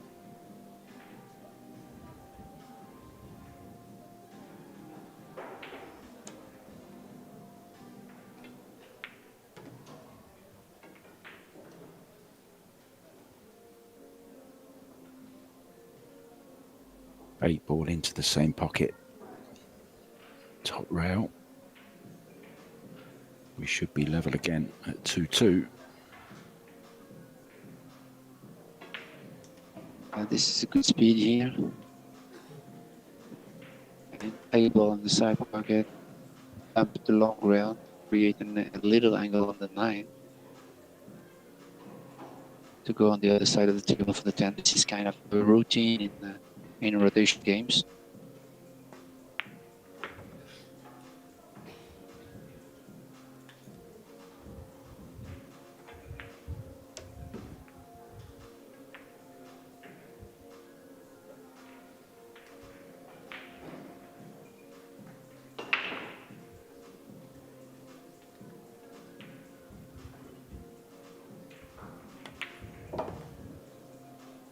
There's that beautiful cue action again, moving the cue ball around with ease. So this 10 ball to finish all square once again. 24 players, 4 wild cards between WPA and the Predator. There's 1 allocation to Africa, 6 to Asia, 6 to Europe. North America could send 4 players over, Oceania 2, and South America 1, making up the 24. 3 different divisions, as we said earlier on. The reigning champion for the young ladies, Xing Yu Hong. She's won the last 2 events, actually. Yannick Pongas in 2023, and the under-17 champion, Derin Asuku Satoris. Now, he's in action at the moment as well, I noticed, trying to retain his title. And at the moment, he's level 3-3 against Riku Rompinen. And I think they played in the quarterfinals last year, I do believe. It was Derin, I think, who knocked out Riku last year. Well, they're level at the moment. Another American, Eddie Vonderau, is up against Fares Al-Madan, Saudi Arabia. That's 3-1 at the moment to Fares. Going well. Mishari Nabil is 4-0 up on Blake Bernard. Alternate break format here. So tell us what you see here, Benjamin Belhassan. Yeah. Oh, I don't know if he has a window to pocket the 1 after this dry break from Lee. Opportunity if he does.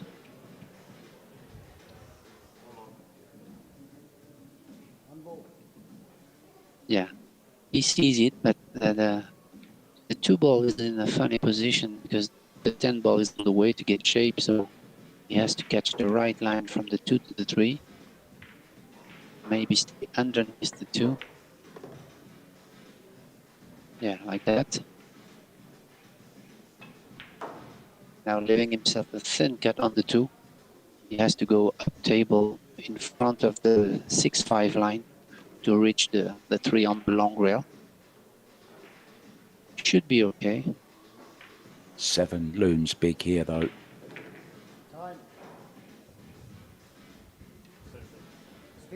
Calls the extension as the referee calls time. Yeah, because that's the turning the key shot of the rack there to go from the 2 to the 3. I see him use the low ball, so maybe he has more ball than I thought. Oh yeah, yeah. The problem was the 6 actually. It was a big ball. Yeah.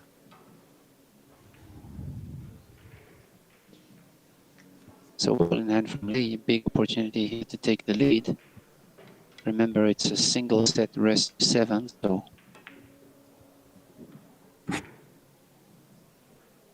Yeah, relatively short, isn't it, Ben? Yeah. Oops, he drew back too far here, which is part of the draw cue ball control on new glove. And this is always tricky to draw the ball from a few inches.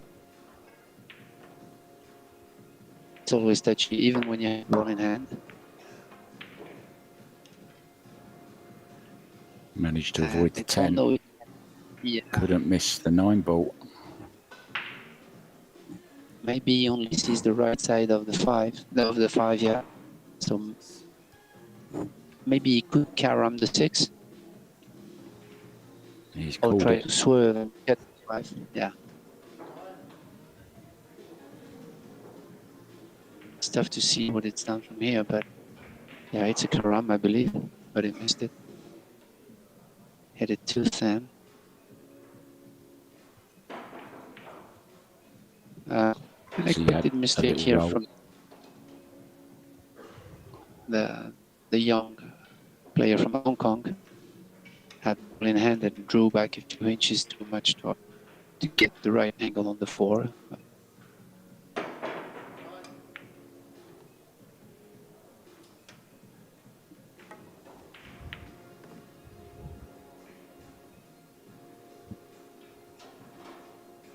Good shot there.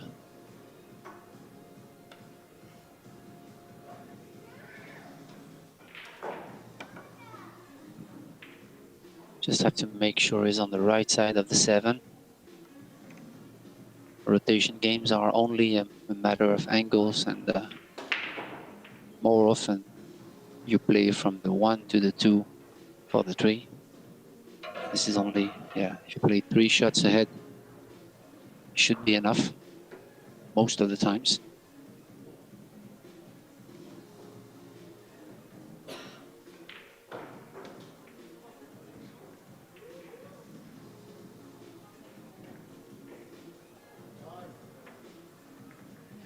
The 9 ball is a little high here though.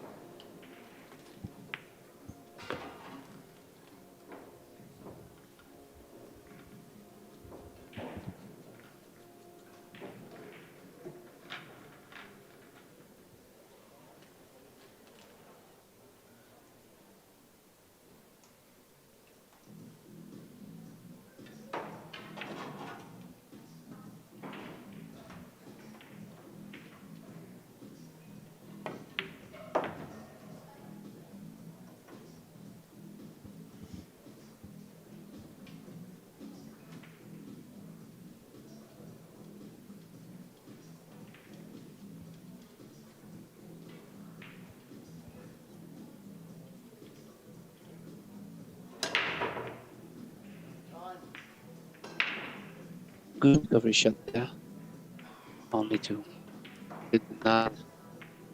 Soft draw shot and perfect the 10, so he'll take the lead.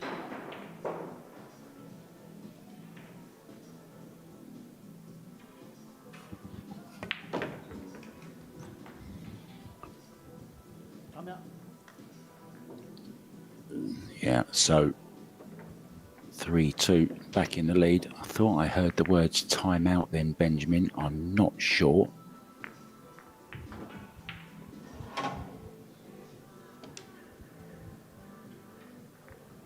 Some other scores from around. Riku Rompinen now 4-3 down to last year's champion. Now let's talk about the junior young ladies. Sophia Mast with a good win earlier on over Charlotte Williams, 6-1. She took that one.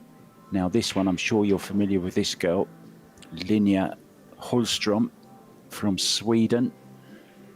Going very, very well in this tournament, 6-0 up, and another 6-1 win for Savannah Easton over young Indian young lady Tanvi Valam. Now, I'm not sure if you're familiar with her, Benjamin, but she's a great little character, a very, very great little character. She loves her pool. She was 8 years old when I first met her.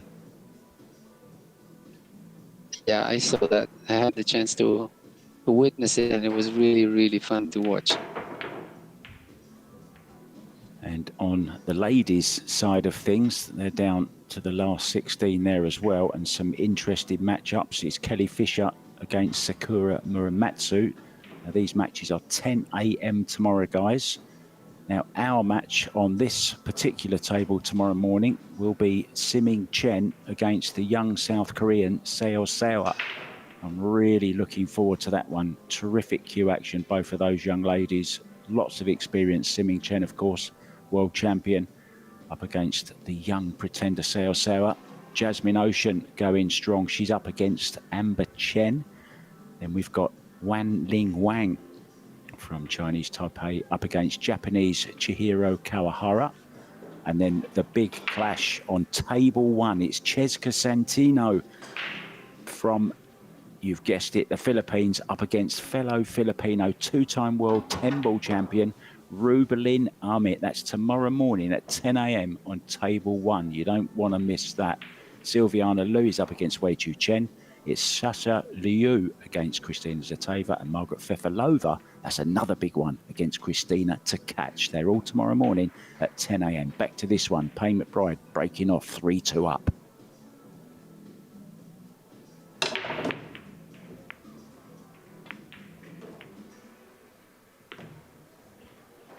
Wow, cue ball went directly to the side, to the corner pocket, bottom right. So it was bad hit from Payne, giving directly ball in hand to the Hong Kong boy. Everything in the open here as well, Benjamin. This is a good chance with ball in hand.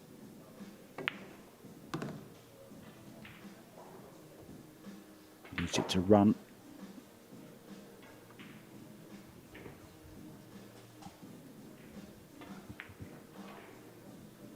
Yeah, everything looks open here.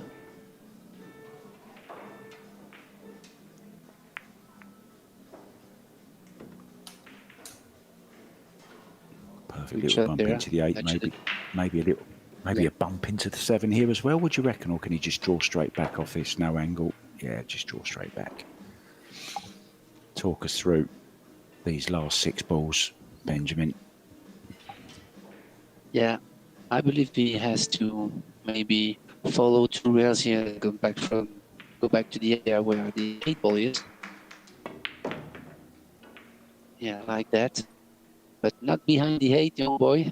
Ooh, I don't know if it's okay.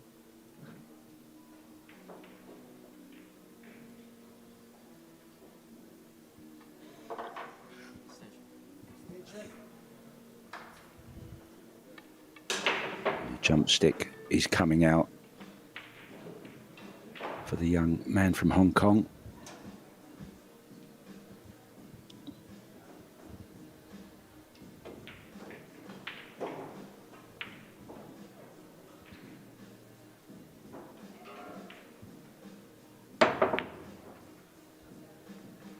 Yeah, actually the 8 ball was a big ball there. So I think he got a roll there. I don't know if the young American has the left edge of the 6 to play safe. 2 rails.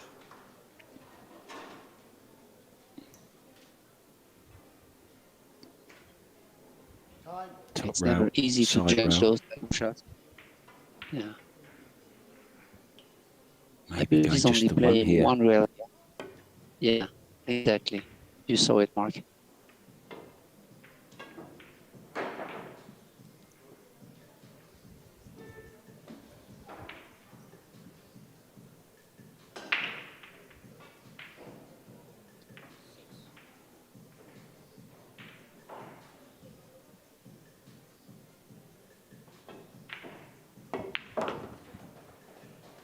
Wow, good stroke on the 6 ball here.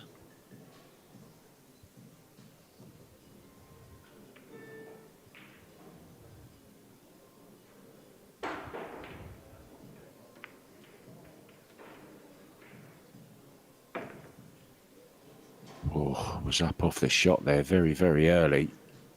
Almost didn't complete the stroke and have enough pace on it there, Benjamin. Yeah. Now he has to play low ball to try to make the 8 and nudge the 9, I believe. Yeah, like that, but he's missed it.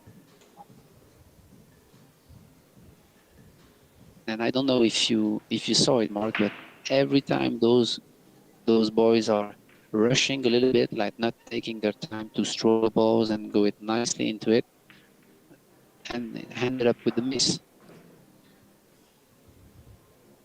So this is where the sport is really a technical sport. Yeah.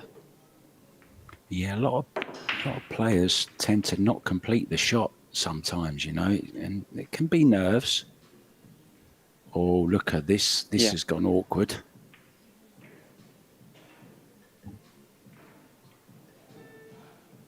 Yeah, he actually just pushed the 9 in an area where he could play that. No, I don't think he can play hit.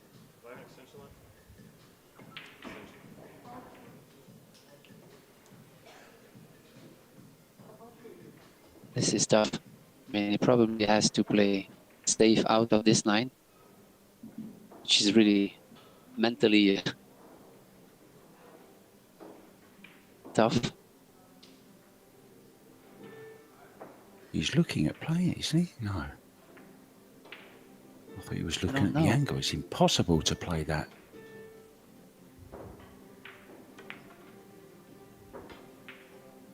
Yeah, that's a good shot there, but the speed is good. Look at the cue ball frozen on the rail, but then he lost a little bit of the 9, so he left a long tough shot, though. I think it's okay to concentrate on one ball, put all his eggs in one basket there, didn't he? Making sure he got the cue ball in a good position, but this is possible, but it's not easy.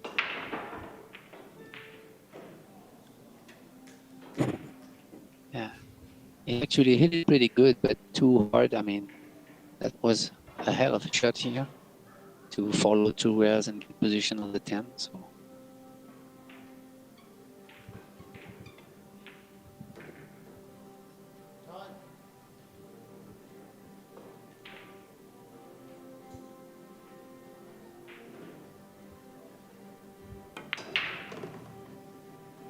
Yeah, I like the 4 rails here, but it's going to open a little bit, but it's okay.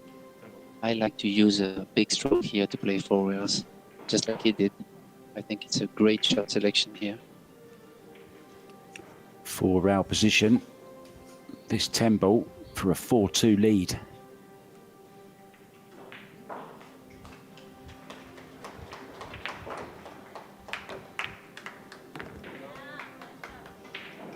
Good shot there. Now, I'm pretty sure that his mum has travelled with him. She normally does. You remember the bus, Benjamin, in Klagenfurt from the hotel to the venue every day. I used to sit with Payne and his mum going in. We'd have a little chat on our way to that beautiful arena. Do you remember that? The sport hall? Yeah, of course. I mean, Klagenfurt? yeah. That was nice to see those all those young boys and girls battling and with the parents there. And it was memories. Sophia Mast had her nan and granddad with her, and they've all gone with them again this year. I had the pleasure of interviewing Sophia just before she left, a couple of days before she flew out to New Zealand, and there was a whole gang of them going from the family. So good to see. Just tapping the balls there slightly, the referee. Yeah, actually on this table, I did the commentary of the match between Pia Filler and Yasmin Nushin. It was a great match, but they had problems racking the balls. It was 9 ball, obviously, and the 9 ball kept moving towards the corner pockets. So they tried to fix that problem, but it's always tough to hand rack the balls. Would you rather see the template used or not? Or are you quite happy with the hand rack? Yeah, that's part of the game. I mean, I like the randomness of the hand rack. I mean, it always does unexpected layouts and safety battles and much more than with a template or tap balls, I believe.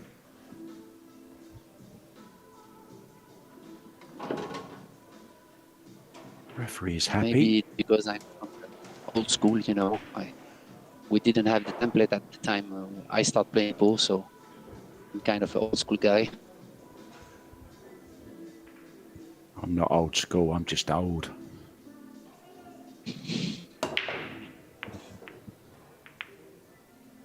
Plenty on the move. Yeah. Nothing doing though. I drive. Yeah, absolutely. Nice little safety And here I behind don't the believe, 8 ball. yeah, I don't believe he has something here. And maybe sometimes you go to the simple shot, the shot you just called at to height, to put all the 3 balls along the long rail, which is simple and effective. I don't know if you can do that.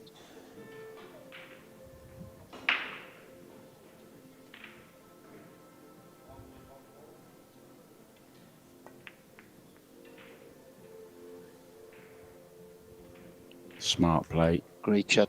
Wall of Yeah, great 3 shot. balls to hide behind. Very well played. Smart.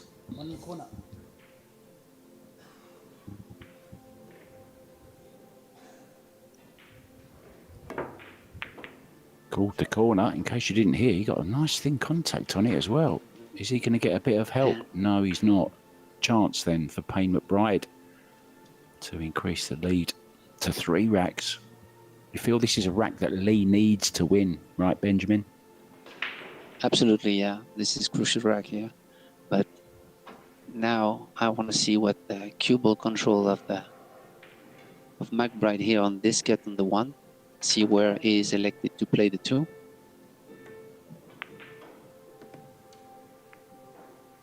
Yeah, that was the problem. He has to go into the 9, which he did.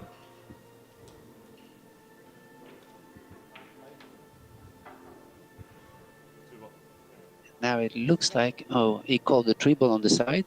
Is it, Mark? I believe. Everything's going on. Calling shots, time running out, extension called, extension granted. It's all happening here. Surely playing Yeah, I safe. believe it was, yeah, the 2 ball in between the 3 and 9 and creating distance between, yeah, just like that. This is a good shot here. A lot of blockers on the table. So 2 rail kick, side rail, top rail, kick it into the side pocket. Called it just in case, of course. Wants to send it around the angles. It's close. yeah, this is a Oh, great he's shot had a to little- create distance. He's had a jelly roll, hasn't he? There, look. Benjamin, look at that. Yeah.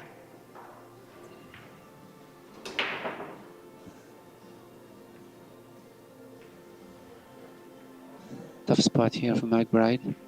You have to go 1 rear and try to hit one side or another of the 2 to split the balls again. You have to choose the right speed to do so. Yeah, the speed is good, but actually he hit the only wrong quantity of balls that could lead to sell out. And that's what he did, unfortunately, for him.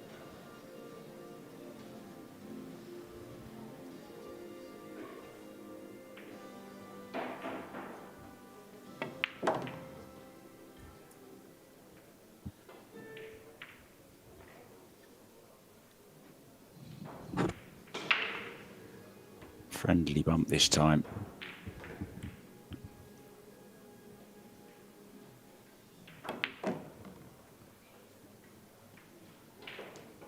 Needs it to run a little bit shorter pace. Can come round 3 rails. For the 5 into the side. Yeah, I believe he was looking to the 5 going into the corner, but it's not going, I believe. So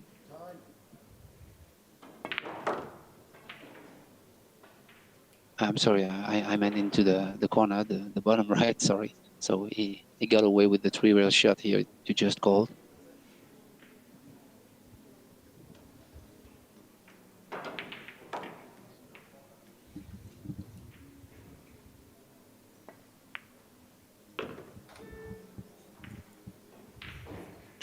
Cue ball up Yeah. nicely with a little bit of left-hand spin. Just held it. Yeah, absolutely. And now the thing is, the 7 ball is in the middle of nowhere, so you really have to choose a good path to go from the 6 to the 7. And I believe it's done with the touch of right to go 2 rails and play it on the side. Yeah, just like that. This is a good choice, shot selection. Never mind the commentary booth. Ben, you should be on there playing it. You called that one beautifully.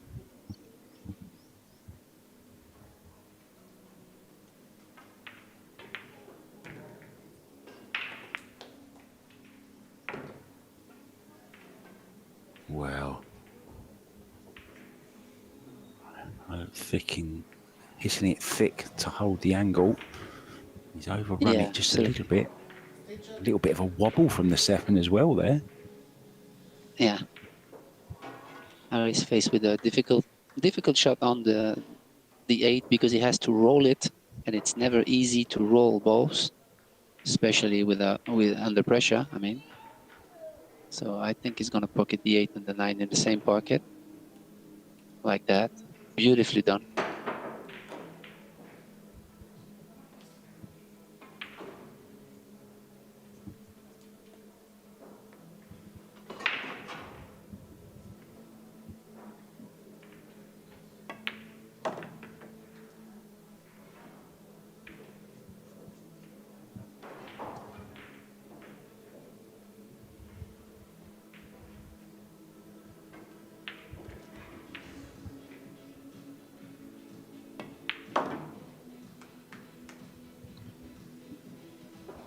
Oh, Darren Asuko Sitoris has beaten Riku Rompinen by 7 racks to 3. Whoa. So the reigning champion back with full intentions of retaining his title, Benjamin. Yeah. I believe we have So another let's timeout now.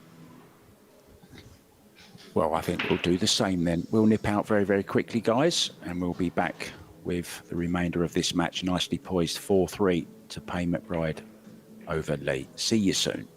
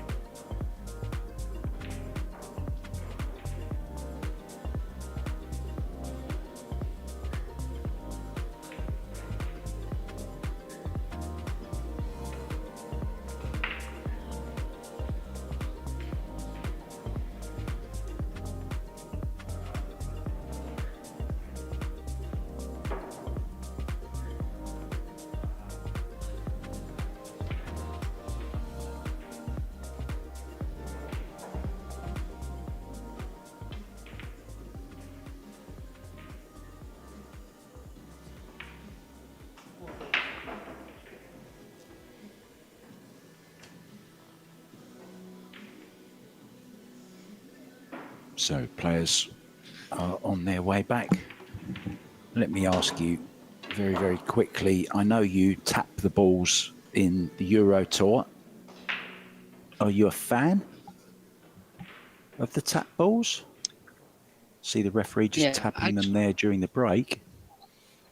Yeah, actually, they are doing it away in the Euro Tours that you don't even need a rack to rack the balls after that. So actually, yeah, I like that because you don't have to use a rack. There is no like manipulating racks. So yeah, actually, I find this method really efficient. Interesting. Let's see if Payne McBride likes it. Is he going to make a ball? Maybe. 3 ball. No. It's dry again. But I have to say, answering your question, that in the European Championships or the Euro Tour, when we play 10 ball, we also have a break box. We are not allowed to break from the center because balls are tapped. So this is kind of a modification of the rules that's interesting also.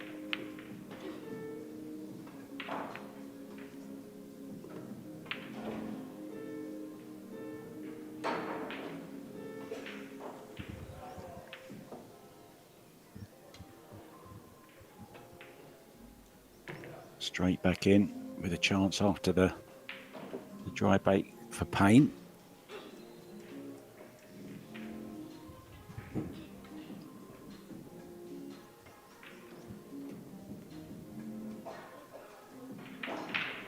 going to try to touch the side pocket line here, the small one rail, soft one rail here, just like that. So the key shot, I believe, will be the 5 to the 6. There's 2 balls on the side, 3 balls in the top, in the bottom left. And then the purple 4 is giving him the 5. He will have to shoot the 5 and come cross table for the 6. So in my opinion, this is the key shot.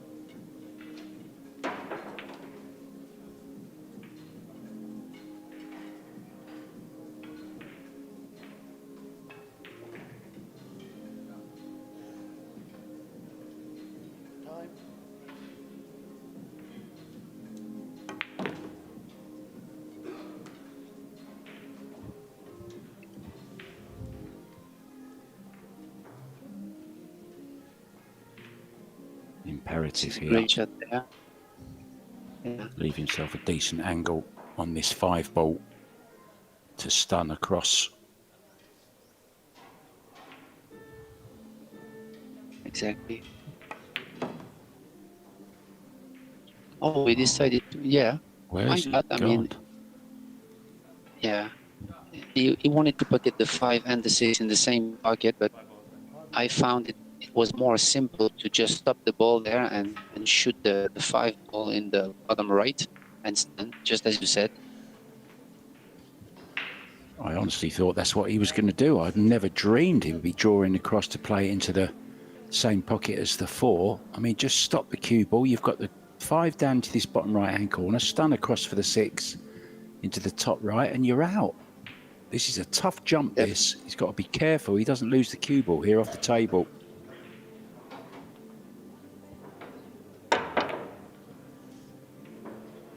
Headed too thick.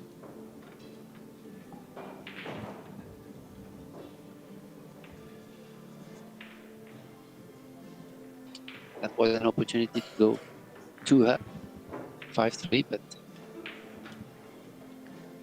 now he's left an opportunity for the young boy from Hong Kong. Facing a tough shot there, getting the 5 and go long across the 9 to get shape on the 6. That's a good shot there.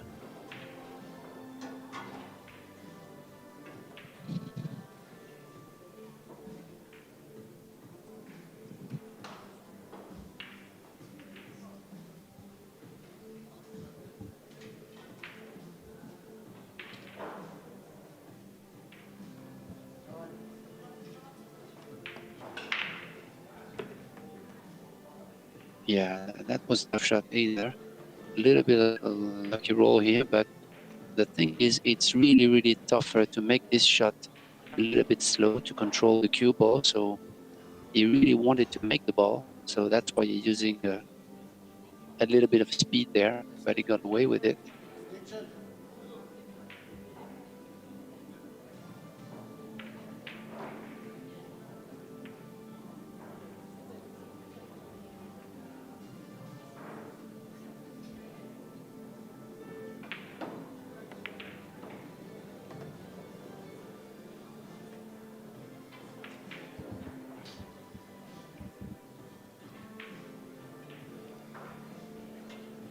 He's got Good out of recovery jail here. shot there. Yeah. It looks like we're gonna have a tied up match, Mark.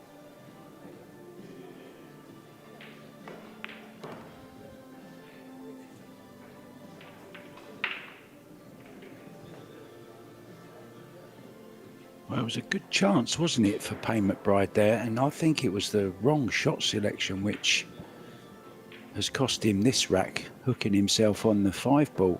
I found that a little bit strange, to be honest, that shot. Yeah, sometimes, you know, under pressure, the problem is not the technique, but sometimes it could be a little bit of, I would say, a lack of clarity, you know, mental clarity to select the right shot.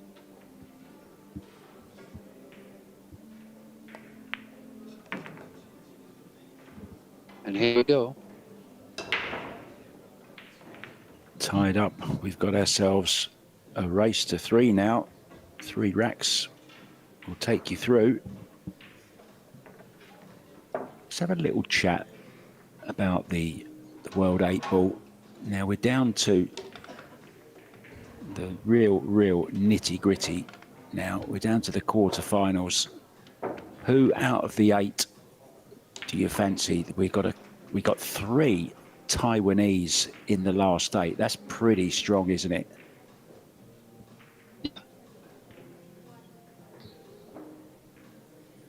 And I have to say, one of my favorite players of all the field has always been Chang. I mean, I love the player, love his style and his poker face, and he's really a strong player. Yeah, he's won the event before as well, knows how to win it. He's the only one left in it who has won it. So it will be interesting.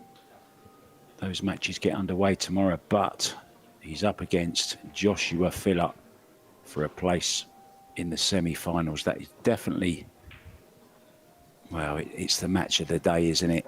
And that's on this table. It will be on this table tomorrow at 2:30 p.m. New Zealand time. So put that in your diaries for tomorrow, guys. Set the reminders on your phones. It's going to be one hell of a match. Clash of Titans.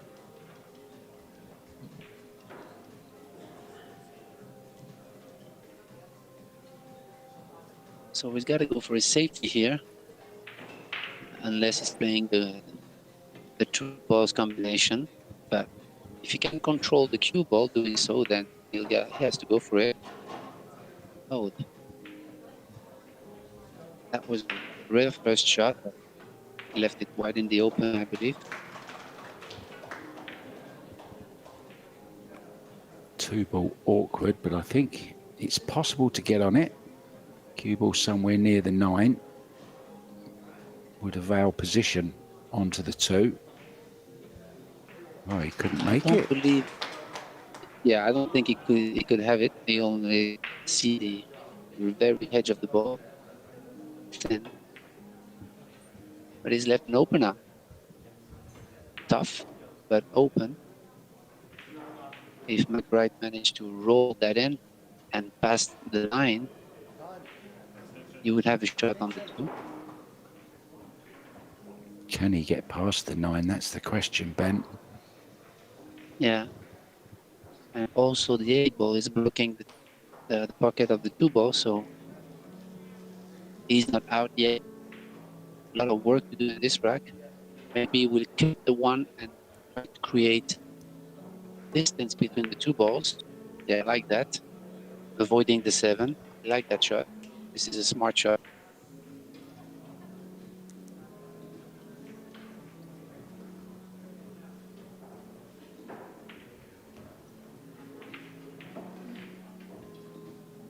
One ball on the side route. Cue ball over by the 2. It's called the 8. Probably just in case.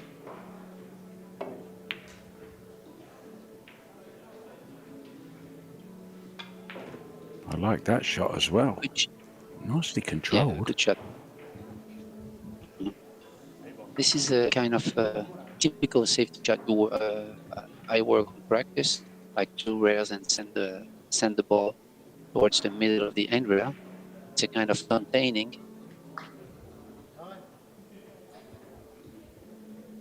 I think it's going rail first here, which I don't like because you need to use a lot of, yeah, it did it perfect, but you need to use a lot of English there. I would have preferred to brush the 1 and send the cue ball 2 rails towards the 8, much more like a snooker defense, but personal preference. Yeah, snooker defence, hiding down in the long grass, we used to call it. Well, this is interesting. He's obviously called that just in case. Yeah. If he hadn't have done, his opponent would have had the chance to put him back in, but he's got to take the shot on anyway, so...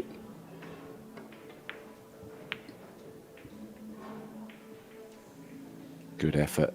What a shot.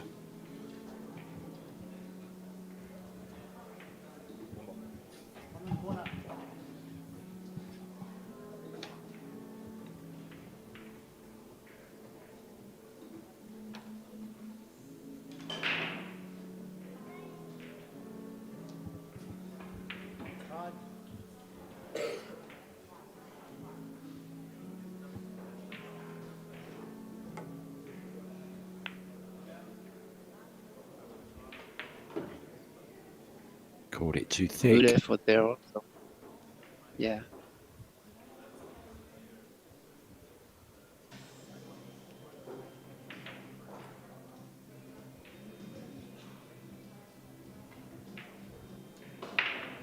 Now this is kind of situations where you really need to think really what you're going to do with the 2 ball because it's really locked and he didn't want to take the risk of being hooked behind 9, so he drew back all the way down to try just to thin the 2 and leave it behind the 9. Yeah. Actually, it went in between the 5-9, so he left it.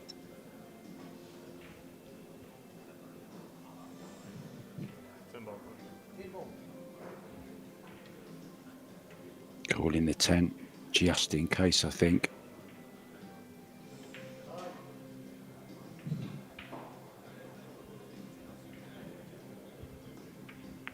Thin off the 2 ball.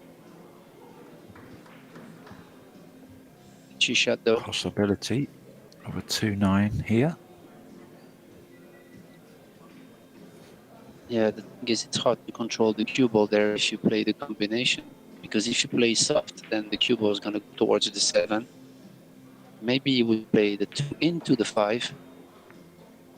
Yeah, or overcut the 2 to try to play, again, a containing, which is a good option.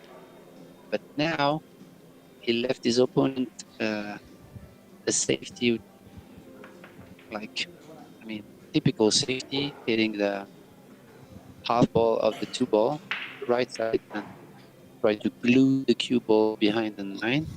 It's a touchy shot, but it's there.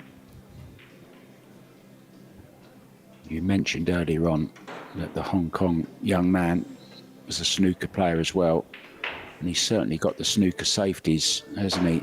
That was another one we saw there. Now I think he might have slipped up here, Payne McBride. I think there might be a path through to this 2 ball.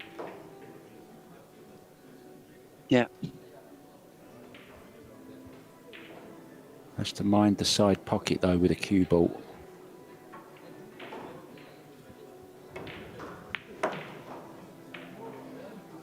Good shot there, good speed. Oh, look at this. What a shot. Try to create something out of the 3. It's not over yet.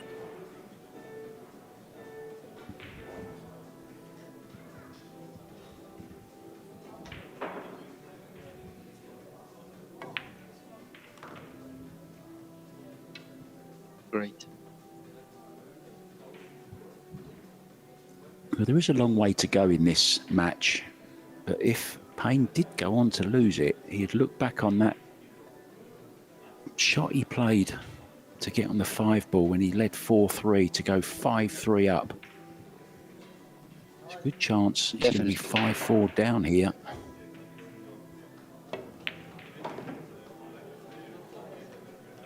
Great shot there. It's not over yet. The layup was pretty tough for Lee because now he has to cut the 5, which is really thin, and go just where he's pointing now. So it's a touchy shot there using low right. It slides a lot on new cloth. Don't overdo it though, Ben, and draw into the side pocket. It wouldn't be the first time we've seen that. Sometimes you can get hold of these a little bit too well. Yeah. Oh, that's great. He wanted to make sure he made the ball and going back and forth to the other side of the 6, which is great. Maybe it was too thin to get back from the side.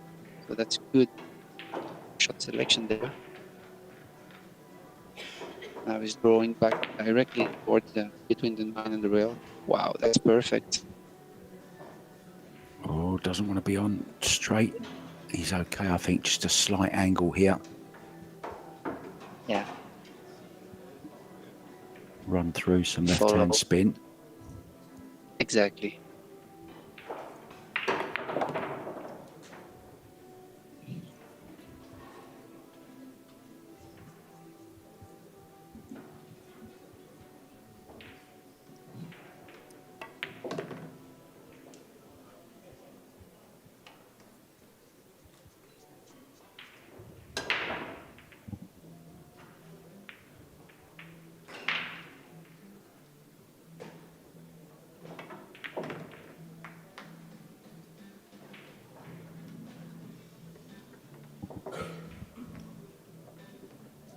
A good out. Wasn't easy. Yeah, tough layout he had. Yeah, 5-3 up he should have been, Payne McBride, and finds himself 5-4 down. But still 2 away from the winning line, so still a lot of pool to be played in this. On the hill is Mishari Nabil. He's 6-3 up on Blake Bernard, the local guy from New Zealand. 6-2 up also on the hill, Fares Al-Madan over American Eddie Vonderau. Told you earlier on, Riku Rompinen beaten by Derin Asako Sitoris from Poland. And Lezar Kostic is also on the hill, 6-4 over Argentinian Geronimo Izeta. What a great name that is, Geronimo Izeta. God, why didn't I have a name like that? So look, he's gone back to the centre, Payne McBride, to break off, trading 5-4. Yeah.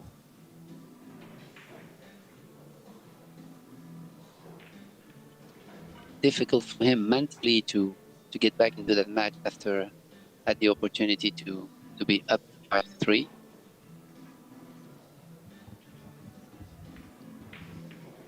Losers round 1, guys, for those of you asking.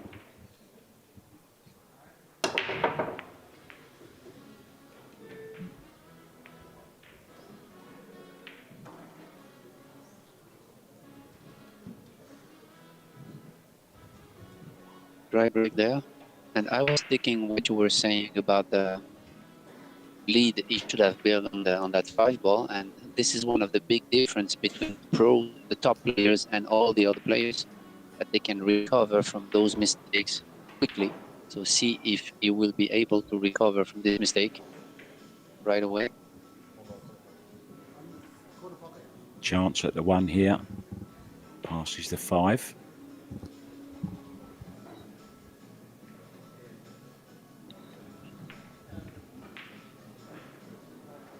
Those are shots I wouldn't go for because it's open, but then you lose the cue ball if you hit it thin. So I would rather play safe here, be conservative, but see what is done. Yeah, I like that better. I don't know if it went. I don't think it went for the shot. So that shows he's not in a hurry, which is a good point. Well, if he can get through to this, hit all of the one ball, just stun the cue ball.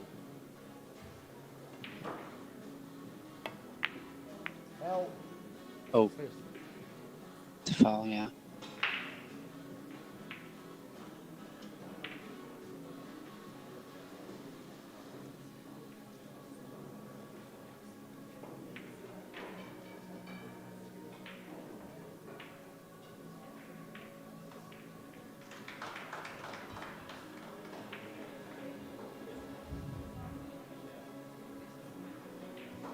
Opportunity here for McBride to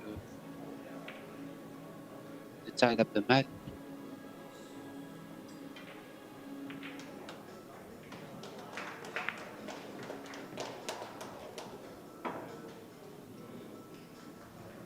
A lot of traffic around. He's on the right side of the 2. Maybe he'll go pocket the 2 and bump the 10 a little bit. Stay on the 3 the side. This is a touchy shot there. But should be okay. Like that. Is perfect.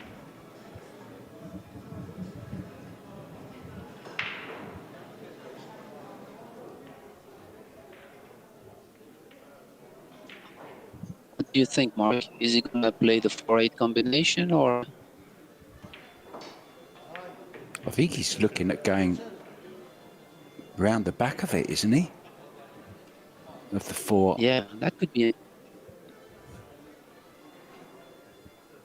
And play it into the top right, maybe.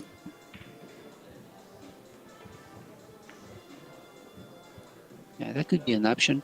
It's difficult to say from here the angle he has on the 3 exactly, so.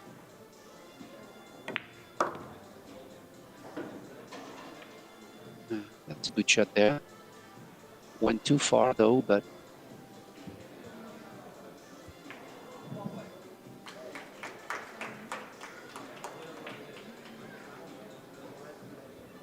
Can he avoid the 8 ball and get somewhere near the 5? Yeah, that's the question. I don't believe so. I believe he's gonna, yeah, play a kind of safety shot there, but that's a little bit too soft. Actually, it was a good shot to try to put the 4 ball on the end, on the opposite end rail, but came up a little bit short, leaving a tough long straight in shot for Lee.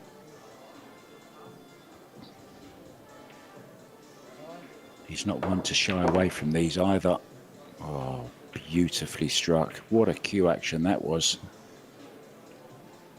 Yeah.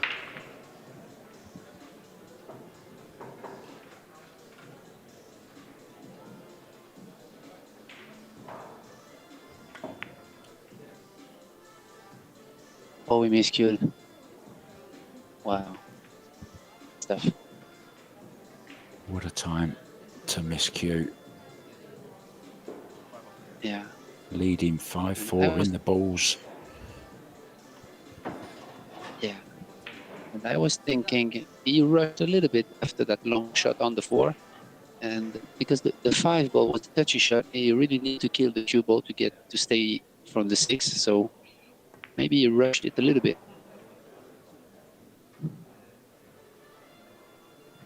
Wow, not sure about that shot. Is he beginning to be just a little bit? I don't want to say. Do you know what I mean? Is it time to go a little bit more aggressive for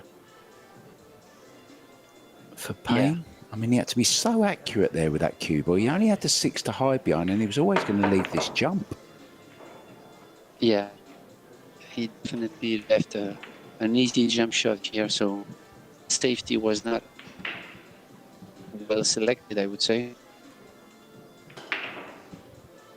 I mean, they're considered Especially, hangers, yeah. aren't they, now these days with the equipment that the players are jumping with? I mean, that really was a hanger, wasn't it, for most players? Yeah, definitely. Oh, a little bit lucky. Trying to draw past that.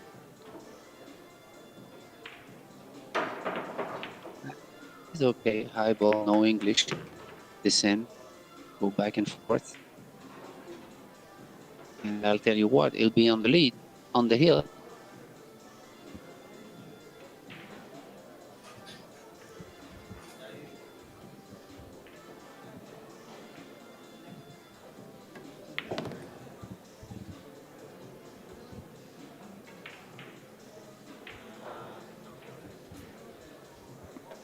I believe this will be the last time that Payne McBride will be able to play in the juniors. And I honestly expected great things out of him. Not over just yet, of course. But it is losers round 1.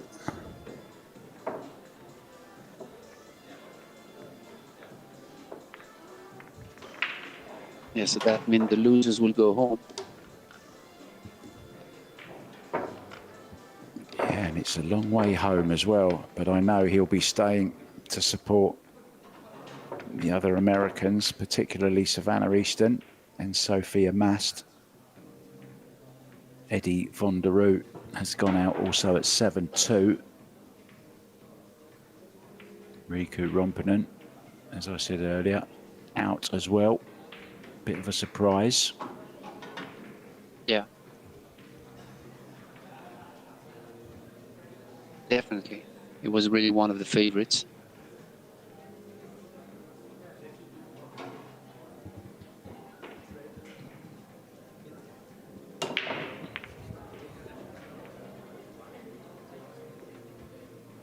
Full railer going close, 2 ball going even closer.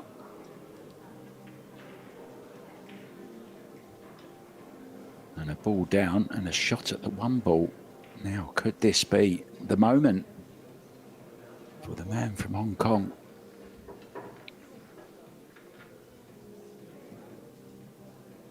Tough shot, though. Oh, Wow. made it look easy. Great. Yeah. It was anything but.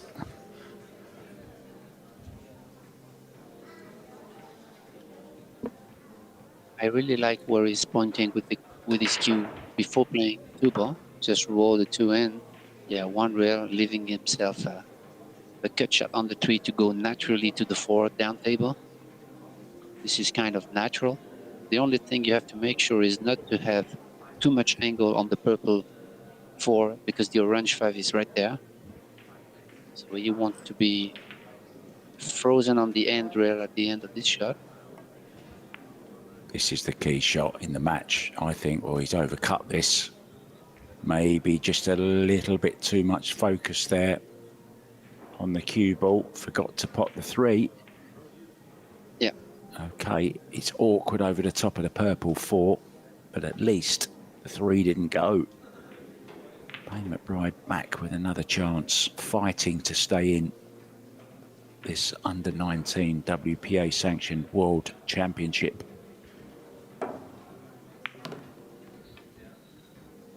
This looks great. This looks perfect. This looks absolutely perfect. What a shot he's played there. Take a bow, Payne McBride. Definitely perfect, yeah.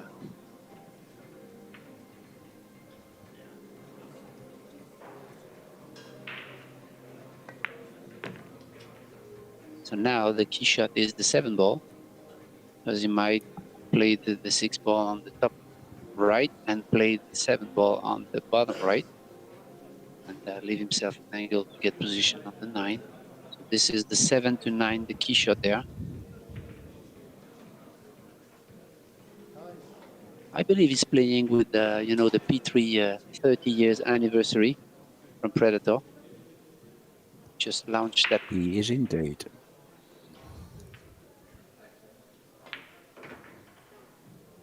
"30 years of innovation and technology."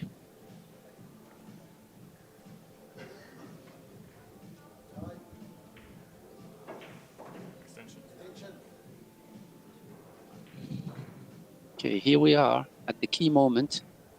So he really has to choose which angle on the 7 he wants to get to the 9.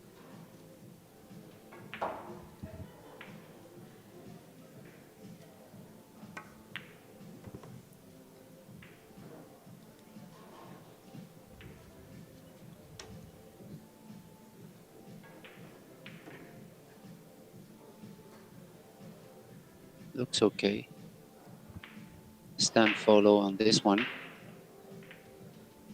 to pass the center of the table.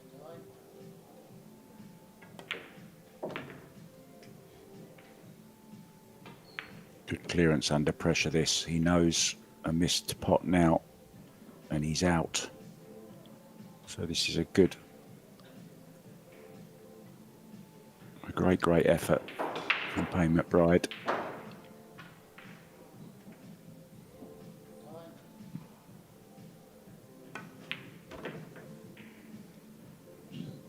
Beautifully stroked in. Yeah.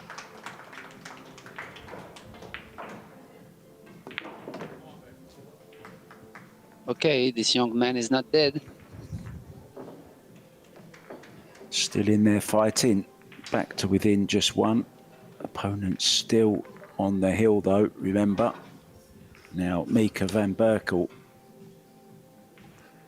had a great win earlier on and he's through to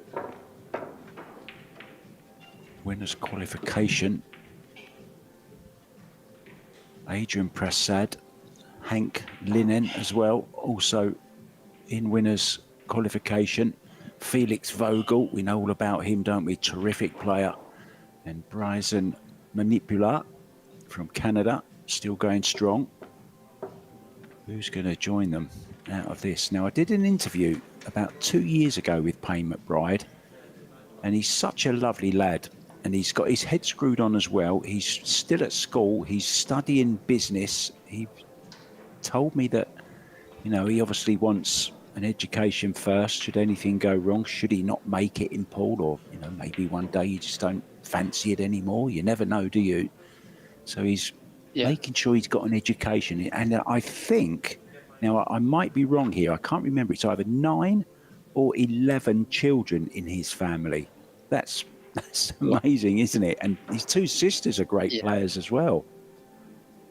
Bethany is a great player. Yeah, and it's great to see all those young guns, boys and girls, battling and taking experience thanks to those World Junior Championship. I mean, all the great players in the world today have gone through youth programs. So this is great for them. They are obviously the future of pool, so it's great to witness.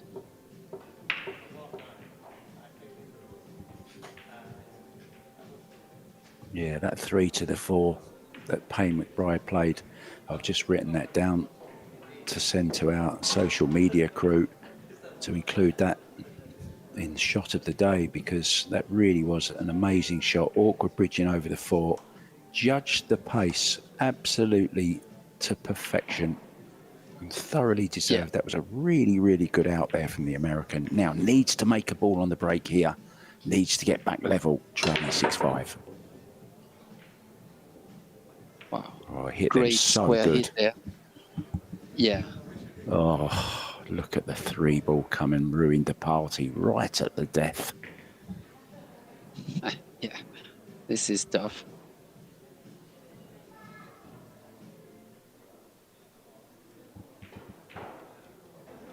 I mean, what a So great I don't break. know how much.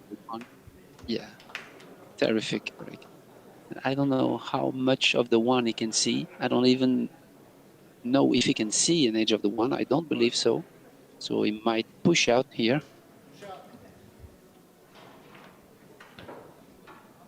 Yeah, he's called it.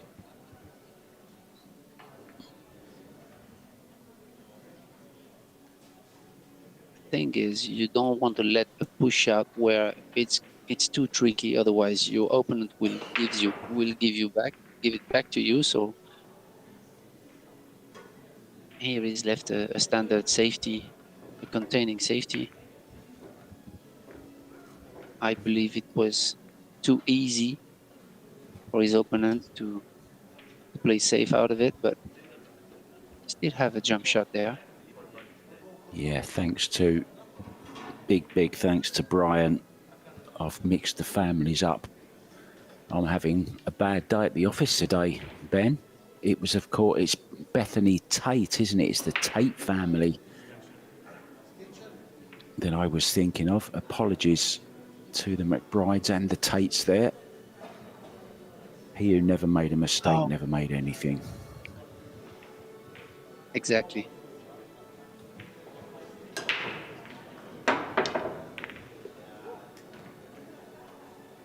He's made it.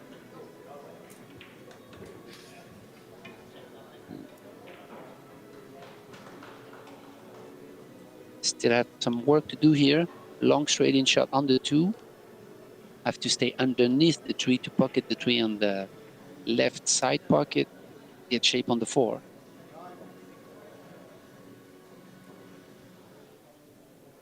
So kind of stand follow here. Stand run through.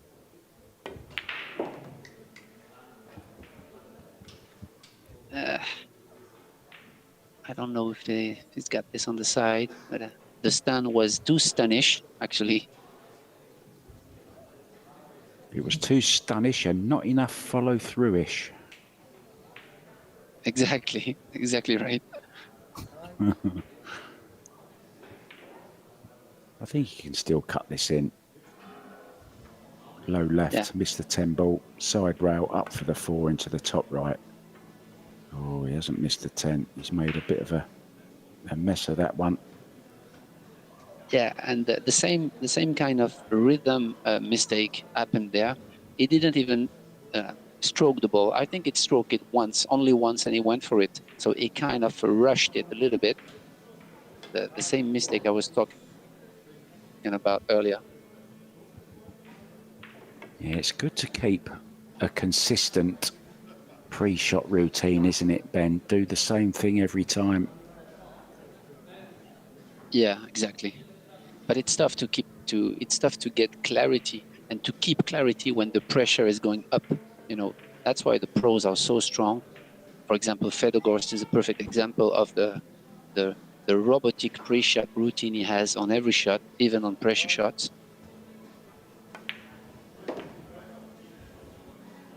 Had a little bit of a roll there when he missed that 3 ball. There was no path to the potting angle for lead. Actually tried to swerve around it slightly. And now this is a great opportunity. 8 is a little bit awkward. Yeah, absolutely. This is the only trap here in this rack. So you really want to be perfect on the 8, because the 9 is on the line of the side pocket on the left. So you really want to be perfect there from the 7 to the 8. It's a rack trap. That was a song by the Boomtown Rats. It was actually Rat Trap, but I've just changed it slightly. They won't mind. Very loose grip he has on the cube. How's he finished here? Wrong. Yeah. Oh, this is going to be interesting. Because he really has to power the 7. I believe he's going to power it and stun long short to get underneath the 10, maybe. Oh, he's following inside. Wow. That's it. I didn't see the angle he had on the 7, but he played it so perfect with high and inside English. It was left English there. Wow, what a stroke. It's perfect.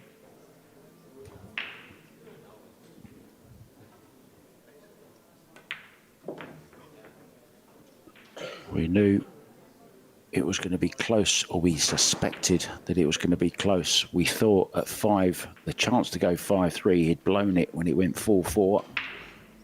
And his opponent jumped into the lead. Got to the hill first. This is a strong, strong performance now, just when he needs it. Right at, oh, don't push this onto the rail. Oh dear, Yeah, actually, he has elected to jack up a little bit and play Stunish instead of going forward 3 rails behind the 10, which I liked better, because when you come from behind, even if you touch the 10, you'll push it on to the center of the table, leaving yourself more options. But this is just the safety. Just the safety. Oh, he's gone for the bank. He's called the bank and he's got it. Roars from the American supporters. yeah, that's great.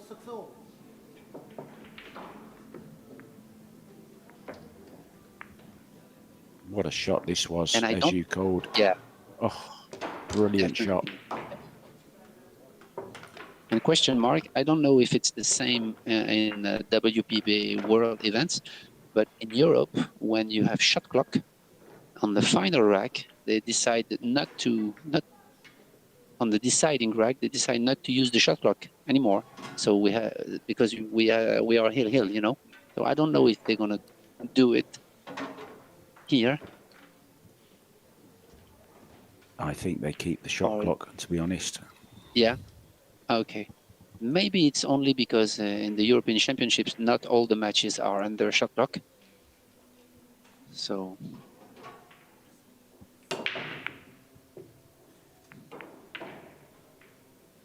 Alternate break. He does get to break, Lee. How is it? It's dry. Good safety opportunity here, though, for Payne McBride to get that cue ball in behind the 7-9.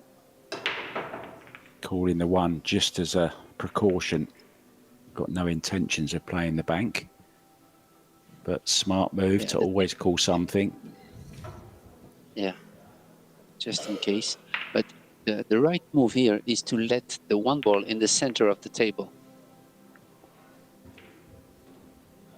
Oh, he hit it too thick. Double kiss. It double kissed. Ben. Yeah. Well, it's an opportunity. It's not easy, but it's a chance. He looks pretty calm, doesn't he, this young Lee?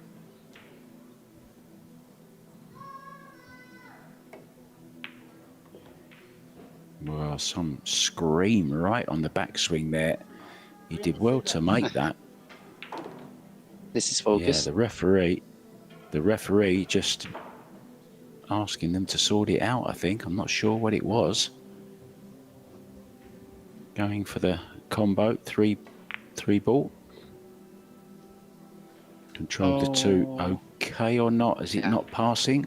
Oh, it doesn't pass. Well, just the safety then in behind the 6. Yeah, exactly.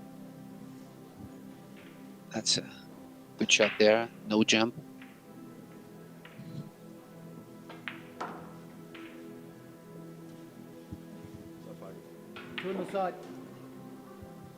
Now it's the kind of shot where you want to hit one side of the 2 ball. You don't want to hit it too full. Like half ball hit, either way is okay because you will create distance between balls. You don't want to hit it too thick, and you want to use the right speed. For example, here it's a 5 to 6 diamond after the impact. This is the speed you want to use.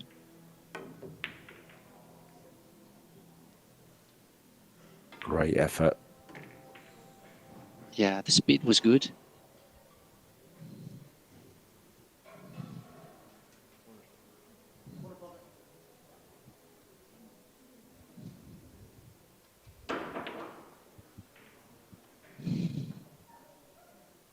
Now, this is the kind of shot where the 2 ball is a tough shot, and you might not get a good shape on the 1 unless you're playing a deep draw, which is not easy. Plus, you have the side pocket for the cue ball, so it's really an all-in shot. You have to let the stroke out.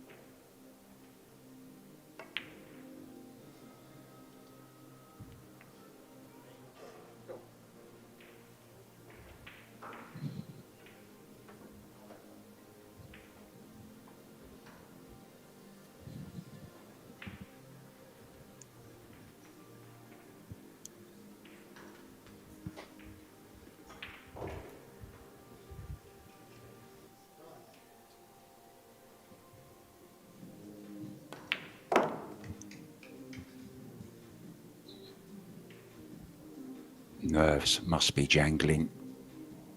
What a great Yeah. comeback this is from Payne McBride. The Major was in major trouble, but he's pulled it out the fire like a soldier. He's got up and carried on. He was injured, but he wasn't out of the war. Definitely.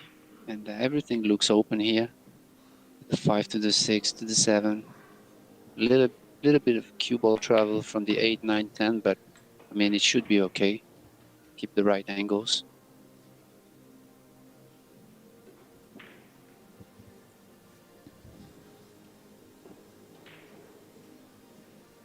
As you said, this is all about nerves.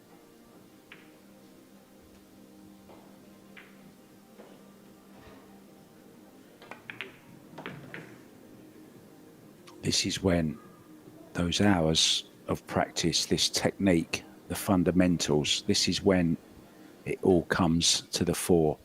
When you're under pressure, that's what holds up. That's what you go back to. That's what you rely on. It's all those hours and hours and hours on the practice table. Absolutely.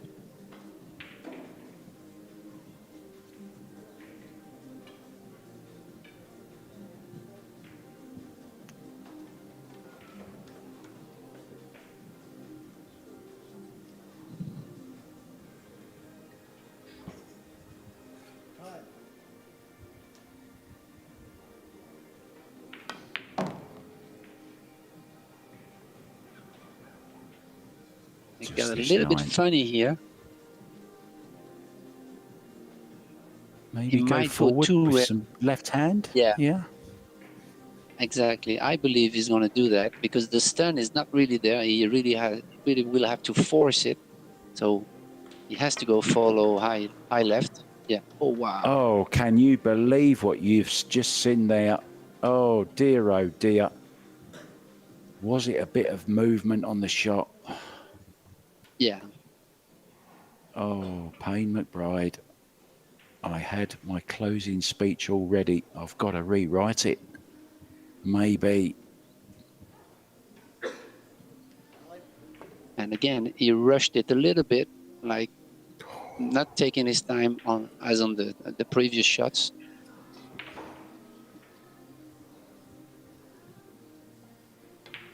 Well, he could be mighty relieved that he's even got another shot at this 9-ball. Yeah. Most important This is where shot of his life right now.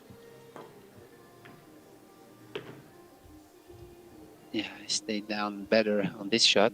But I'll tell you what, the heart rate is going up right now. This is not a gimme to win that I match. don't know about theirs, but mine is as well. And I'm just sat here watching it. It's been traumatic, what we've been through this afternoon, this evening here.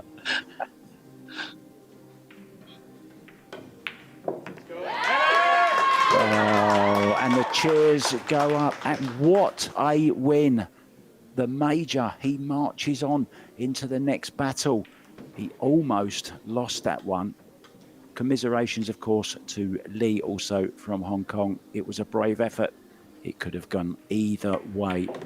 We are back tomorrow morning, and what matches we have for you. On table one, it's the all-Filipino battle between Cesar Centino and Rubelin Ahmet. And on this very table here, Siming Chen against Seo Seo from Korea. Thank you so much to Benjamin Bao Hassan. I'm Mark White, and we'll be back with more action from the Clydesdale beautiful event centre here in Hamilton in New Zealand. From down under, Great. it's a very good night to you. Ta-da.